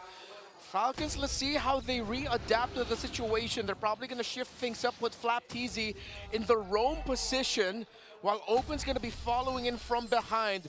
Flap's items, Radiant Armor, still on the way to the Dominance Ice. Has he also built up gloves for himself? It seems like he's sort of half-pathing already 2 major items. Might be a key moment when they can pick that up through this game. Again, with this only being the first Lord, they can still keep things together here under the 11-minute mark, but Aurora, they've been leaning towards aggressiveness, and it even seems like they want to do it now. Oh, Kyle Stacey, we can shadow kill, but the Wind of Nature was just clutch for Dominkite. Plus the revitalize from Edward. Renegade goes in with a Raging Sandstorm. Tempest of Blades casted down by Demon Kite, working on Kyle Stacey and Ogwin. RWM is the signal for both teams to disengage. Yeah, defensive. Few really just had to cover there, but Aurora have won that because they forced out so many major abilities from the side of Falcons, have put them out of position in this Lord. Aurora will be in position for Lord number 1 first. Dominkite though might get caught. No Wind of Nature for Dominkite, so he has to back off. Fortunately, he wasn't taken down there by Super Marco in the most crucial time because the Lord is up for both teams. Yeah, utilizing that get away there that he can. He has to disengage and just make sure Dominkite doesn't die. He's doing well. That's what I said was a main part that he needed to do for this game, was stay alive, obviously, farm up. He's done that. But he's also got to be protected, and you can only do so much if you're this 1-1. This is going to be started up, though, for that first Lord. Oh, they're going to burst it down because they know where Demon Kite is, and Kyle TZ secures it. Now Aurora has to go for the kill. Demon Kite now in the picture as it works on Few. Renegade, the first man down to next is Dominkite, and a double kill for Super Marco. They want to make it 3. Edward quite low here. 4. Triple for Marco. Will it be 4? He has the Death Sonatas, but will he be able to reach Yue? Yue stays alive. Going after him. He wants him, but he has to give up the hunt as Falcons now have the Lord and are marching down. Aurora, shock and awed again by Falcons. 5 seconds before the Hitman respawns. Wow. What can Yue do as Kyle TZ jumps in, and Team Falcons looking at a 2-0 lead. The birds of prey are flying high yet again, but the shadow of yesterday's defeat still looms over them. They have the lead, but can they finish off the lights? Oh, the lights are going to have to do something here, man. They're going to have to start shining bright to blind these Falcons, because now sitting at match point ahead of them, it's going to be a crucial one here. But first, we got to go ahead and break down exactly what happened here for game 2. We're going to throw it back to the panel for Leo and Brigida to take it away. Thank you so much, Showercasters. I'm looking at the Falcons guy right now, you know, like, and the entire audience on the side of Team Falcons. I love how they're celebrating, but we saw this yesterday too. Yes. I feel like that should be a reminder. They are happy and enjoying the moment with caution. With caution. emphasis on with caution. We have to remember it's not over yet for Team Falcons, but that was still a spectacular performance we've seen, especially from the Bulletproof. Yeah, Super Marco. Brigida, you mentioned how throughout Season 15, he has suddenly unleashed this new part of his persona where he just wants to kill anything that moves. This is just that, but if you watch closely, we'll see in the highlights, it's a very controlled, very systematic, very methodical way of doing so. 6-0-0. Not once dying. There were close calls, but especially in that last team fight, I hope we have a spotlight on that last team fight.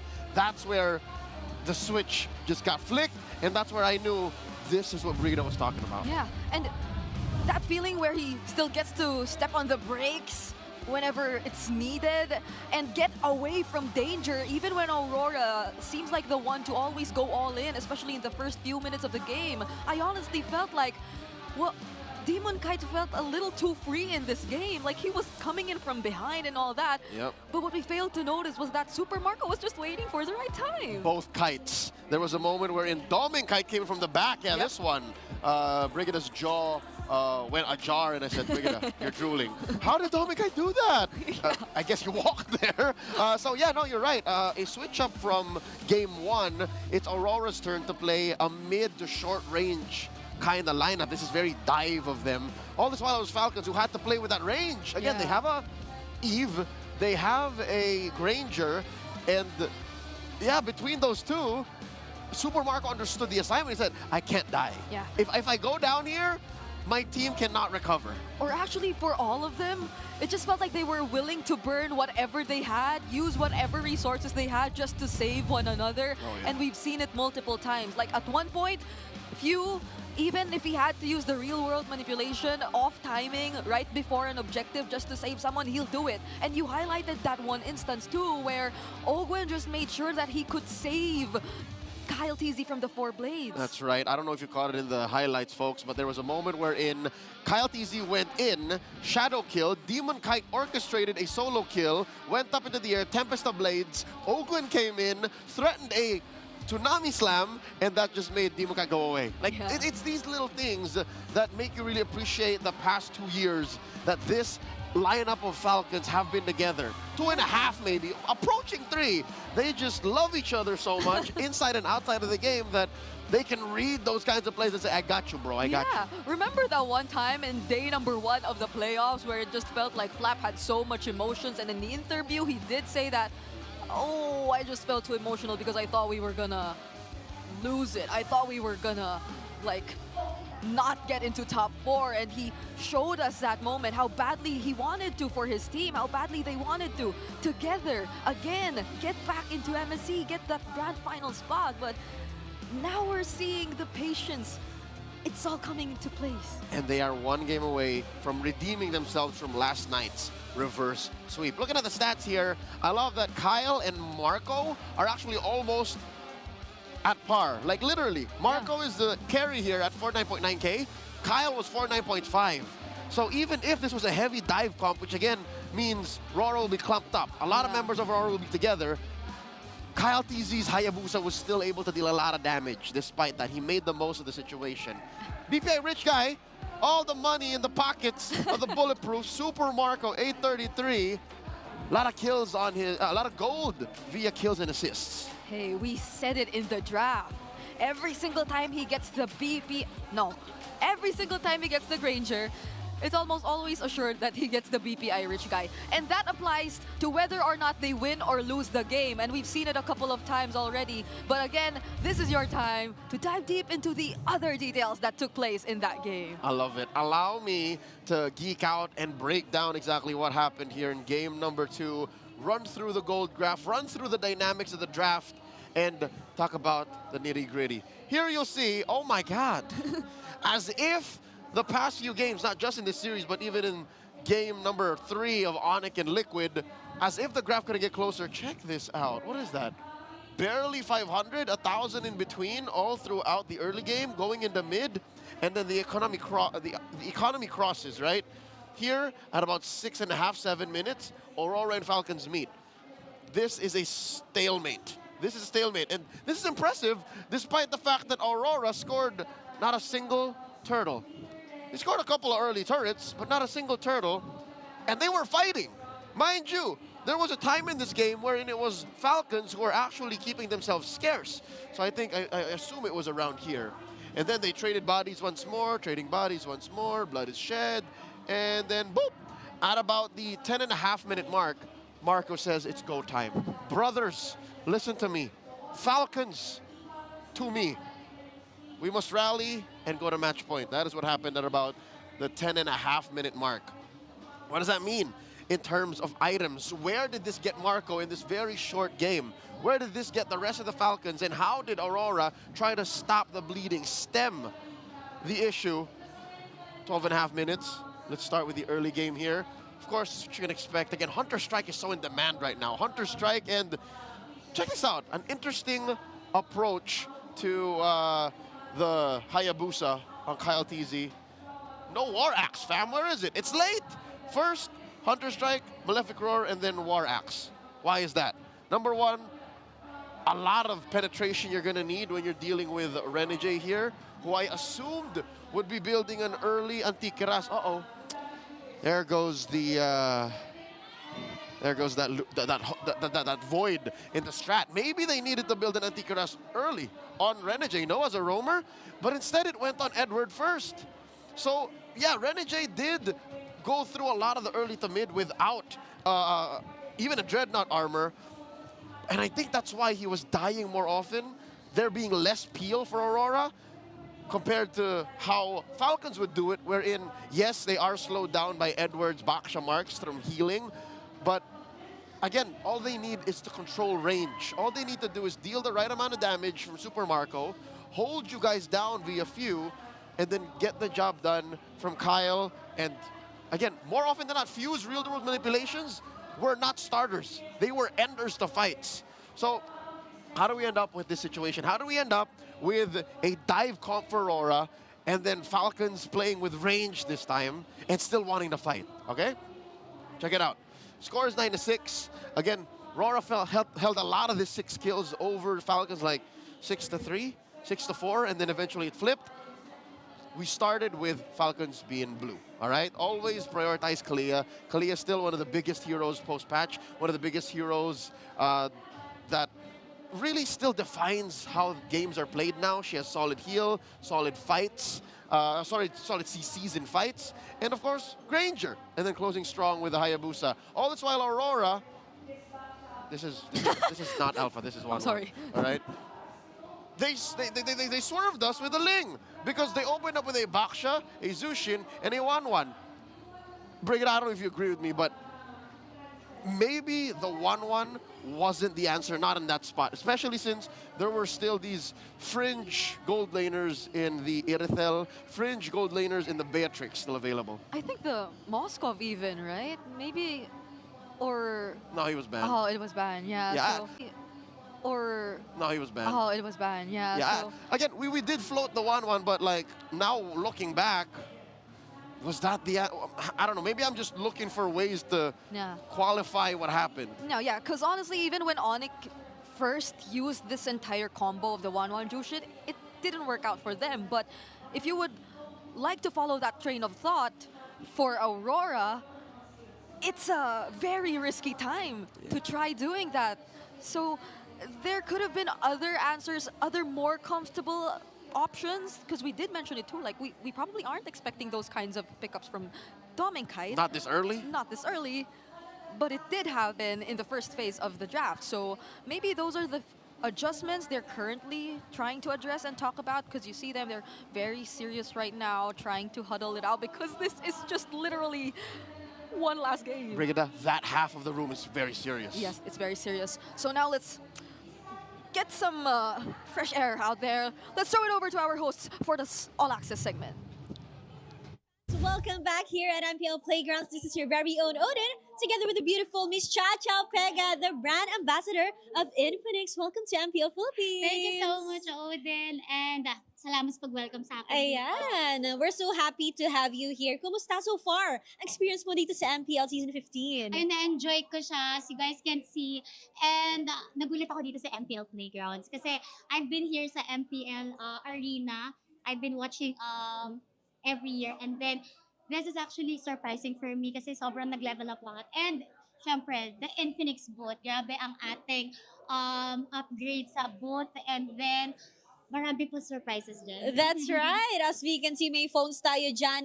And alam natin na ang official tournament phone ng MPL Philippines ay Infinix. Sa tingin mo, why does Infinix remain to be the preferred phones of gamers like you? Of course, GT20 Pro na-experience ko na siya on hand while streaming and while I'm playing kahit casual gaming lang. And sobrang reliable niya, and I experience no lag at all. So as a gamer na gusto laging mag-stream nang hindi naglalag, this is the perfect phone for me. Kaya naman, I think mostly all of the gamers trust Infinix na lang. Yan, I definitely agree dahil na-try ko na rin yan doon sa stage. At balita ko, Miss Chacha, merong bagong lalabas ang Infinix, the GT30 Pro. Yes. So, pwede mo ba kami bigyan ng insights kung ano meron dyan? Ayun na nga yung GT30 Pro. As you guys can see here at my back, GT30 Pro is here. And alam ko marami na kayong excited dyan. Kung na-enjoy nyo ang GT20 Pro, I'm pretty sure mas magugustuhan nyo to dahil sobrang upgraded yung specs nito. And alam ko na as a gamer like me, magugustuhan nyo. I love it. Pang champion's phone talaga yan. Phone. And speaking of, sino para sa'yo mag-champion ngayong season 15? To be honest, lahat sila sobrang ganda ng performance. But I'm really rooting for Aurora MLBB. Wow, let's see Yes, it. because aside from they are doing well on their games, I'm supporting the Infinix ambassadors as well. And they're doing all their best, diba? And invite mo naman lahat ng ating mga super fans to visit MPL Playgrounds. Ayan, sa lahat ng mga magbe-visit dito sa ating MPL Arena, visit the MPL Playgrounds and check out our Infinix booth right here dahil marami kaming binibigay na freebies, and you can try to this Infinix GT30 Pro by yourself. So experience nyo here lang yan sa booth. That's so exciting! Maraming salamat, Miss Chacha Pega. Mag-visit na kayo super fans dito lamang sa MPL Playgrounds at meron tayong mga free passes para sa mga mauunang pumunta dito. Thank you and bye! Thank you! See you guys! Thank you so much, Odin, and to the beautiful Miss Chacha, the Infinix ambassador, together with us here in the venue if you do decide to come visit us. And we are now calling all MPL Philippines super fans from all over the Philippines because this has been something going on for quite some time now. Yes. But we have a new one. It's time to witness history unfold for the University Watch Fest venue. That's right. We have one at Coffee Spot in Hermin Garcia Avenue, Cubao in Luzon. Fin Mahal Building in Southwestern University, Finma, Cebu City, sa Visayas. And SM City, Butuan, sa Butuan City, Mindanao. Why are you laughing? No, that sounded very accurate. Thanks. But I'm laughing at the fact that they're just so dedicated to making it so accessible to everyone. Oh, yeah. We have one in Luzon, we have one in Visayas, and we have one in Mindanao. So if you're nearby, go check it out so you can experience what it feels like, because technically it's similar to what happens now in the playground downstairs, which is free for all, first come, first serve, but except that it's more closer. Yeah. It's closer to you guys. MPL connects the country. It will bring us all together. And I believe it has been for the past 2 days that we've been seeing 20 games. But by the way, they also want to win diamonds. Yes. Okay, just watch MPL and get a chance to win diamonds. Just post your reactions while watching the MPL live stream and make sure to include the hashtags that you use.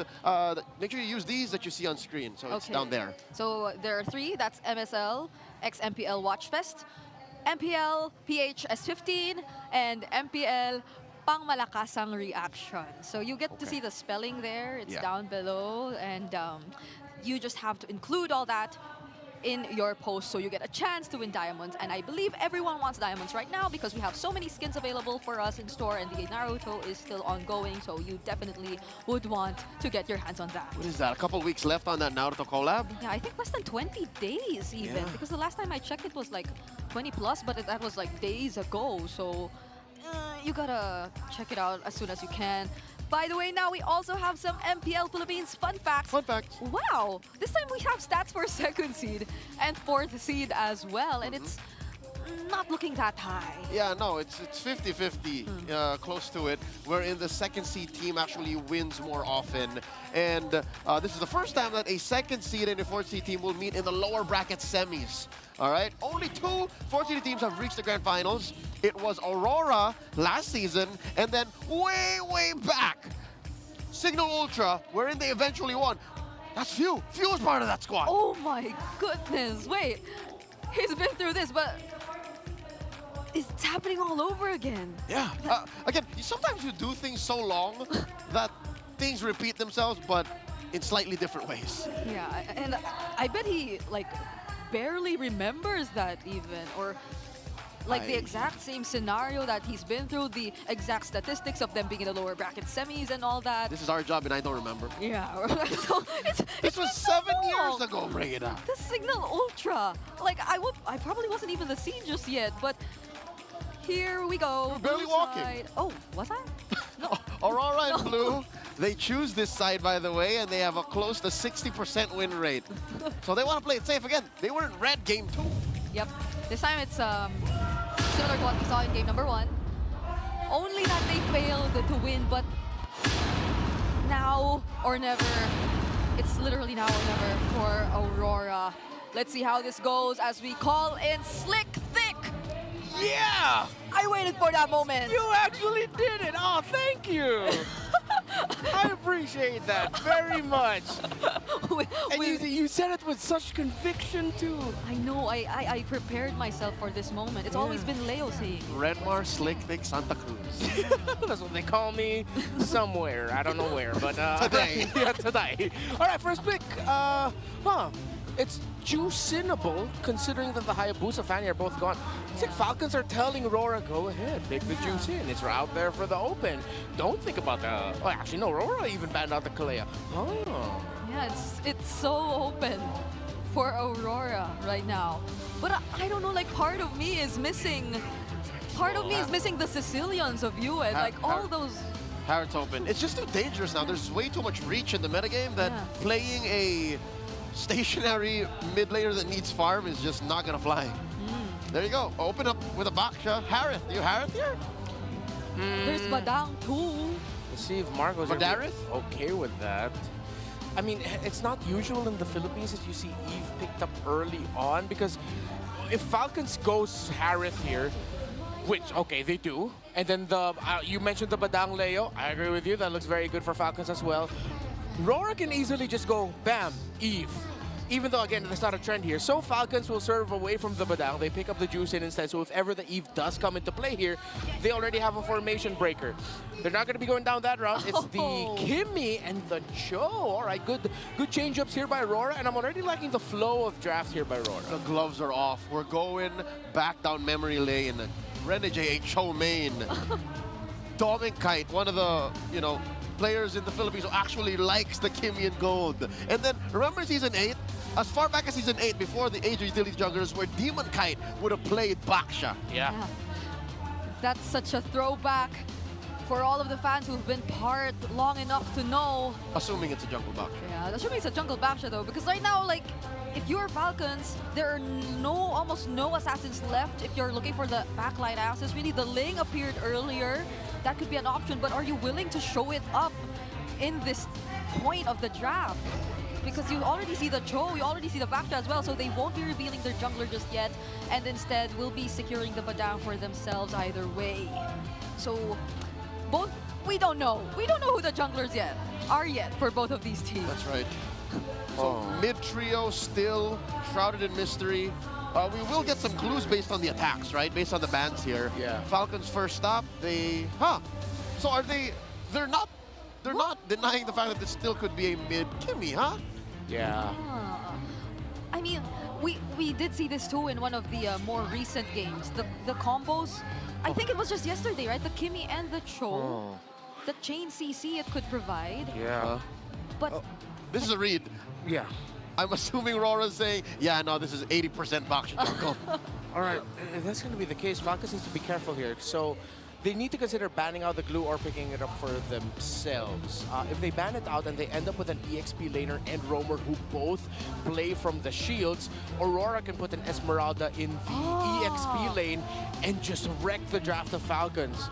So if it's a glue ban, they have to be very careful about their EXP roam picks. You're right, Renmar. They better ban the Esme now. Or pick it because there's still room in their lineup for it. I just don't know if that's a good idea. There's a box on the other side. You're right. No, Esme ruins the first 3 heroes of Falcons. Yeah, and wasn't it Edward too Yep. who first debuted the Esmeralda in the regular season?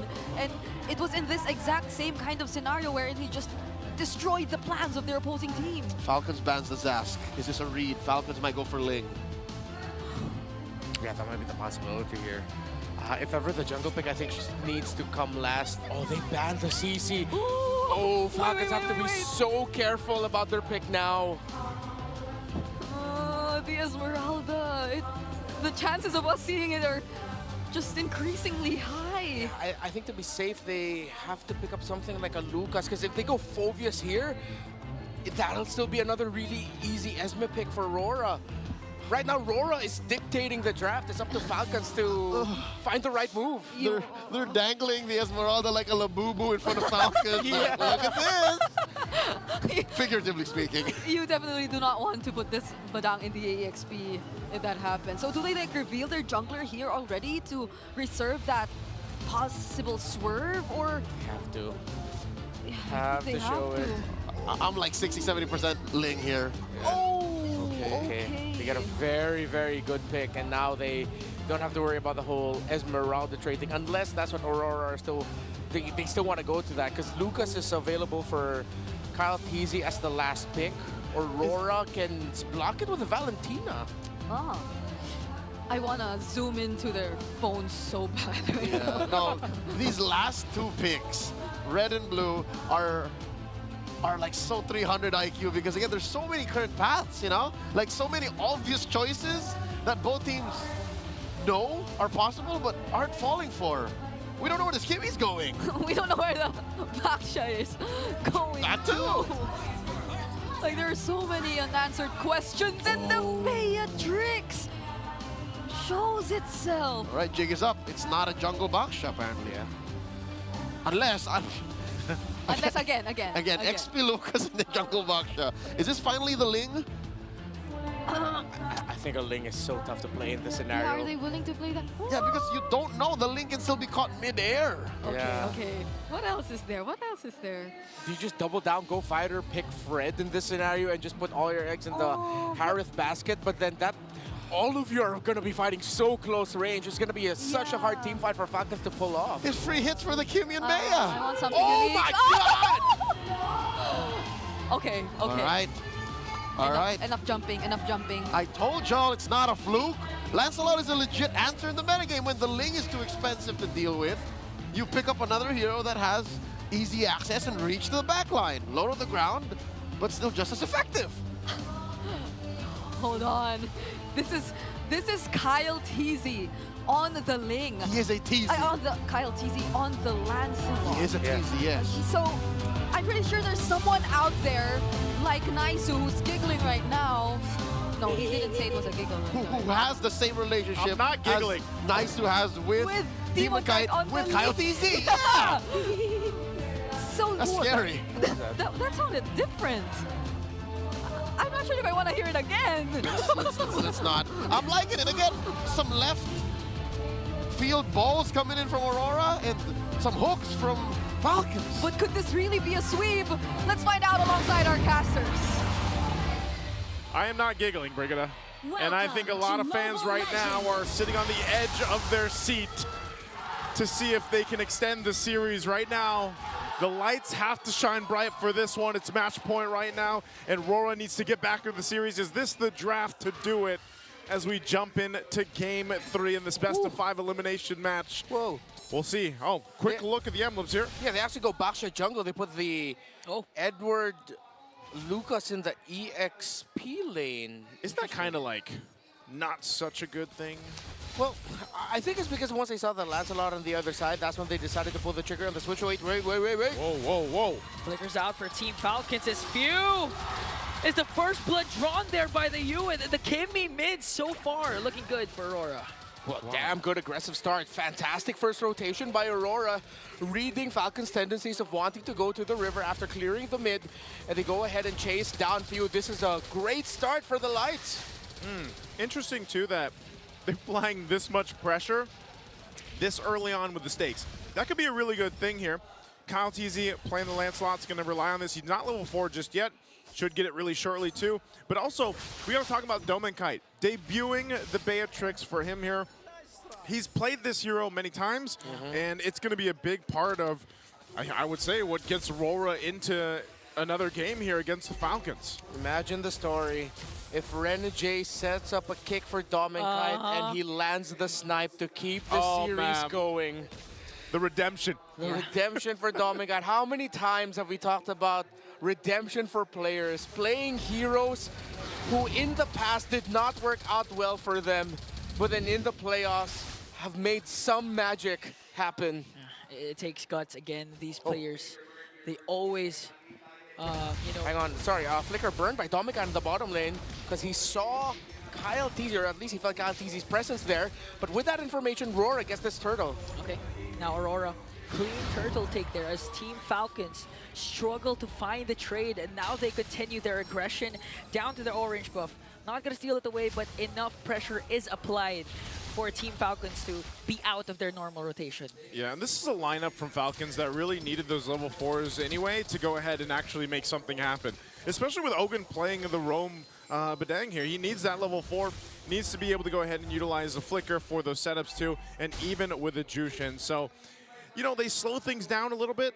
Now that they have the ultimates available and up, oh, hold on, Few's in trouble. Few again forced to use the Crimson Beacon because the continuous damage from Yu and the pokes for the side of Aurora. It's giving Few such a hard time in positioning, even to his own lane. Yeah, I think Few has to accept that he's really going to be the target in Aurora's eyes now, considering that the Jushin plays such an integral utility role to the lineup that Falcons brings to the table. Similar to how a Matilda can empower a very mobile, very tanky lineup, the Jushin empowers a lineup that's kind of scrappy in terms of how they fight with the Harith and Lancelot that needs some extra bit more of control. And that's what Few brings to the table here. Good rotations by Aurora so far. Falcons are just trying to catch up to them. Yeah, they haven't let up at all.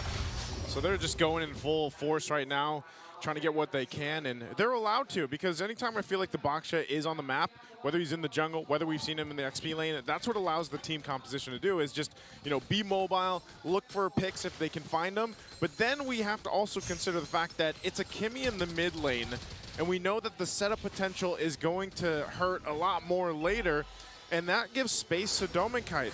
Renegade being the one to go on for the pickoffs too is great, but overall, your front-to-back coverage with Aurora's lineup is so good. So, as you know, much I want to see Falcons possibly end up in a sweep here, I think it's going to be difficult to get this one under their belt. Yeah, incredibly difficult. Again, Aurora have drafted terrifically here. They're playing to the strengths of their lineup so well. Now, Kyle TZ is just stuck to, similar to his Suyo game yesterday, just opening up the map. And the Aurora are getting the objectives left and right, while Kyle TZ will try to balance it out with split push, while the rest of Falcons will just look into supplementing Super Marco's farm. Yeah. Oh, and now they want to extend the lead by trying to go for the bottom lane turret. Renegade got stopped in his tracks by a beautiful initiation there from Owen. First man down is the Hitman, as Flap TZ working on Demonkite, but he's quite tanky as Yu is serving up the damage. Owen again with a beautiful wall, and they might be able to bring down Demonkite with a clap back from Aurora. Yue again brings down 3 alongside Domenkite, and Few is the next to fall. It has gone also terribly wrong for the Falcons. Yue and Domenkite just providing enough space. Demonkite miraculously holding on long enough so that the Kimmy and the Beatrix can finish off the ever so greedy Falcons. Renegade with a kick. A bit of an off-angle kick there, but they might be able to do the job. Thorn Rose is there, plus the puncture to be able to walk away. And the Shockwave Blast from Edward won't do the job to bring down Kyle TZ. A good attempt there from Renegade. You know, he was trying to get the angle differently there, but they went in anyway, expended a lot. but that is a Lancelot for you. Especially with multiple enemies around you, you can actually withstand quite a bit of punishment. So Kamtizi won't go down, but still, it's Falcons falling behind.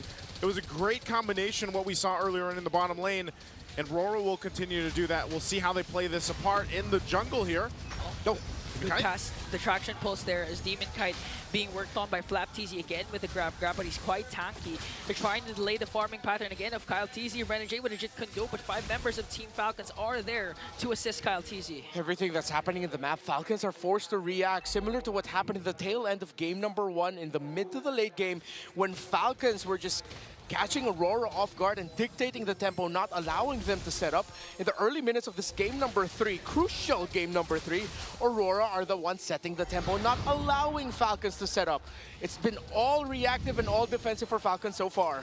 See what they want to do this time around. They're going to get in a position for this. They want to fight it out. Oh, and Dominkite is the one to get the turtle. Now Aurora wants to extend their lead by going for more. There's the Shockwave Blast, but they're disciplined enough to disengage. And if you're going to notice, actually, Kyle TZ is ahead when it comes to the level up against Demon Kite, because Demon Kite's not playing this Baksha as a jungler. He's sort of acting like a roam, and Edward's the one going away from the usual rotations of Aurora to split push and farm up. Yeah, and you can see that in the gold. Edward actually has a bit more gold compared to Demon Kite. Aurora just playing this pure aggro, and they've made Edward sort of like a carry Lucas in a way.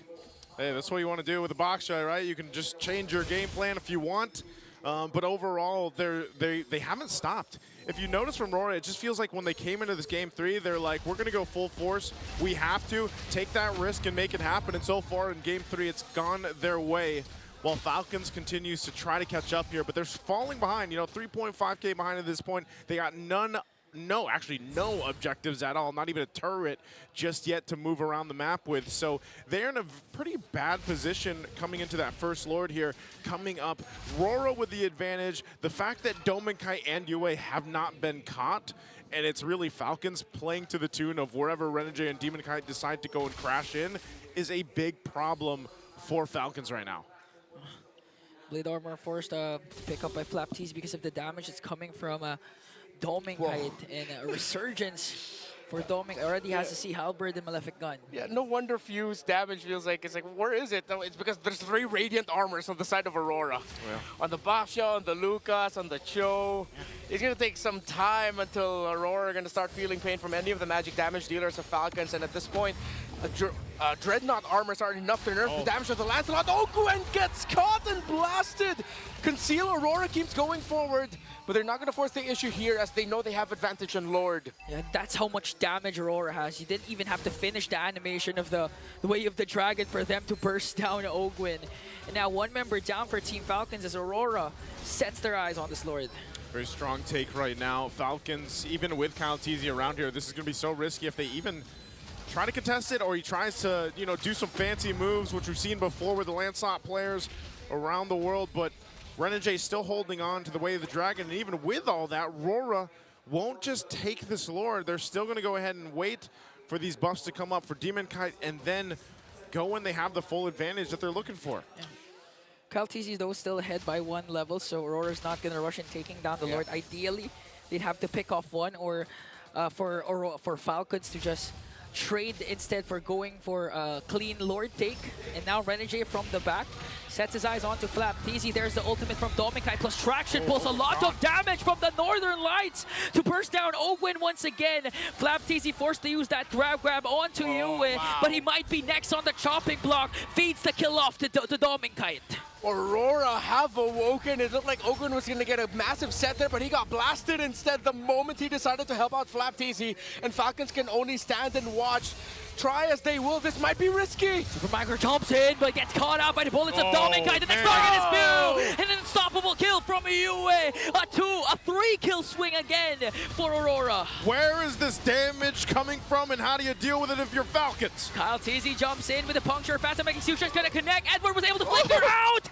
Still no casualties for Aurora. Mr. Consistent escapes, but here comes Kyle TZ and Ogwyn again! Ogwyn with a knock-up to bring down Doming and Yue. You asked where the damage is coming from. Now they are gone as Kyle TZ secures the Lord. And all that, and Falcons will get the Lord.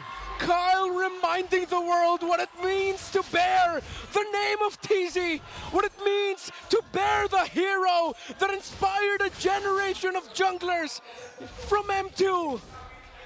Oh my goodness, and all that? They just got rid of the gold lead that Aurora's been holding on to all game long. At that point, that was just sheer freaking will by Falcons, because Aurora did everything right, did everything good. But it took a TZ with a Lancelot and Ogwyn with his fists to turn the game around. I thought you were going to say, and a dream. And a dream. That's basically what it was given the situation that Falcons found themselves in. So they'll play around this. They've got an advantage now, mid lane. Traction Pulse already casted down, but this time Few was able to escape. Renegade with a good kick onto Flap. TZ Ogwyn counters out with his combo though. Renegade quite low. One more hit and Super Marco delivers the final blow to bring down the Hitman. One member down. There was an almost. Few almost got knocked down by Yue. Super Marco blocked it for Few. If that landed into Few, he'd be dead. He still took damage, but not the full brunt of it. That's a definite moment there. Super Marco protecting Few. They're going to get this tier 1 turret, possibly another one. Renegade still a couple seconds away coming up. They're going to force it with the Zaman force down under the turret. We'll see if they still get it. Half health on that tier 2 turret. So Aurora, given how they were in the lead majority of the game, they're still able to go in and hold on. But let's look how the items have evened out a little bit here for Falcons. Yeah, Falcons have the lead now. Already the core items for the Harith locked in. And now Aurora are feeling the damage. It's so neck and neck. Aurora are still very close, yes. They can still turn this around with better execution. But this was not the situation they wanted to find themselves when Ogwyn saving it and setting it up for Kyle TZ to finish. 2.6k gold lead now from Team Falcons after conquering a huge deficit. And now they want to extend the lead by trying to get hold of the purple buff here.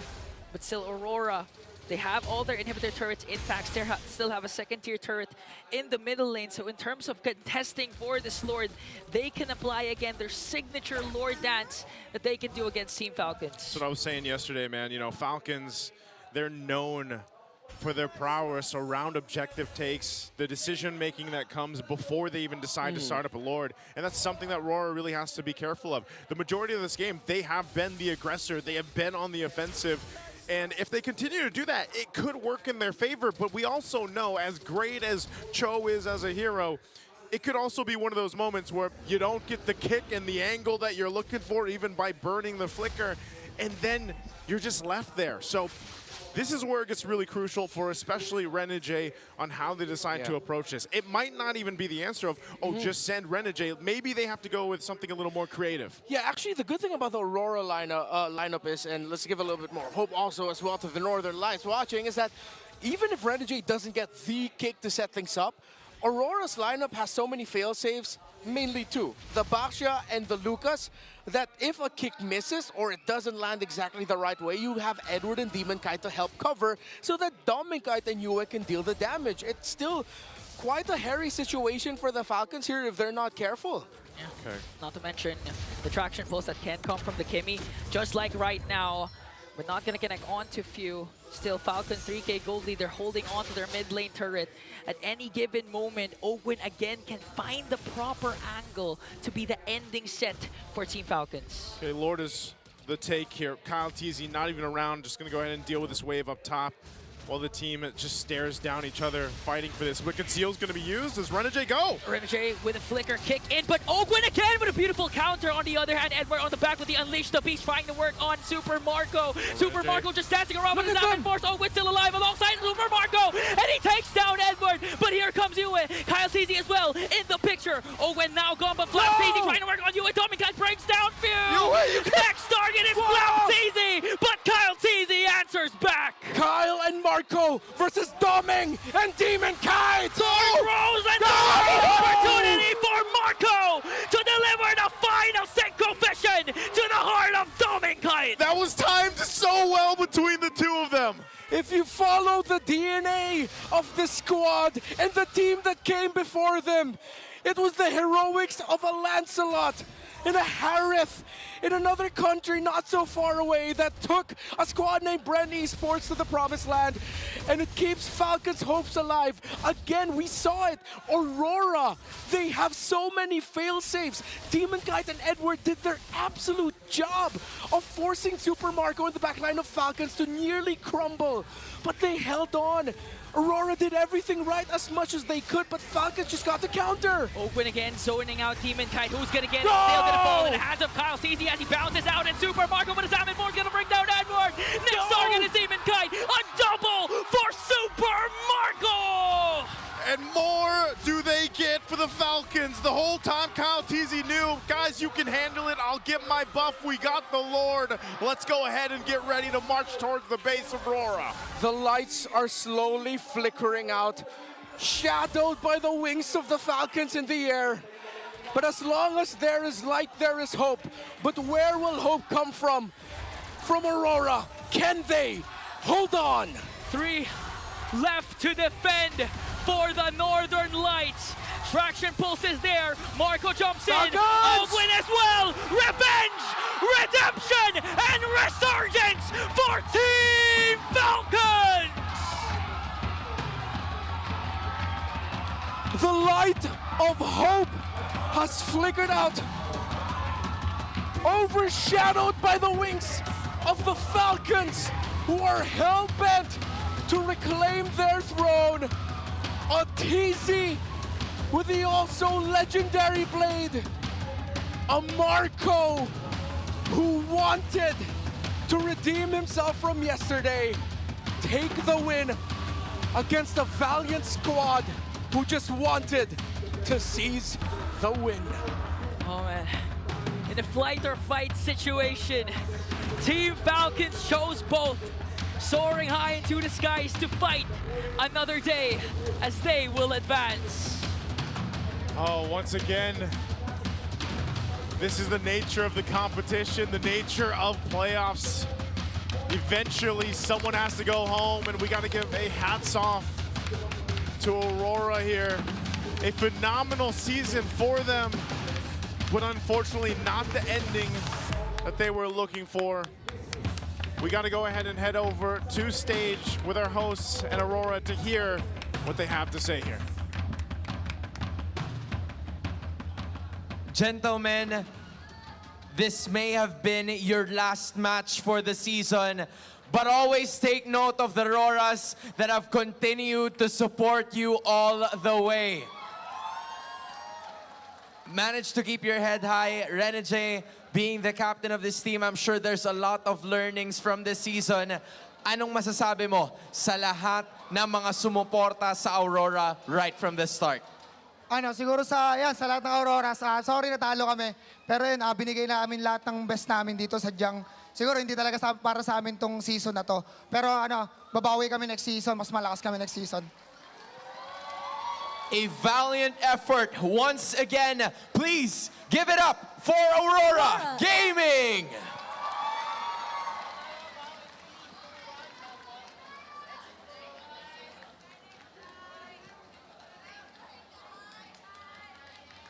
Aurora has given us a valiant fight, but the victors in the end are Team Falcons! Gentlemen, congratulations. Yes, Kyle. Ikaw ang una, Kyle. You know what, Odin? Go ahead. Kyle DZ, coming off from a lose noong nakaraang araw, ngayon ay naka 3-0 sweep kayo. Does being in the lower bracket change the way you approach the game? Nung naging lower bracket, nung napunta ba kayo sa lower bracket, did that motivate you even more para sa labang ito? Yes po. Pinaka-na-motivate talaga po namin yung yung 2% na sa amin, na prediction. And po yung You know what? Pag-usapan natin yan, Odin. They were talking about the 2% na prediction sa kanila. Flap TC, I saw you. These are part of the 2% na naniniwala sa inyo right from the start. You even shared that. Diba? What do you think of the 2%? And anong masasabi mo to the 98% of the people who don't think you're gonna win? Sa tingin ko po, naging advantage siya sa amin kasi parang naging underdog ulit kami. At sa sarili, alam namin sa sarili namin na yung 2% na bumoto is parang solid fans din namin. Kaya ayaw namin silang i-let down. Kaya mas ginagalingan pa namin lalo. Thus proving it. Nasaan ang fans ng Team Falcons? Odin, they don't seem like 2%.